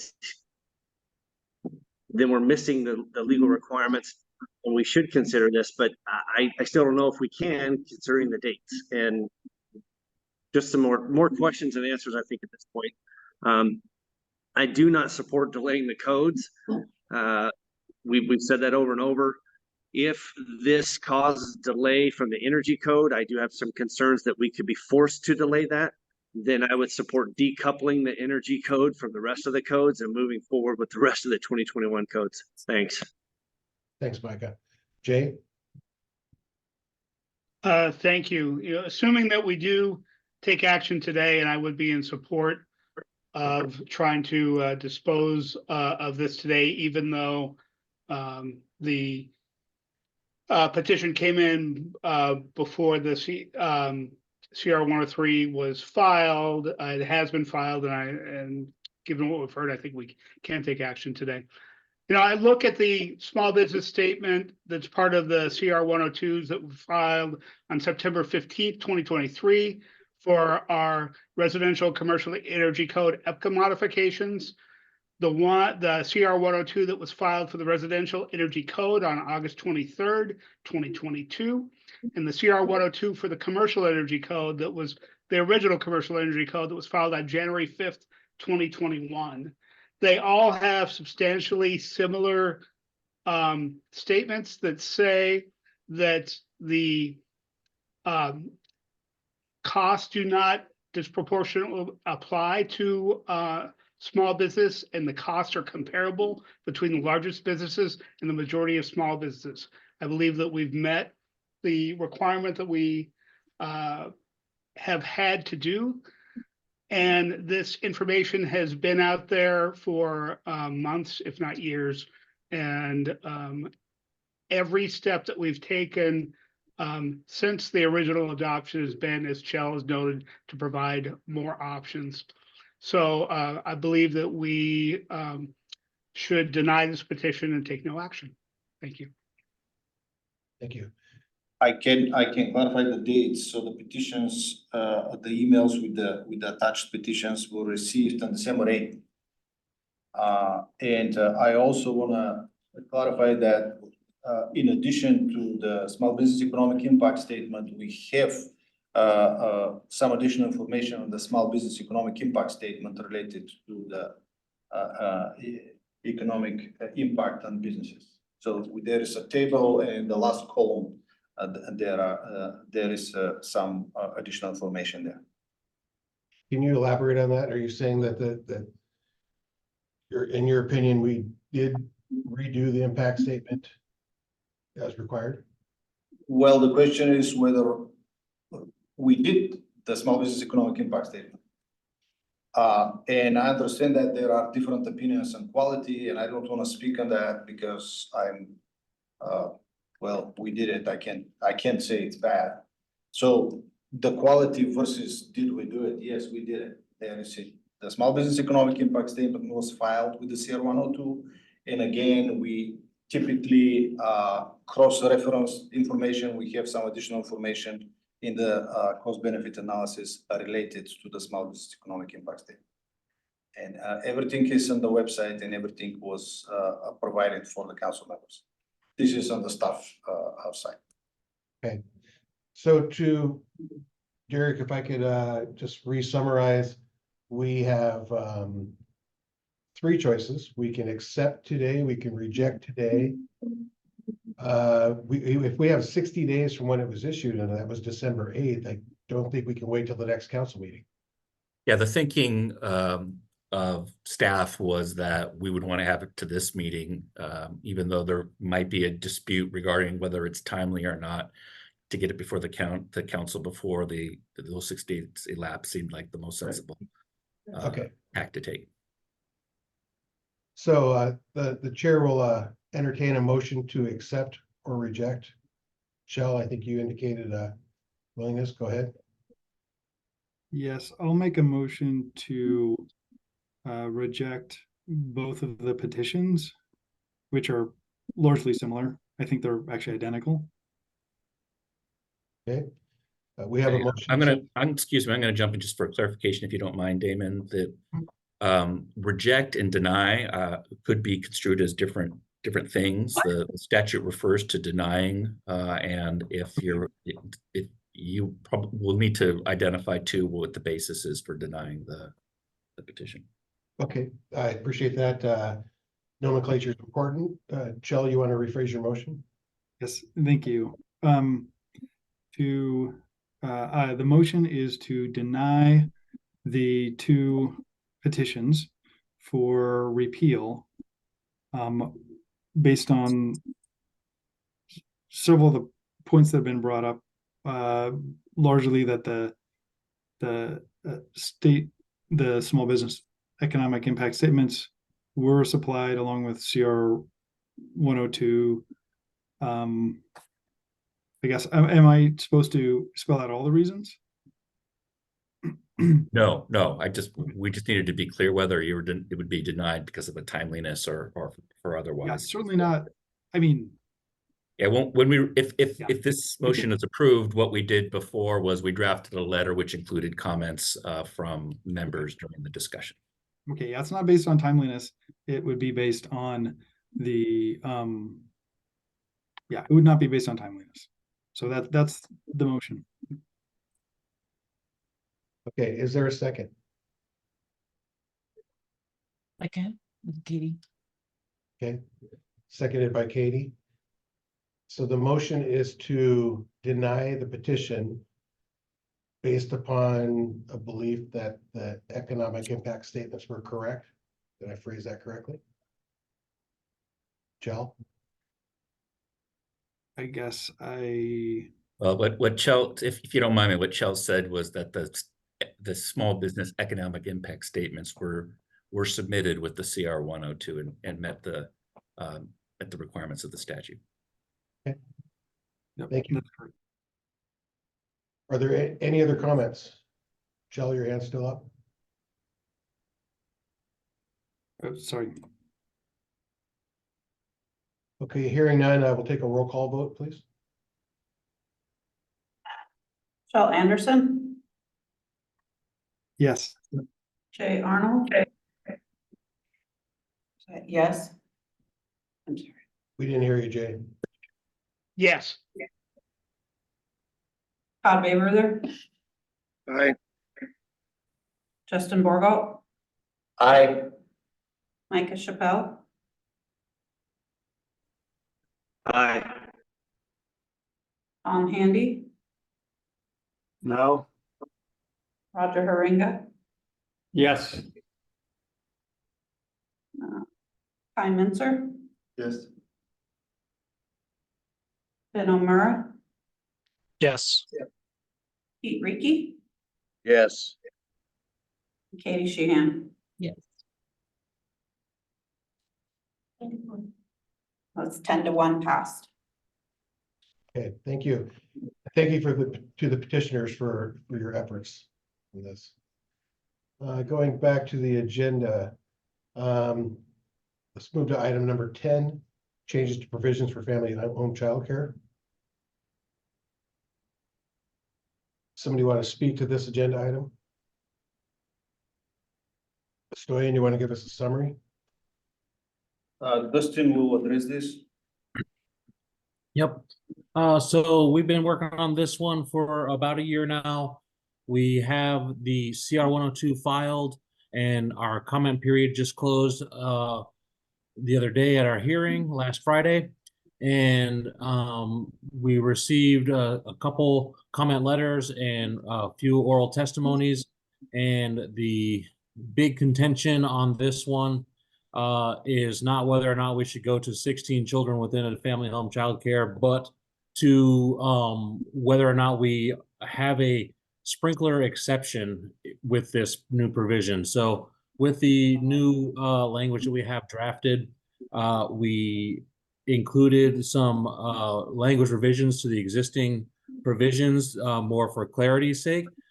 There's a new section added to the bottom that deals with situations that are more than 12 kids up to 16 children in a family home child care.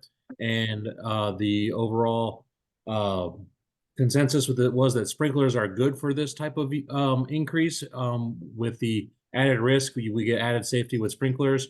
The other portion of that is that we have an option 1 and an option 2. Option 1 has no exception to this sprinkler requirement. So if you are a family home child care, you will, and you go over 12 children in your establishment, you will need to have a sprinkler system installed. The other one is an option for an exception to that, that if you're on the ground level with some other exceptions.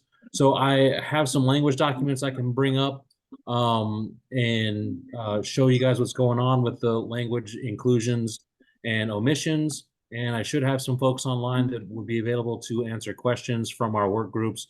And we have some TAG folks as well who are interested in speaking as well. But I see Micah has his hand up. Go ahead, Micah. I will let you keep moving forward, Dustin. If you're going to share a document, that'd be great, because I'd like to see which one you're going to share. If it has combined language from public testimony, and if we could queue up public testimony documents, because we would like to see the options and possible changes to the options based on the public comment. Gotcha. And then I do have more to discuss. And I'll remind the council as well that if you've got 2 screens, the documents are on the agenda website. Yes, so the document I'm sharing here is the filed CR 102 document, which was filed on November 3rd, 2023. We have some summaries here of the language changes and our rationale for the changes, but I'm going to scroll down to where we actually have the changes in the text, and I'll kind of just summarize them as I come to them. First, we have an amendment to the definition of family home child care in here. The only change to this definition is the word 12. It's not highlighting great for me, but the word 12 is changed to 16, just to clarify the definition. And that is the only change within chapter 2 of the residential code. Moving down further, we got to get past this. We have the amendments to section 331 of the IRC, and we've added a 0.1 to section numbering for family and child care, with the addition of some of our amendments further down the way. Adding the decimal place, we feel further clarifies where we're at in the requirements for this section. So here below section 331.1, the language remains largely unchanged from what is on our books and effective today. With the change, though, that we are clarifying the requirement for when you are in a basement, instead of this language for the residential sprinkler system is provided throughout the entire building in accordance with NFPA 13D. It was felt that the clarified sentence of an automatic residential sprinkler system shall be designed and installed in accordance with section P2904 or NFPA 13D. Not intended to have necessarily a regulatory change, just a clarifying change in the language for this section. The exact same change is made here in the exception 2.3, just a verbiage change to better align with what our requirements allow. Skipping on down, we have a terminology change for instead of fire resistive to fire resistant, not a regulatory change. Same thing with this exception here. And then this section for smoke alarms and heat detectors shall be installed in accordance with all the requirements of new construction for IRC 314 and provide an additional heat detector in each kitchen. The additional heat detector in each kitchen is is in addition to the requirements that we have on the books today. Discussing with DCYF, the unions, and everybody else in the work group, it was felt that in order to try to provide more protection across the additional heat detector in the kitchen would be appropriate for all the family home childcare. Next, we start getting to the section where it involves the increase from 12 children to 16 children. And all of this is additive to what we have on the books today. So our first section, 331.2, states that is in addition to the requirements listed above, the provisions of this section shall apply where you have 13 to 16 children. 331.2.1 adds an addition to emergency lighting in the case of power failure. We have some exterior exit doors serving childcare areas that they shall comply with the requirements of section 331.2 and 331.3. And here's where we get to our sprinkler options. We have about half of our testimony for option 1 and about half of our testimony for option 2. If you go above 12 children in option 1, you get the sprinkler system installed throughout the building in accordance with 2904 and 13D.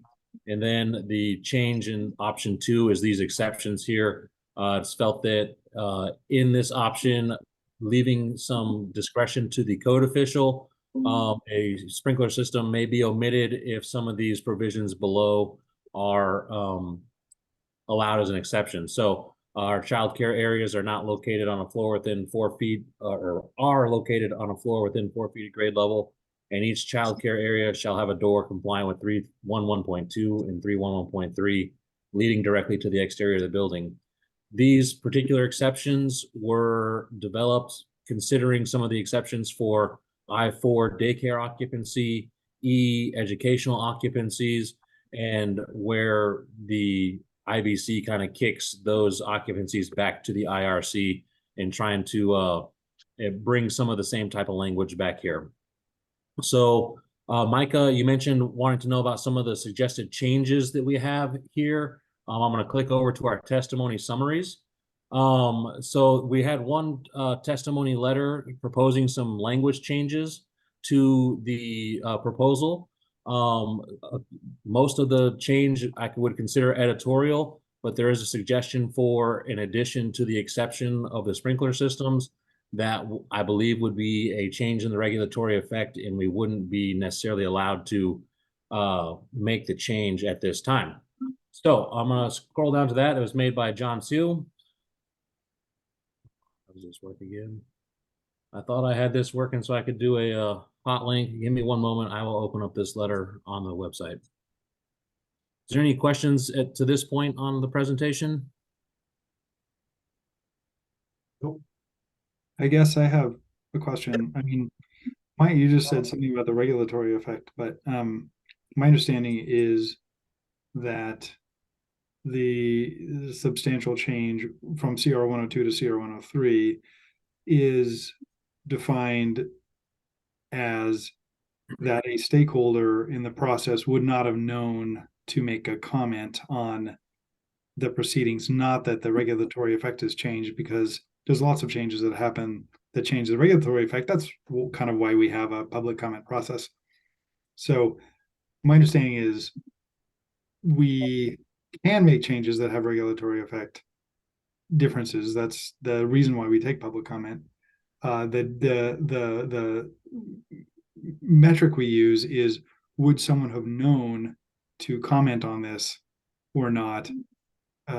Is it within the same framework, same area as to whether like if we made a comment on adding a third stair to all these homes or a second stair, exit stair, that might be outside the regulatory framework of the CR 102.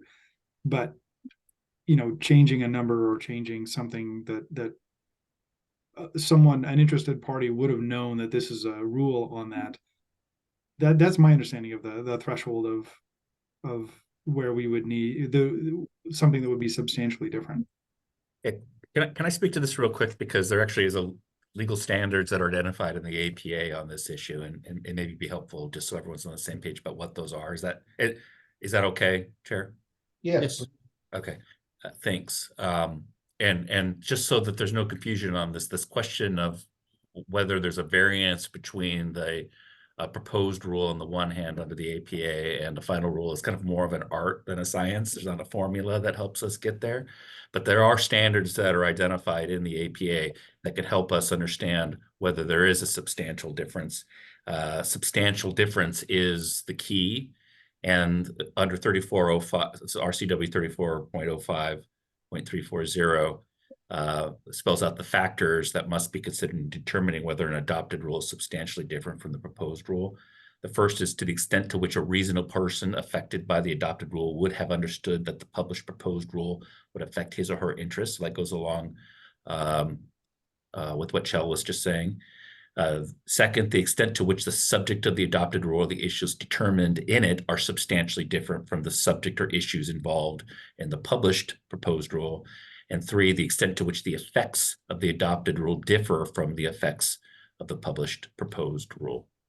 So we have the reasonable person who's affected, the extent to which sorry, I'm looking at it again, the extent to which the subject of the rule is different, and the extent to which the rules change. Now, again, that's not a formula. Those are just the types of things that we would take into account to determine whether it's substantially different. Thank you. All right.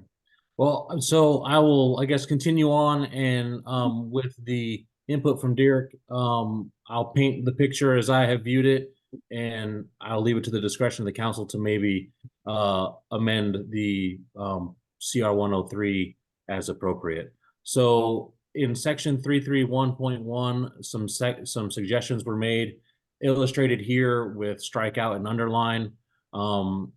I took these changes to be amended or editorial in nature and not changing the intent of this section.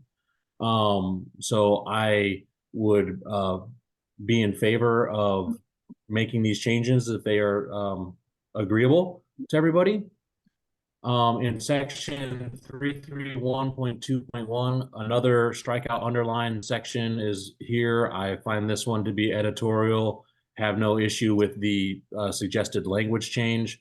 The part that I consider to be maybe something that might violate for our CR 103 filing is in the 331.2.2. There, we have a explanation on why they're suggesting this, and it kind of calls into question the intent of this drafting that we had proposed in the CR 102. Changes exception 2 a little bit, but the last bit that is all added on to the end of this, I don't believe that anybody would have been aware to make a comment on this during our testimony period. And I don't disagree with the language change. I just think it might not follow our rules precisely. And Okay. so instead of, if we don't clarify the landing requirements outside of our exterior doors in these exceptions, I think it's a good change. I just don't know if it complies with our rules. Okay, Micah, you still have your hand up. Do you have a comment? Oh, yeah, I have plenty of comments, but again, I didn't want to interrupt Dustin. If we're going to talk about this specific item right here, the original filing for option 2 does have pointers and information, or pointers to sections R 311.2 and 311.3. So I believe what John is doing in this instance is clarifying those sections where one would not apply necessarily because it's based on a height, which may not be feasible for existing structures. And then the other part of that is just, again, may or may not be needed, in my opinion, but it's just stating that the landing height has to be a certain distance from the threshold of the door, you have to provide stairs. That may or not be necessary, but the first part I think is necessary in clarifying which one of those sections apply. But if we move forward with the proposal and option number 2, I would recommend that we do accept these changes recommended by John and maybe discuss further option or item 3 under the exceptions. Thanks.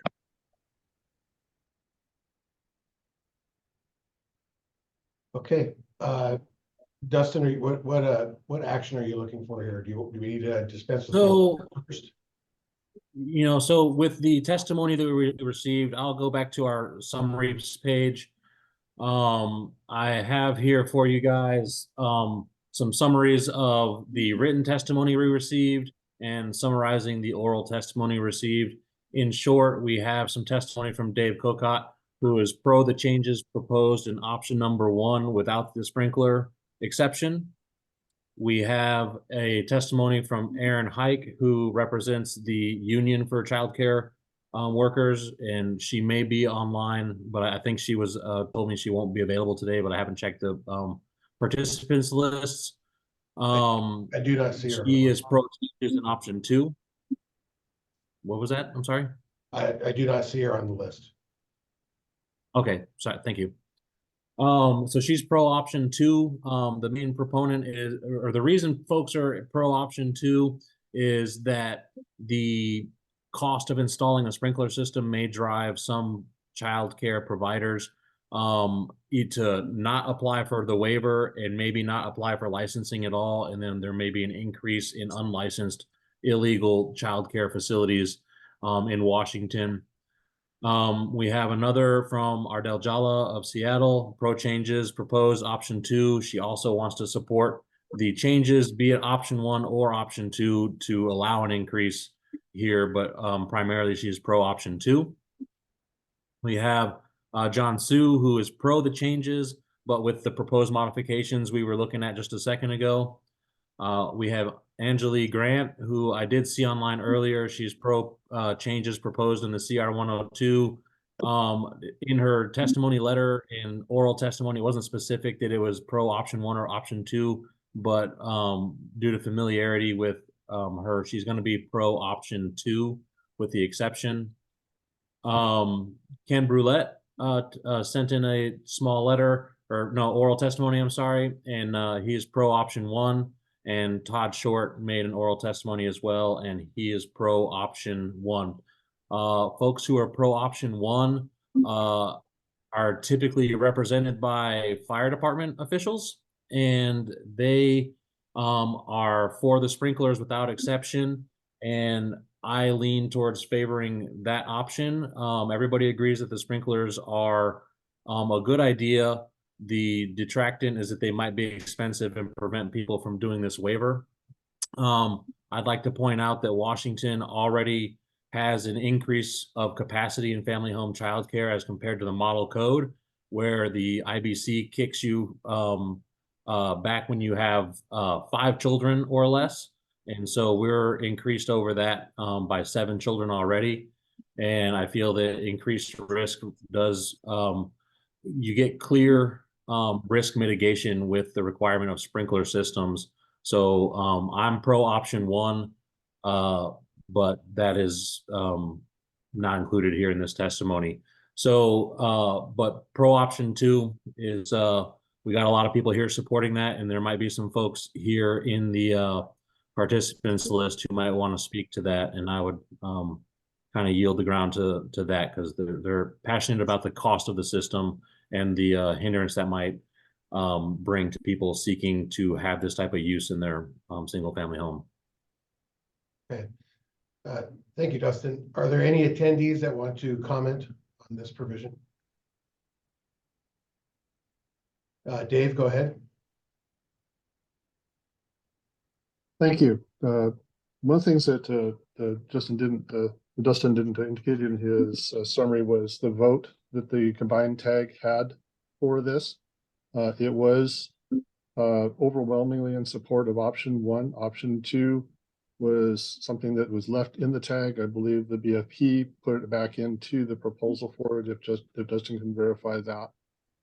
Big reasons for this, and just as a comparison, is the question that was brought up there was, well, the building code wouldn't require until you had like 50 people in it.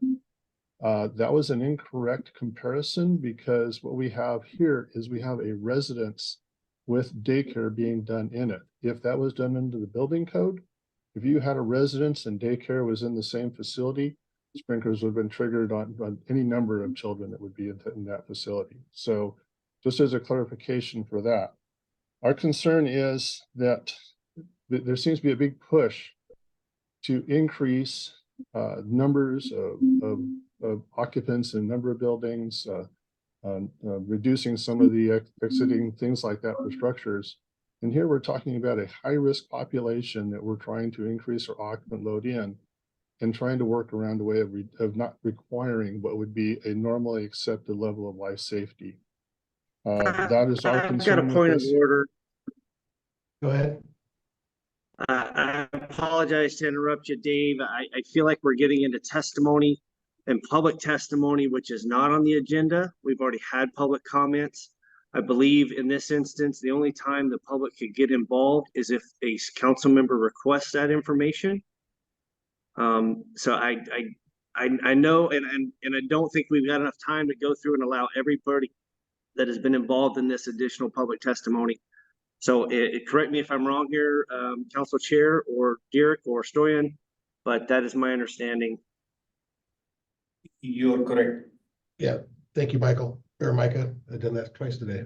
It was my understanding that the council asked for a comment that I could provide testimony. That was SBCC staff, Dustin. I don't believe anyone asked for public comment.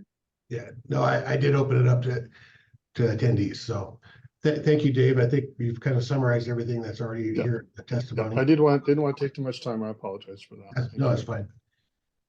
Okay, Micah, you have the floor. I hate cutting Dave off.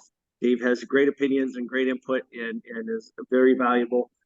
But I believe that we'd have to open the floor for everyone, and I don't think we have time for that, and it wasn't on the agenda, so I appreciate that. I know there was a lot of discussion, and the tag voted one way. There was a heavy fire involvement at the tag, and I'm not sure it was a good balance there. There's been a lot of public testimony back and forth on this, and it is a split. I know the council, when we discussed this, moving it forward in the CR 102, included the options. I still encourage the option to exist, and we'll be making a motion to include it as an exception, just based on the fact that, yes, we want the sprinklers, but we do want a little more involvement by the individual jurisdiction or code official, as we currently do now. In other words, in the IRC, we don't require sprinklers, but the jurisdiction does have the option based on state law to require sprinklers. And that's based on local information and guidance. So I think this instance is appropriate.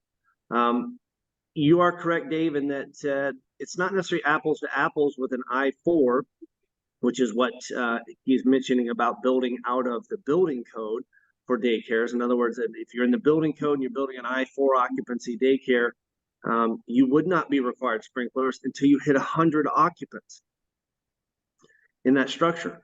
You could build a R3 occupancy, single family, out of the building code, classify it as an I-4, and not have to provide sprinklers.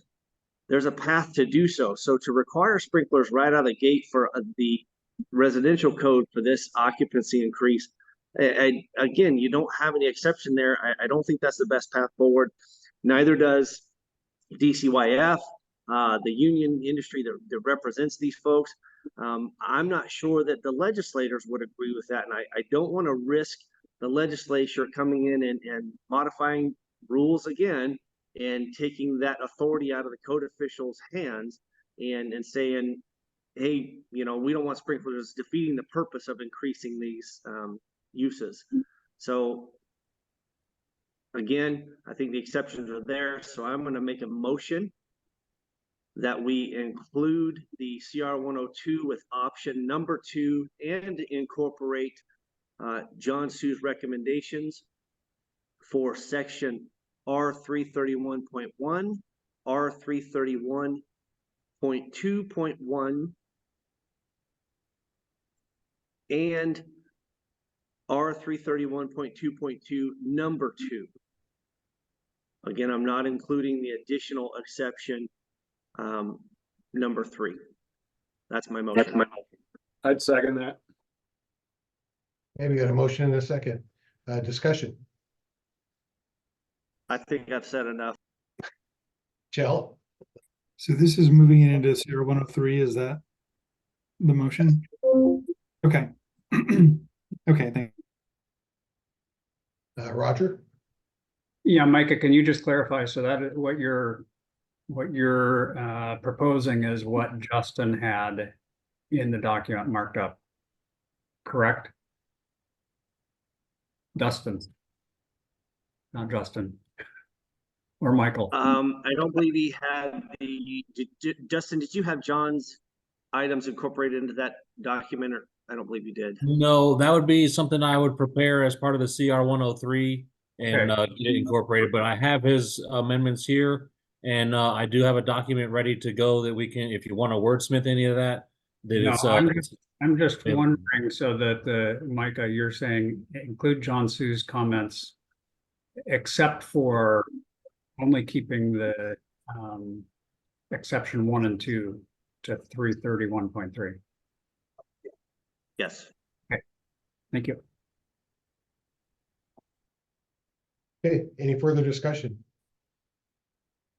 Seeing none, all those in favor say aye. Aye. Aye. Aye. Aye. Any opposed? Motion carries. Thank you.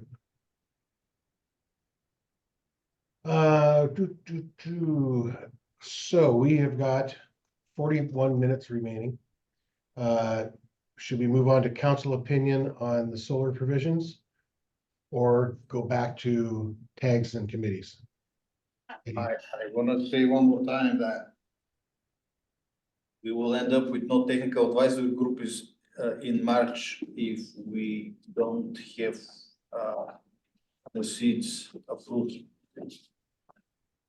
Do we, it looks like this council opinion is pretty simple.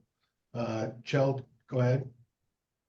Yeah, I think the council opinion is pretty simple. But we need to get to approving the group 1 tags and committees today. We absolutely need to get there. Okay, we will postpone item number 11 and go back to item number 8. So we were looking at tag seats. I believe we got through the first 2. Point of order. Go ahead. I hate to be the stickler on this one. Do we need a motion to modify the order of the agenda again and approval from the rest of the council? I think so. I wouldn't necessarily be in favor of it. I think that opinion as written is really quick and there would not be much discussing on. But Yep. Let's I get think to we the need a opinion motion. first. I agree with Micah. It would take more time. It might take more time to table it. Okay, let's go ahead and open the opinion number 11. Justin, can you handle the opinion? Yes, I certainly can. You guys need full-time IT staff down there. All right, you should see the opinion on screen. This one was submitted a while back.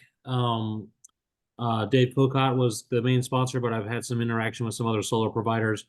They want to know if it would be permissible to permit residential solar arrays using the sections and provisions of the IFC.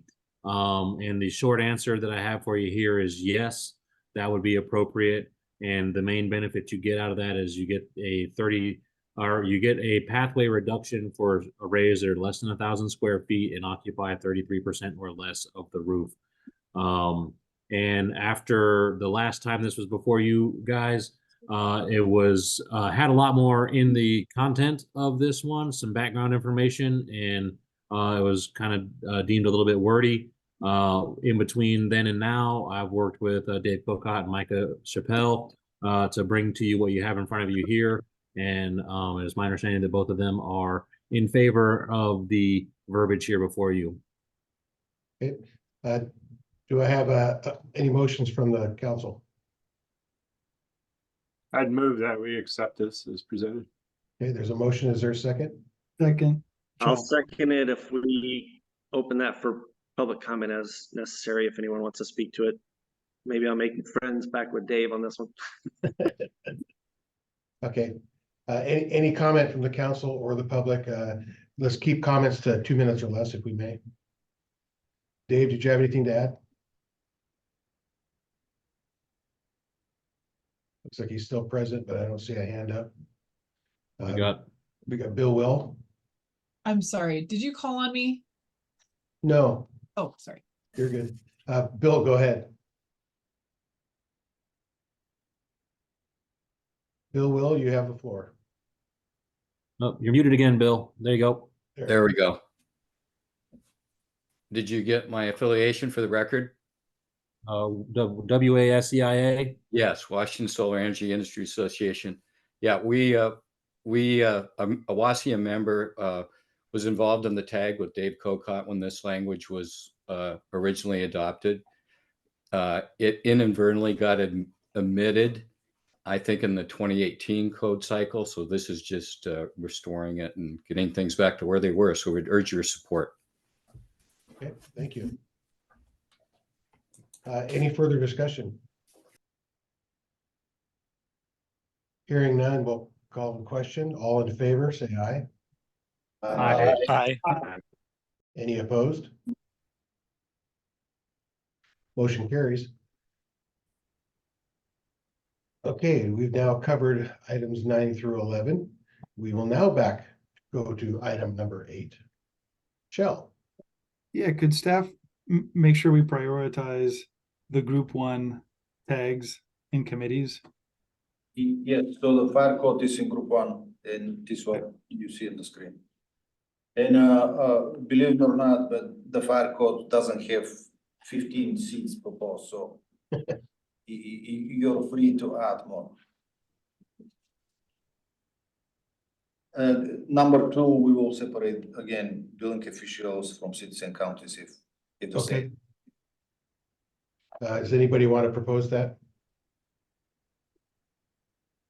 To make it official? Yeah, I would make a motion that we approve the fire technical advisory group as presented, except splitting the building official and the cities and counties. So there would be then 15. Second. All right, motion and a second. Any further discussion? Seeing none, call for the question. All in favor, say aye. Aye. Aye. Any opposed? Point of order. I think we had a couple people for potentially public comment. Oh, I'm sorry. I don't recall on the agenda, this was open to public comment, is that correct? So This agenda item? I've now lost my agenda. Yes, it was. Okay, thank you. Ty, go ahead. Somebody can unmute Ty.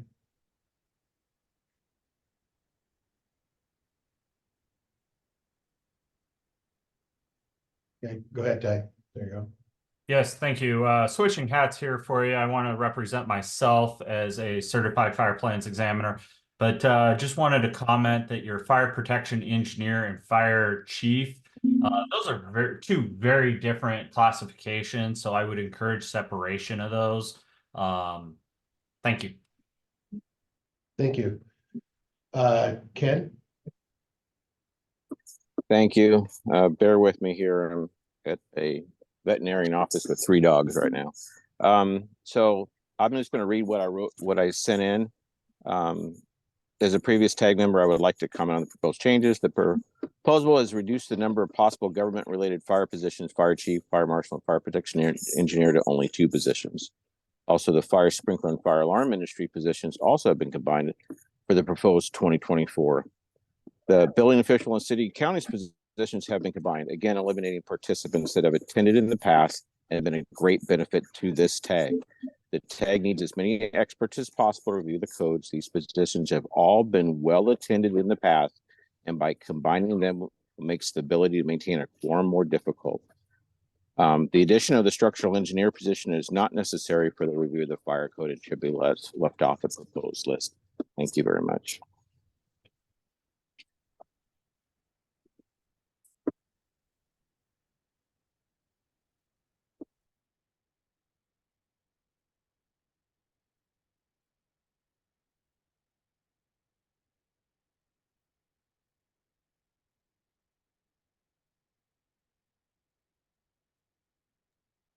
Did we lose our chair?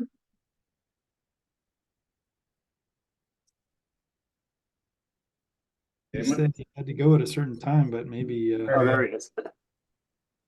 I apologize. That's the second time my screen is frozen and the app is restarted. So if you see me freeze up, Todd, jump in for me. I guess Todd's not with us either. So somebody cover me.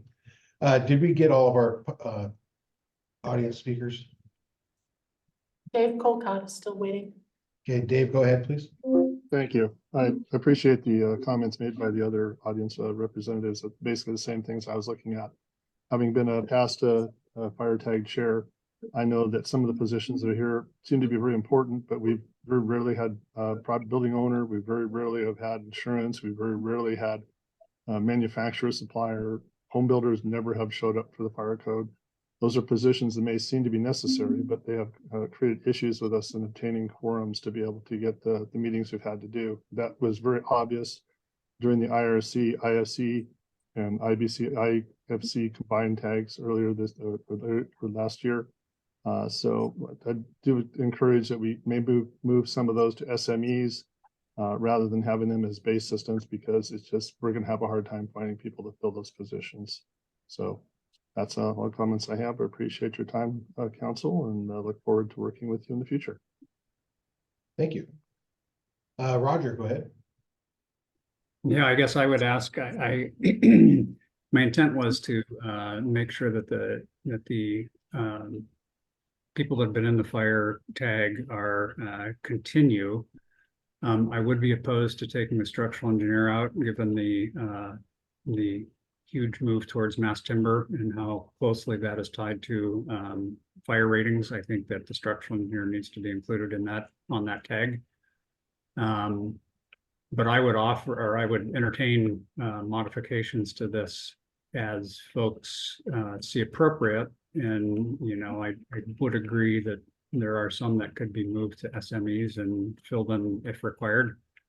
Trying to keep it to 15.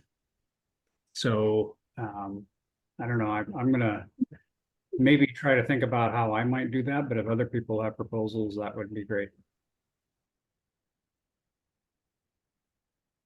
Okay, Micah?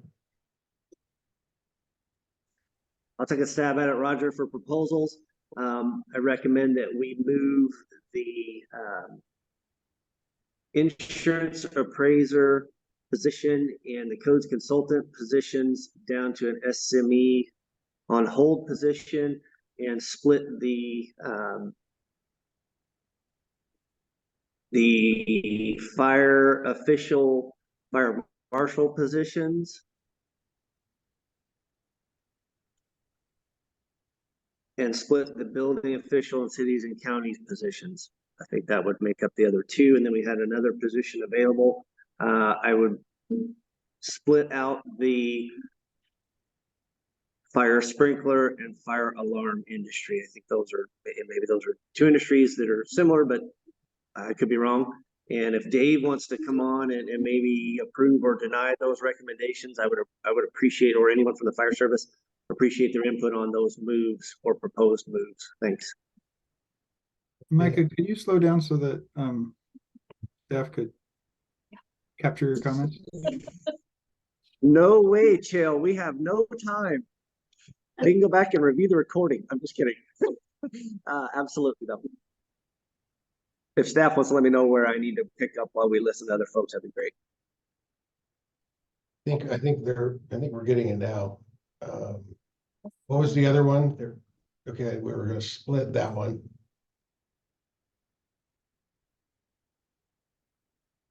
What was the other position you recommended moving to SME, Micah? 14. There we go. Yeah, sorry, I've got too many things going on, but yes, thank you, Roger.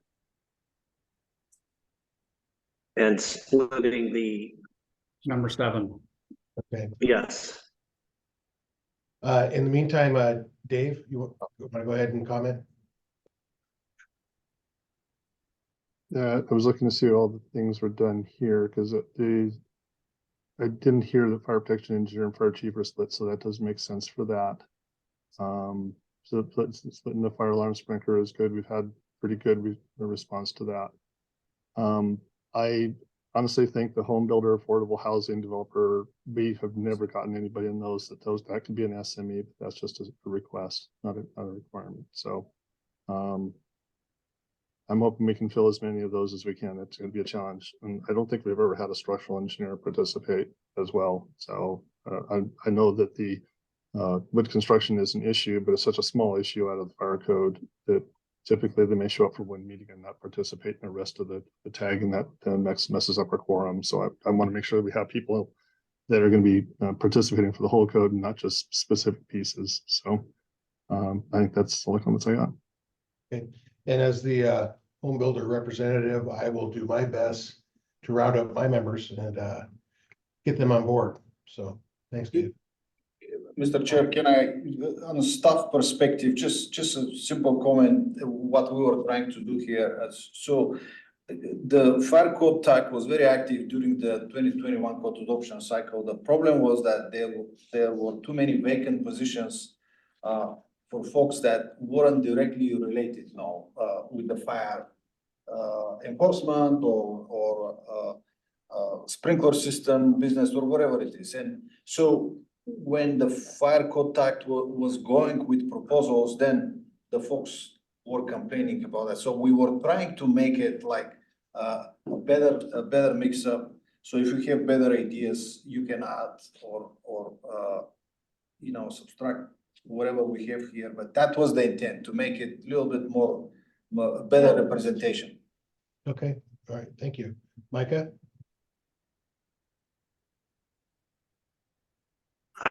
I apologize. I have my hand up for residual motion, but I'll wait till we're done modifying. Okay. Ben? Just wanted to, sorry to bring this up, but the count, I think we're not counting the chair position right now. So I think if we're aiming for 15, we're still 1 over at the moment. So I would maybe suggest moving the home builder, affordable housing developer to an SME on hold position to meet that. Okay. Don't we have 15 now with the citizen council? No, number 1, the chair is not being counted. Chair is not. Oh, the chair is okay. Yeah. Chell? Yeah, number 8, fire sprinkler, just says fire sprinkler. I'm assuming there should be another word in there somewhere. Like engineer, designer. are we looking at contractors or who are we targeting? I believe it was the industry position. It was split with the fire alarm. Okay. Industry position. In it like an installer or Industry. supplier. Fire sprinkler industry. This was in 2021. So Okay. Yeah. And just delete positions. As the maker of the motion, we need to still move one down below into the SME. Yeah, and I believe that somebody suggested home builder affordable housing. And somebody also suggested structural engineer. You know, I am fine moving a structural engineer down there. I think we certainly need to be pulled in if there's mass timber questions. But that also gets into the building code. So I think that there will be enough information exchange if we move that down. Okay.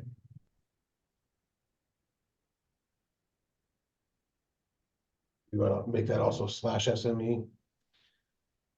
Okay, and then we could put cities and counties up in 12, and we're all good. Any further changes to this tag makeup? Those were all friendly amendments. Okay. Fair enough. If that be the case, then we'll call the question. All in favor? Aye. Aye. Opposed? Aye.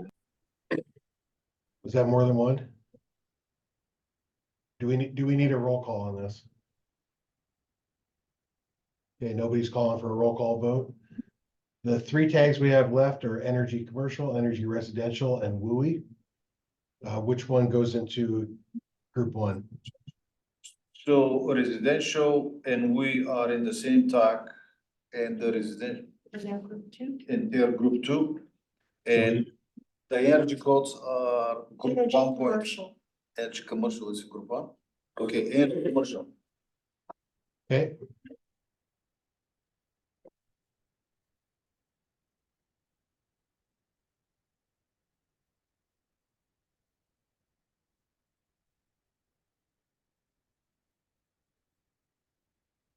The only thing I see is, once again, we've got building official cities and counties. Do we want to drop some unit and split that?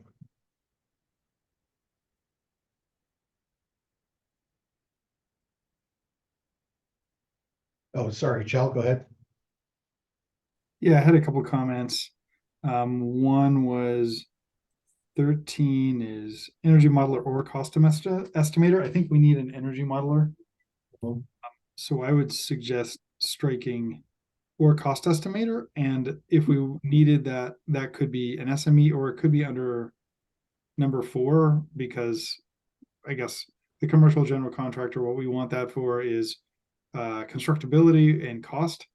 But anyway, yeah, I was thinking the cost estimator is good, but I think we need an energy modeler no matter what.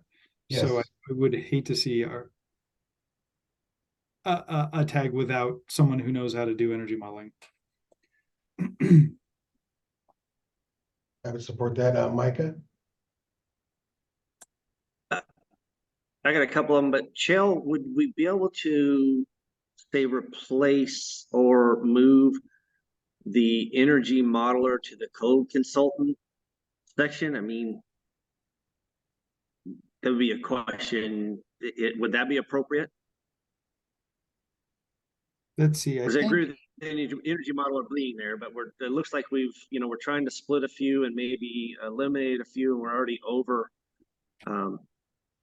So would we be able to combine that, or make that an energy modeler in there and then move code consultant educator down to the SME on hold list? I guess